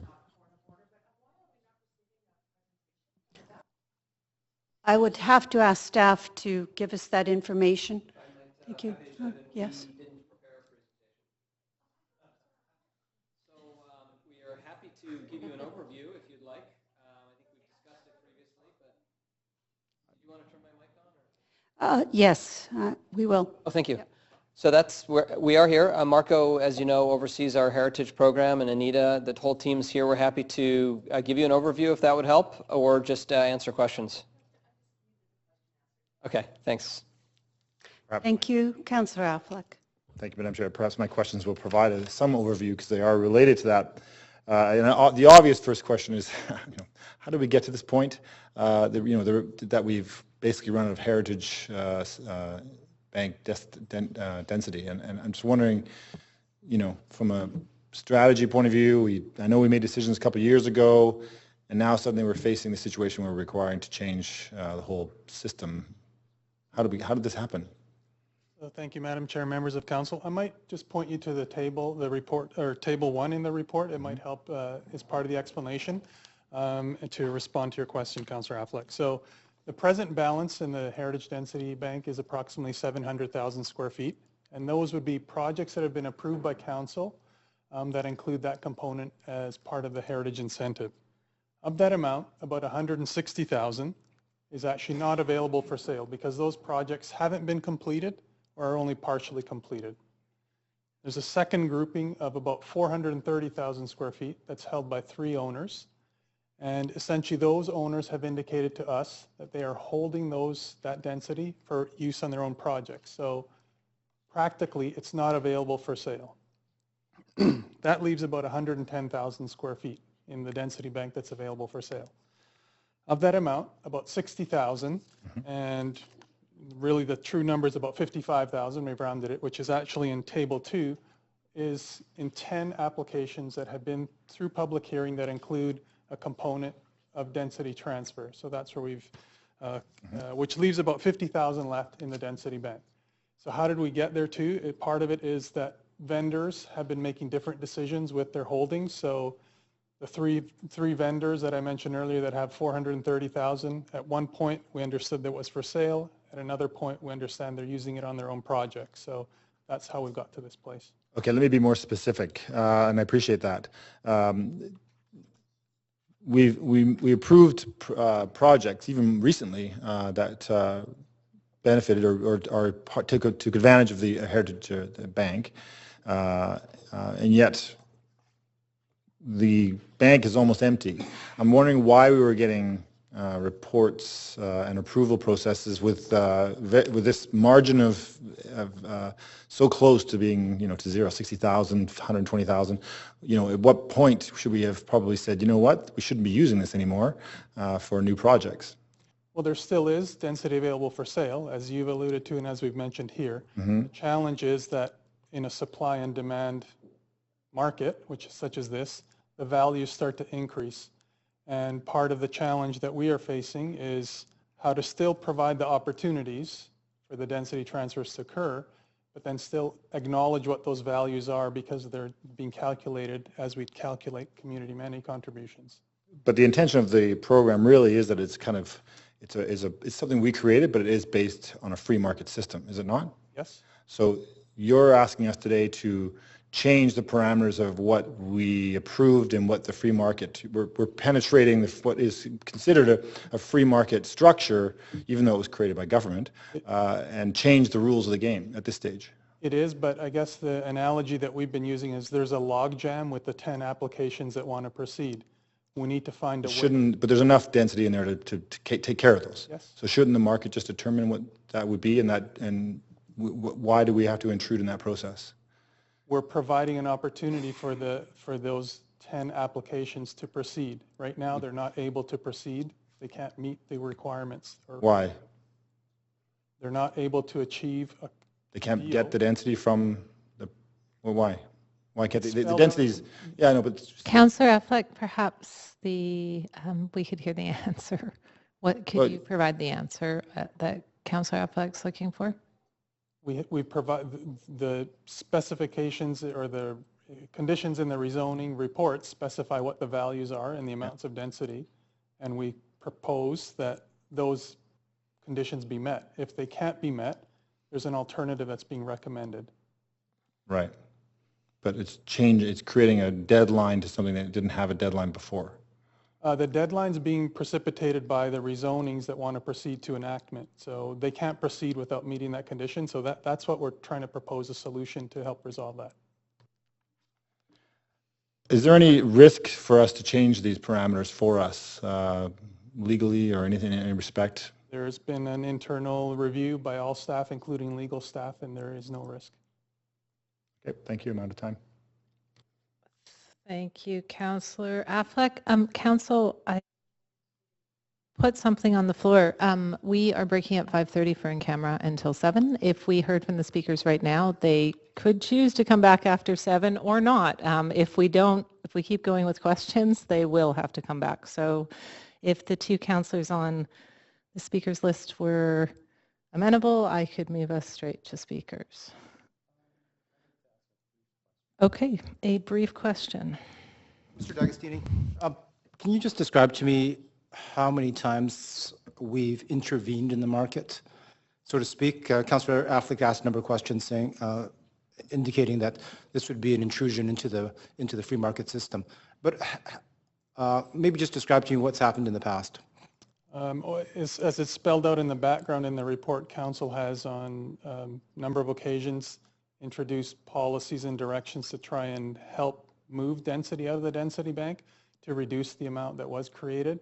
So the changes have provided broader opportunities by opening up more areas where density can be transferred and providing those kinds of opportunities to try and address the situation of the high balance that was in the bank in the past. And would it be fair to say that based on previous actions of council, like you've described, that's the basis on why staff are feeling confident that this change would not be vulnerable to legal challenge? Yes. Thank you. Thank you, Councillor Louis, and thank you to Council for allowing speakers to get to the microphone. That's it for questions for now. Okay, so we have two speakers, starting with Chris Barbati, who's here as president of Mosaic Homes. Thank you, Your Worship, members of Council. My name is Chris Barbati. I'm president of Mosaic Homes. We are the developer of a project at 288 to 388 West King Edward in the Canby area plan. I'll try and be brief. I know it's been a long day for you, and I appreciate the opportunity to address Council. We've read the September 26 staff report, generally are in agreement with the report's recommendations, except for one item, which we would like to bring to the attention of Council. The item relates to the waiting period to November 15th to allow transactions to be concluded between developers and the owners of heritage density. We've been working with staff since April 6th of this year to resolve the issue regarding the purchase of heritage density. Except for this one issue, we've met all conditions for rezoning enactment and have intended to go forward to enactment on October 18th and have planned to proceed with a sales launch on October 22. The only way we can do so if we can resolve this issue and pay our community amenity contributions by October 7th. And the November date in the report necessarily delays that from happening. We've been pushing hard with staff to resolve the issue for almost 6 months. And based on efforts made to date, we've determined there are 2 willing vendors of heritage density in the market today, and their price is between $125 and $150 a square foot buildable. That is almost more than double the $65 per square foot we're required to pay under the CAC policy for our rezoning report. Given the work we've done for the last 6 months, we don't see their position changing between now and November 15th. So we've been caught between a rock and a hard place. On one hand, we have private developers that are the owners of heritage density that have been put in a very powerful position with respect to what they can ask for their heritage density. And they've done so because we have no alternative. We can only buy the density or not, and if we haven't been able to, we haven't been able to move forward to council. So because we're forced to buy the density as part of the CAC, it's not actually even purchasing density, as part of the CAC contribution. Within the Cambia area plan, the density is set out in the plan and by the massing guidelines in with the plan. So we're not actually buying density. The issue is we're actually contributing to heritage density as part of a community amenity contribution package. So on the other hand, we've got a staff that will not approve less density to be purchased because we can't buy it for 65. We have to buy it for 130, let's say, double, which means we can only buy half the amount of density with the amount that has been asked for us to contribute to heritage as part of our community amenity contribution package. That package totals $2,024,000, and of that $2,024,000, $202,000 has been set aside towards the heritage amenity. At $202,000, we can't buy all of the density staff have asked us. We can buy half, but we can't get approval to buy half. The vendors will not sell for less than 130, so we can't buy it for 130. So our only other for 65. So our only other alternative is actually to pay more in community amenity contribution than we're required to do. We're forced to pay more. So we've transferred the power from public to private at the expense of other private developers. That is, I think, an undue hardship on us. So given this, we respectfully request Council consider allowing our application to proceed to final enactment on October 18th, which can only happen by allowing us to pay the CAC we've agreed to pay, the total commitment of $2,024,000 now, rather than wait till November 15th. It's one very small change in the report. And that one very small change will stop us from unnecessarily being delayed in proceeding with our project and getting to market. That's it. So thank you. I'm happy to answer any questions you may have, and we hope that you'll see it fit to adjust the recommendations of the report accordingly. Thank you. You do have a couple councillors with questions, starting with Councillor Affleck. Thank you, Madam Chair. Thanks for coming and giving us your story. Very helpful. I just want to get the math right. So how much, so you said $200,000 or that you'd have to top up, so you're looking at $400,000 or $2 million? $200,000 is what we're required to pay under the staff report. So you might have to pay $400,000. And we would have to pay $400,000. Right. Roughly. And that's, so that would take 140 square foot. This is Cambie Street, so this is a strata building, obviously going for... It's a four-story, it's a small four-story wood frame project. Going for like 1,100 square foot for sale on the market? Oh, like how much do you think it'll sell for those units? 880, we're thinking. 880 up there? Not quite as good as Olympic Village, I guess. Yeah. I'm going to ask you to put yourself in the other person's shoes and facing, being given the opportunity to be a part of the Heritage Bank and being a part of that game, and then suddenly the game changes right in the middle. I mean, if we were to ask you, for example, as a developer, we're going to cap the sale price of your units and say, sorry, you're going to sell your units for $800, $750 per square foot. How would you feel about that? I think it's a good point, Councillor Affleck.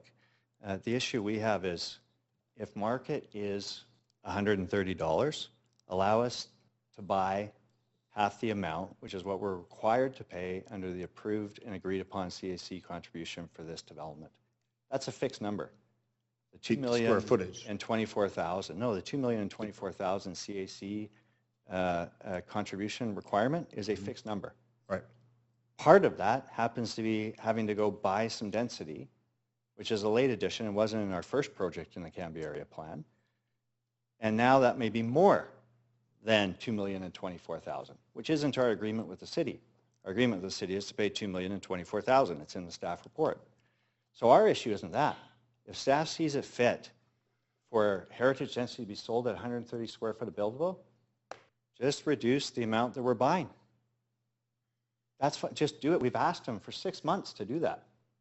On a number of occasions, I can give you a write-up here, going back to. So instead of what's being recommended in this report, just require less square footage being purchased. Yes, and our report allows that to happen. There is flexibility within the report to council in our public hearing that allows that to happen, but there's no commitment on staff to do it. There's no commitment on the developer to sell for 65. So the only person being punished here is us trying to move a project forward because we have to pay $200,000 more. Well, unless we approve this report and then somebody else gets punished. Well, but that really, this isn't a free market issue. When you go to a bunch of developers and say you have to buy density from 1 or 2 owners of density, and you have no choice, but it wasn't that's not always free market. You've given the guy on the other side of the table a blank check, right? Because he can just say no. What if he doesn't want to sell any anyway? Then what do? We're here saying, look, we can't buy it. Is that right? All we want to do is move a project forward and pay the CAC that we said we would pay. We don't want to, we're not trying to get out of doing anything. By sitting across the table from somebody that has been given the position of being able to write a blank check because you have no other alternative is not right. That's just not right. Well, it's a situation we've created, I suppose, with the last man standing, and there's a sort of 3-4 different people holding the Heritage Bank. Sorry, but it's a situation that occurs because private developers are being forced to buy density. It's not an option. And actually, we don't have to buy it because the density is permitted under the Cambie area plan. It's not like we're getting more density than what's permitted under the plan. We're transferring a component of community amenity contributions to the density bank, which is a decision the city can make. I'm not one to judge that. But we shouldn't have to pay more than what we've agreed to pay in community amenity contributions. That's not right. Thank you. Thank you. Councillor Louis had some questions. Good afternoon, almost evening, Mr. Barbati. Thanks for coming. Thanks for describing your side of the situation. It's oftentimes it's a balance when there's lots of transactions happening and lots of density and lots of development, everything's fine because it's a freely moving market. When there's no market, that's the problem. I think that's what you're describing, is that it's a constrained market and therefore the flow and transactions aren't able to properly be conducted, and that's where you find yourself unable to proceed with your developments. Would that be fair? It's close. I don't know what the value of heritage density is today because it isn't a free market. It's a group of developers that are being forced to buy density, negotiate with a private entity a certain amount at a certain price, which is set by the city, but that person won't sell it at that. So I don't know, maybe the heritage density in another circumstance is worth 130, but then we should buy less density. I'm not sure how to respond to that because the market, this isn't a free market from my perspective. So what's the impact for you, monetary-wise? What's your holding costs for each month delay? We have to pay $200,000 in additional CACs. That's the monetary impact. And a delay would cost us, I haven't figured it out. This is a principal thing. This is principally wrong. So the longer the delay, the higher the cost, though, would that be? Well, the longer the delay, the more it costs for us, for sure. But you don't have a figure for that? No, I don't have it on me. Okay. We are here principally on the issue of having to purchase CAC heritage density that is costing us more than what's required under our approvals. Thank you. Okay, one more councillor with questions. Councillor Ball. Yes, just so that I understand, because this is a complex issue. You're asking council to basically interfere in a private sale or yeah, I guess in a private sale. You're asking us to make a decision in a private market.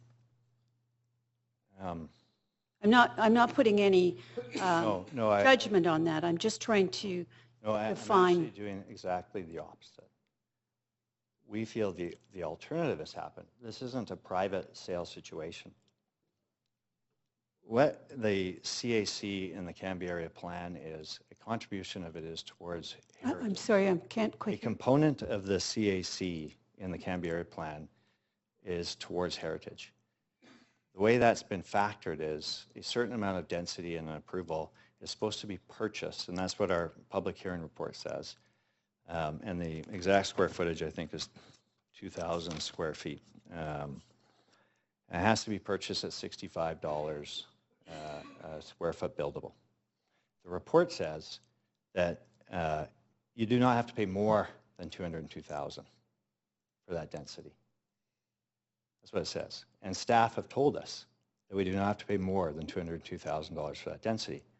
So the only option is, if market has moved, we should be able to buy less density if that's how the city wants to receive their $202,000 for heritage, is us buying it from a private individual. It's effectively what's happening. Say, we want $202,000 for heritage, and the way we want to get it is we want you to buy it out of the Heritage Bank.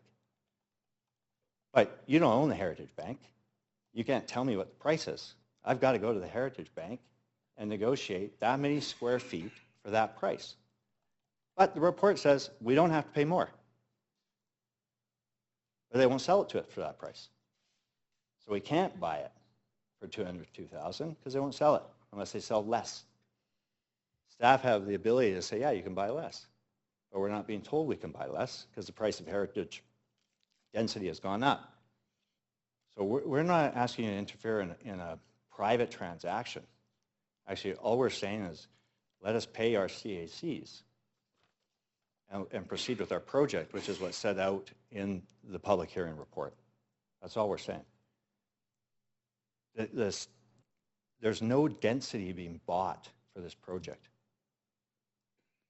It's a CAC contribution. But your objection is in terms of the person who owns this, as you mentioned, wants a certain price, but you don't want to pay it. So what you're asking is the city to do what? Just so, because it's just not quite clear to me. If I can bother you with just a little bit more time. I'll read from our report, public hearing of May 17th, 2016. Under the heritage density section of that report. And it says, note to applicant, blah, blah, blah. But the city will only recognize a value of the density above $65 per square foot buildable if the applicant and the owner of the donor site can demonstrate that a bona fide market conditions warrant the increased purchase price. Well, we've been many times to staff to say nobody will sell us density for less than $130 to $150 a square foot. That is the market that has been created. And it's been created because the list of developments in this report are asked to go buy density from one or two individuals, and they know that they have to buy density in order to get their project approved. And it's actually not even buying density. They have to buy their density, but it's part of the CAC contribution. What I read to you in that report was heritage density, but it specifically relates to the community amenity contribution. The density that's been approved for the project is in the plan. It meets the outright approval within the plan with respect to what density can you get to and under what massing. We're not getting additional density than would otherwise have been approved. This is a CAC contribution, and it's fixed at $2,024,000. But because we have to go by the density, and we don't have to pay more than 65 unless we can prove that the purchase price is 130, well, we're sitting here saying, well, what do you want us to do? Like, they won't sell it to us for less. You're forcing us to buy it, so we're only here saying we just want to pay the CAC and be able to move forward to enactment. The CAC is what we agreed to, $2,024,000. That's what we agreed to. I'm afraid my time is up. Sorry. Sorry. Thank you. It is, Councillor Ball. Thank you for your time and for waiting so long to use that time. Thank you very much. So we're on to the last speaker of the day. Council, you're okay with, well, we were extended to complete, but I had promised you a recess at 5:30, but if everyone's good to keep going. Okay, sorry, Mr. Fung, you are good to go. Thank you very much. I know it's been a really long day. I actually had some handouts. I'm not sure if I'll ask the clerk to grab those. So I'm sorry to have to come back and talk to you about this again. And I completely agree with the last speaker that the way that things are operating now is unfair. And unfair now with a shift where the purchasers are needing to face a market that doesn't seem to be a fair market.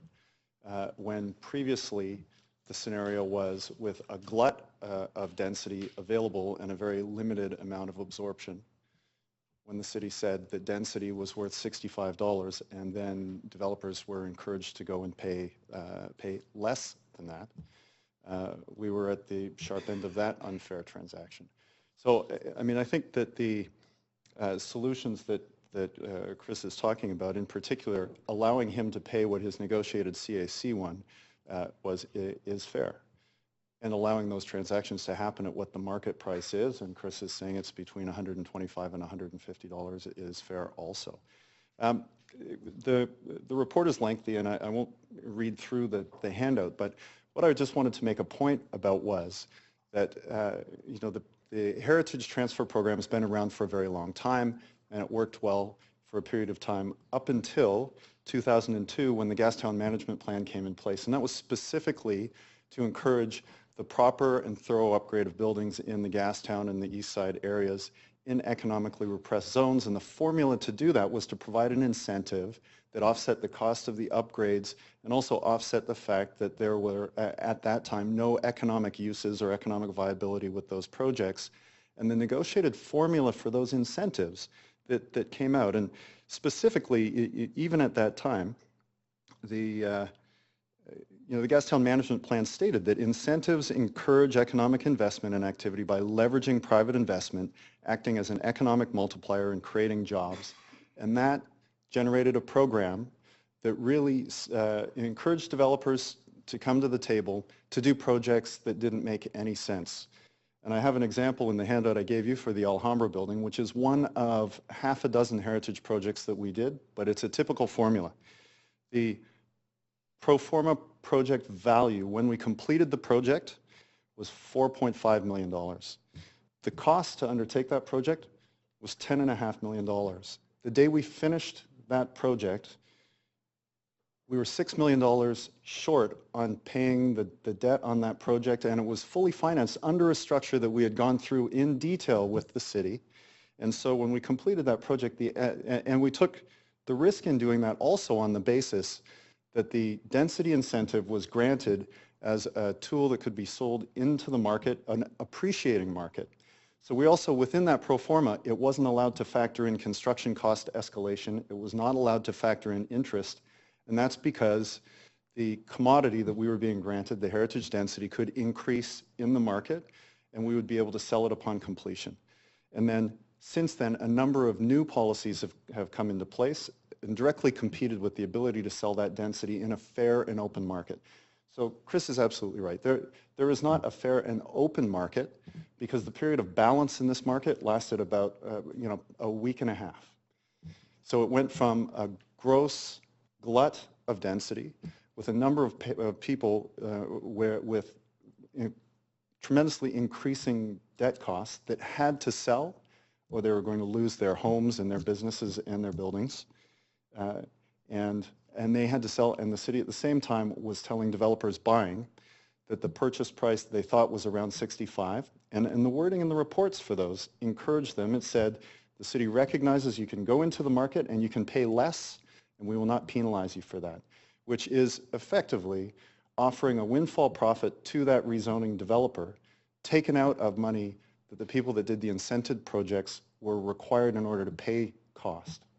So as a direct example for one of our projects, our interest cost related to the incentive density that we were not able to sell increased that project cost by $4,000 a day. It was over $1 million in interest a year, carrying against not being able to sell the heritage density under the previous policies.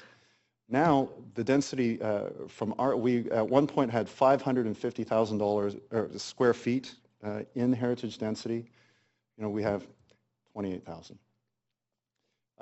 Looking at the report that Chris has and the rezonings that are on the table with the city right now, it requires them to buy an amount of square footage, or sorry, a dollar figure in their CAC.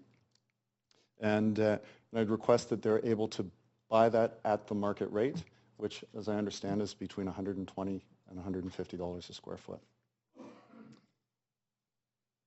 And my time's up. For now, but Councillor Affleck and Councillor Ball both have questions. Madam Chair, thanks for coming. So sorry, the last part you said you had 550,000 square feet. Now you have 28. What did you say? 28,000. So 550 absorbed over the course of 15 years. Mm-hmm.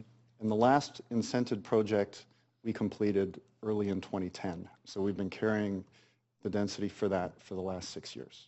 And sorry, and the total cost, you're saying the interest on that or the cost for carrying that density was what? That's the last project. So the 550,000 square feet represents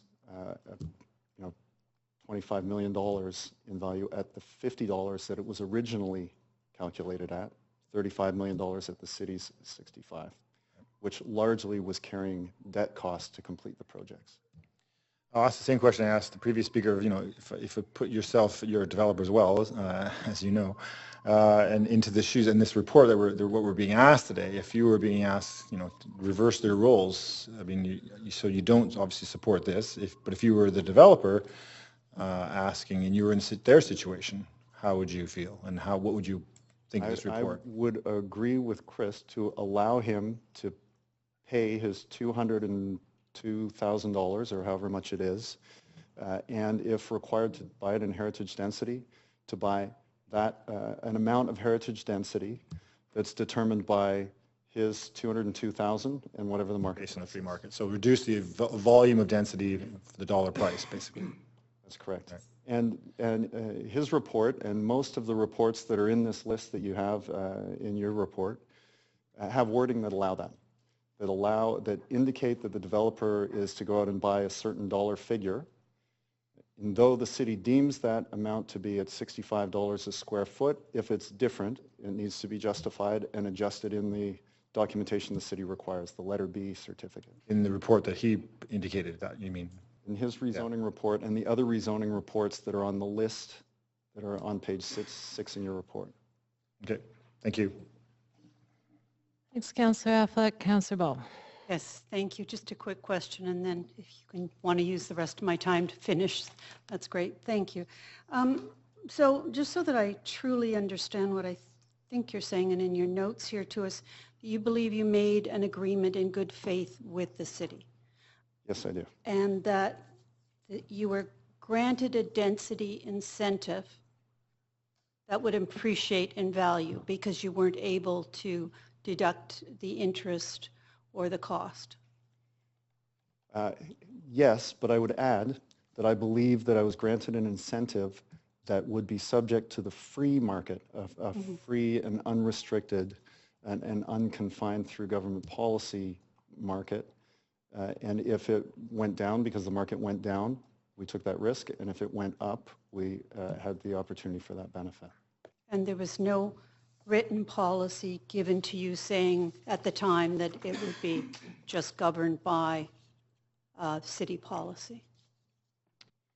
It wasn't contemplated that it was governed by city policy. It did require that the recipient sites would have to go through whatever their process was that would determine the amount of density that they could purchase. But there was no contemplation of the city restricting the value at which somebody could pay. Okay. And was there anything else you wanted to add? I do have a couple of minutes because you were cut off in mid-speech. Well, I'd add that there's a component to the report that you have that I think is maybe the start of what could become a sustainable program, and that is that developers doing rezonings with their other CACs can pay an amount, and the city can commence starting a fund that would then go towards heritage conservation. And when somebody completes their project, the city pays it as they would, towards a social housing project or towards a daycare. That would be very fair. The real issue from my standpoint, and it's very personal because actually a lot of the density in the bank wasn't created under this program that we responded to, is that we've been carrying the density for a very long time. Had it been paid the day we completed the project at our negotiated $50 a square foot, whatever risk we took, if we had increased costs, I mean, that's all fair. But the carrying period has been grossly penalizing. So it's a slightly different situation at the moment. And that is not something you chose, the 15 years. Certainly not. Just to make it Nor did really my family, clear. who have unfortunately come along for the ride. Okay. Thank you. Thank you very much. Okay, thank you, Councillor Vo. And Mr. Fung, that's it for questions. Thank you. Okay, I'm sure to the delight of staff who are waiting, we need to break until 7, and I do apologize for that, but we have an expensive room of people waiting for us in camera. So we're going to go do that, and we will be back here at 7 o'clock to finish up this item.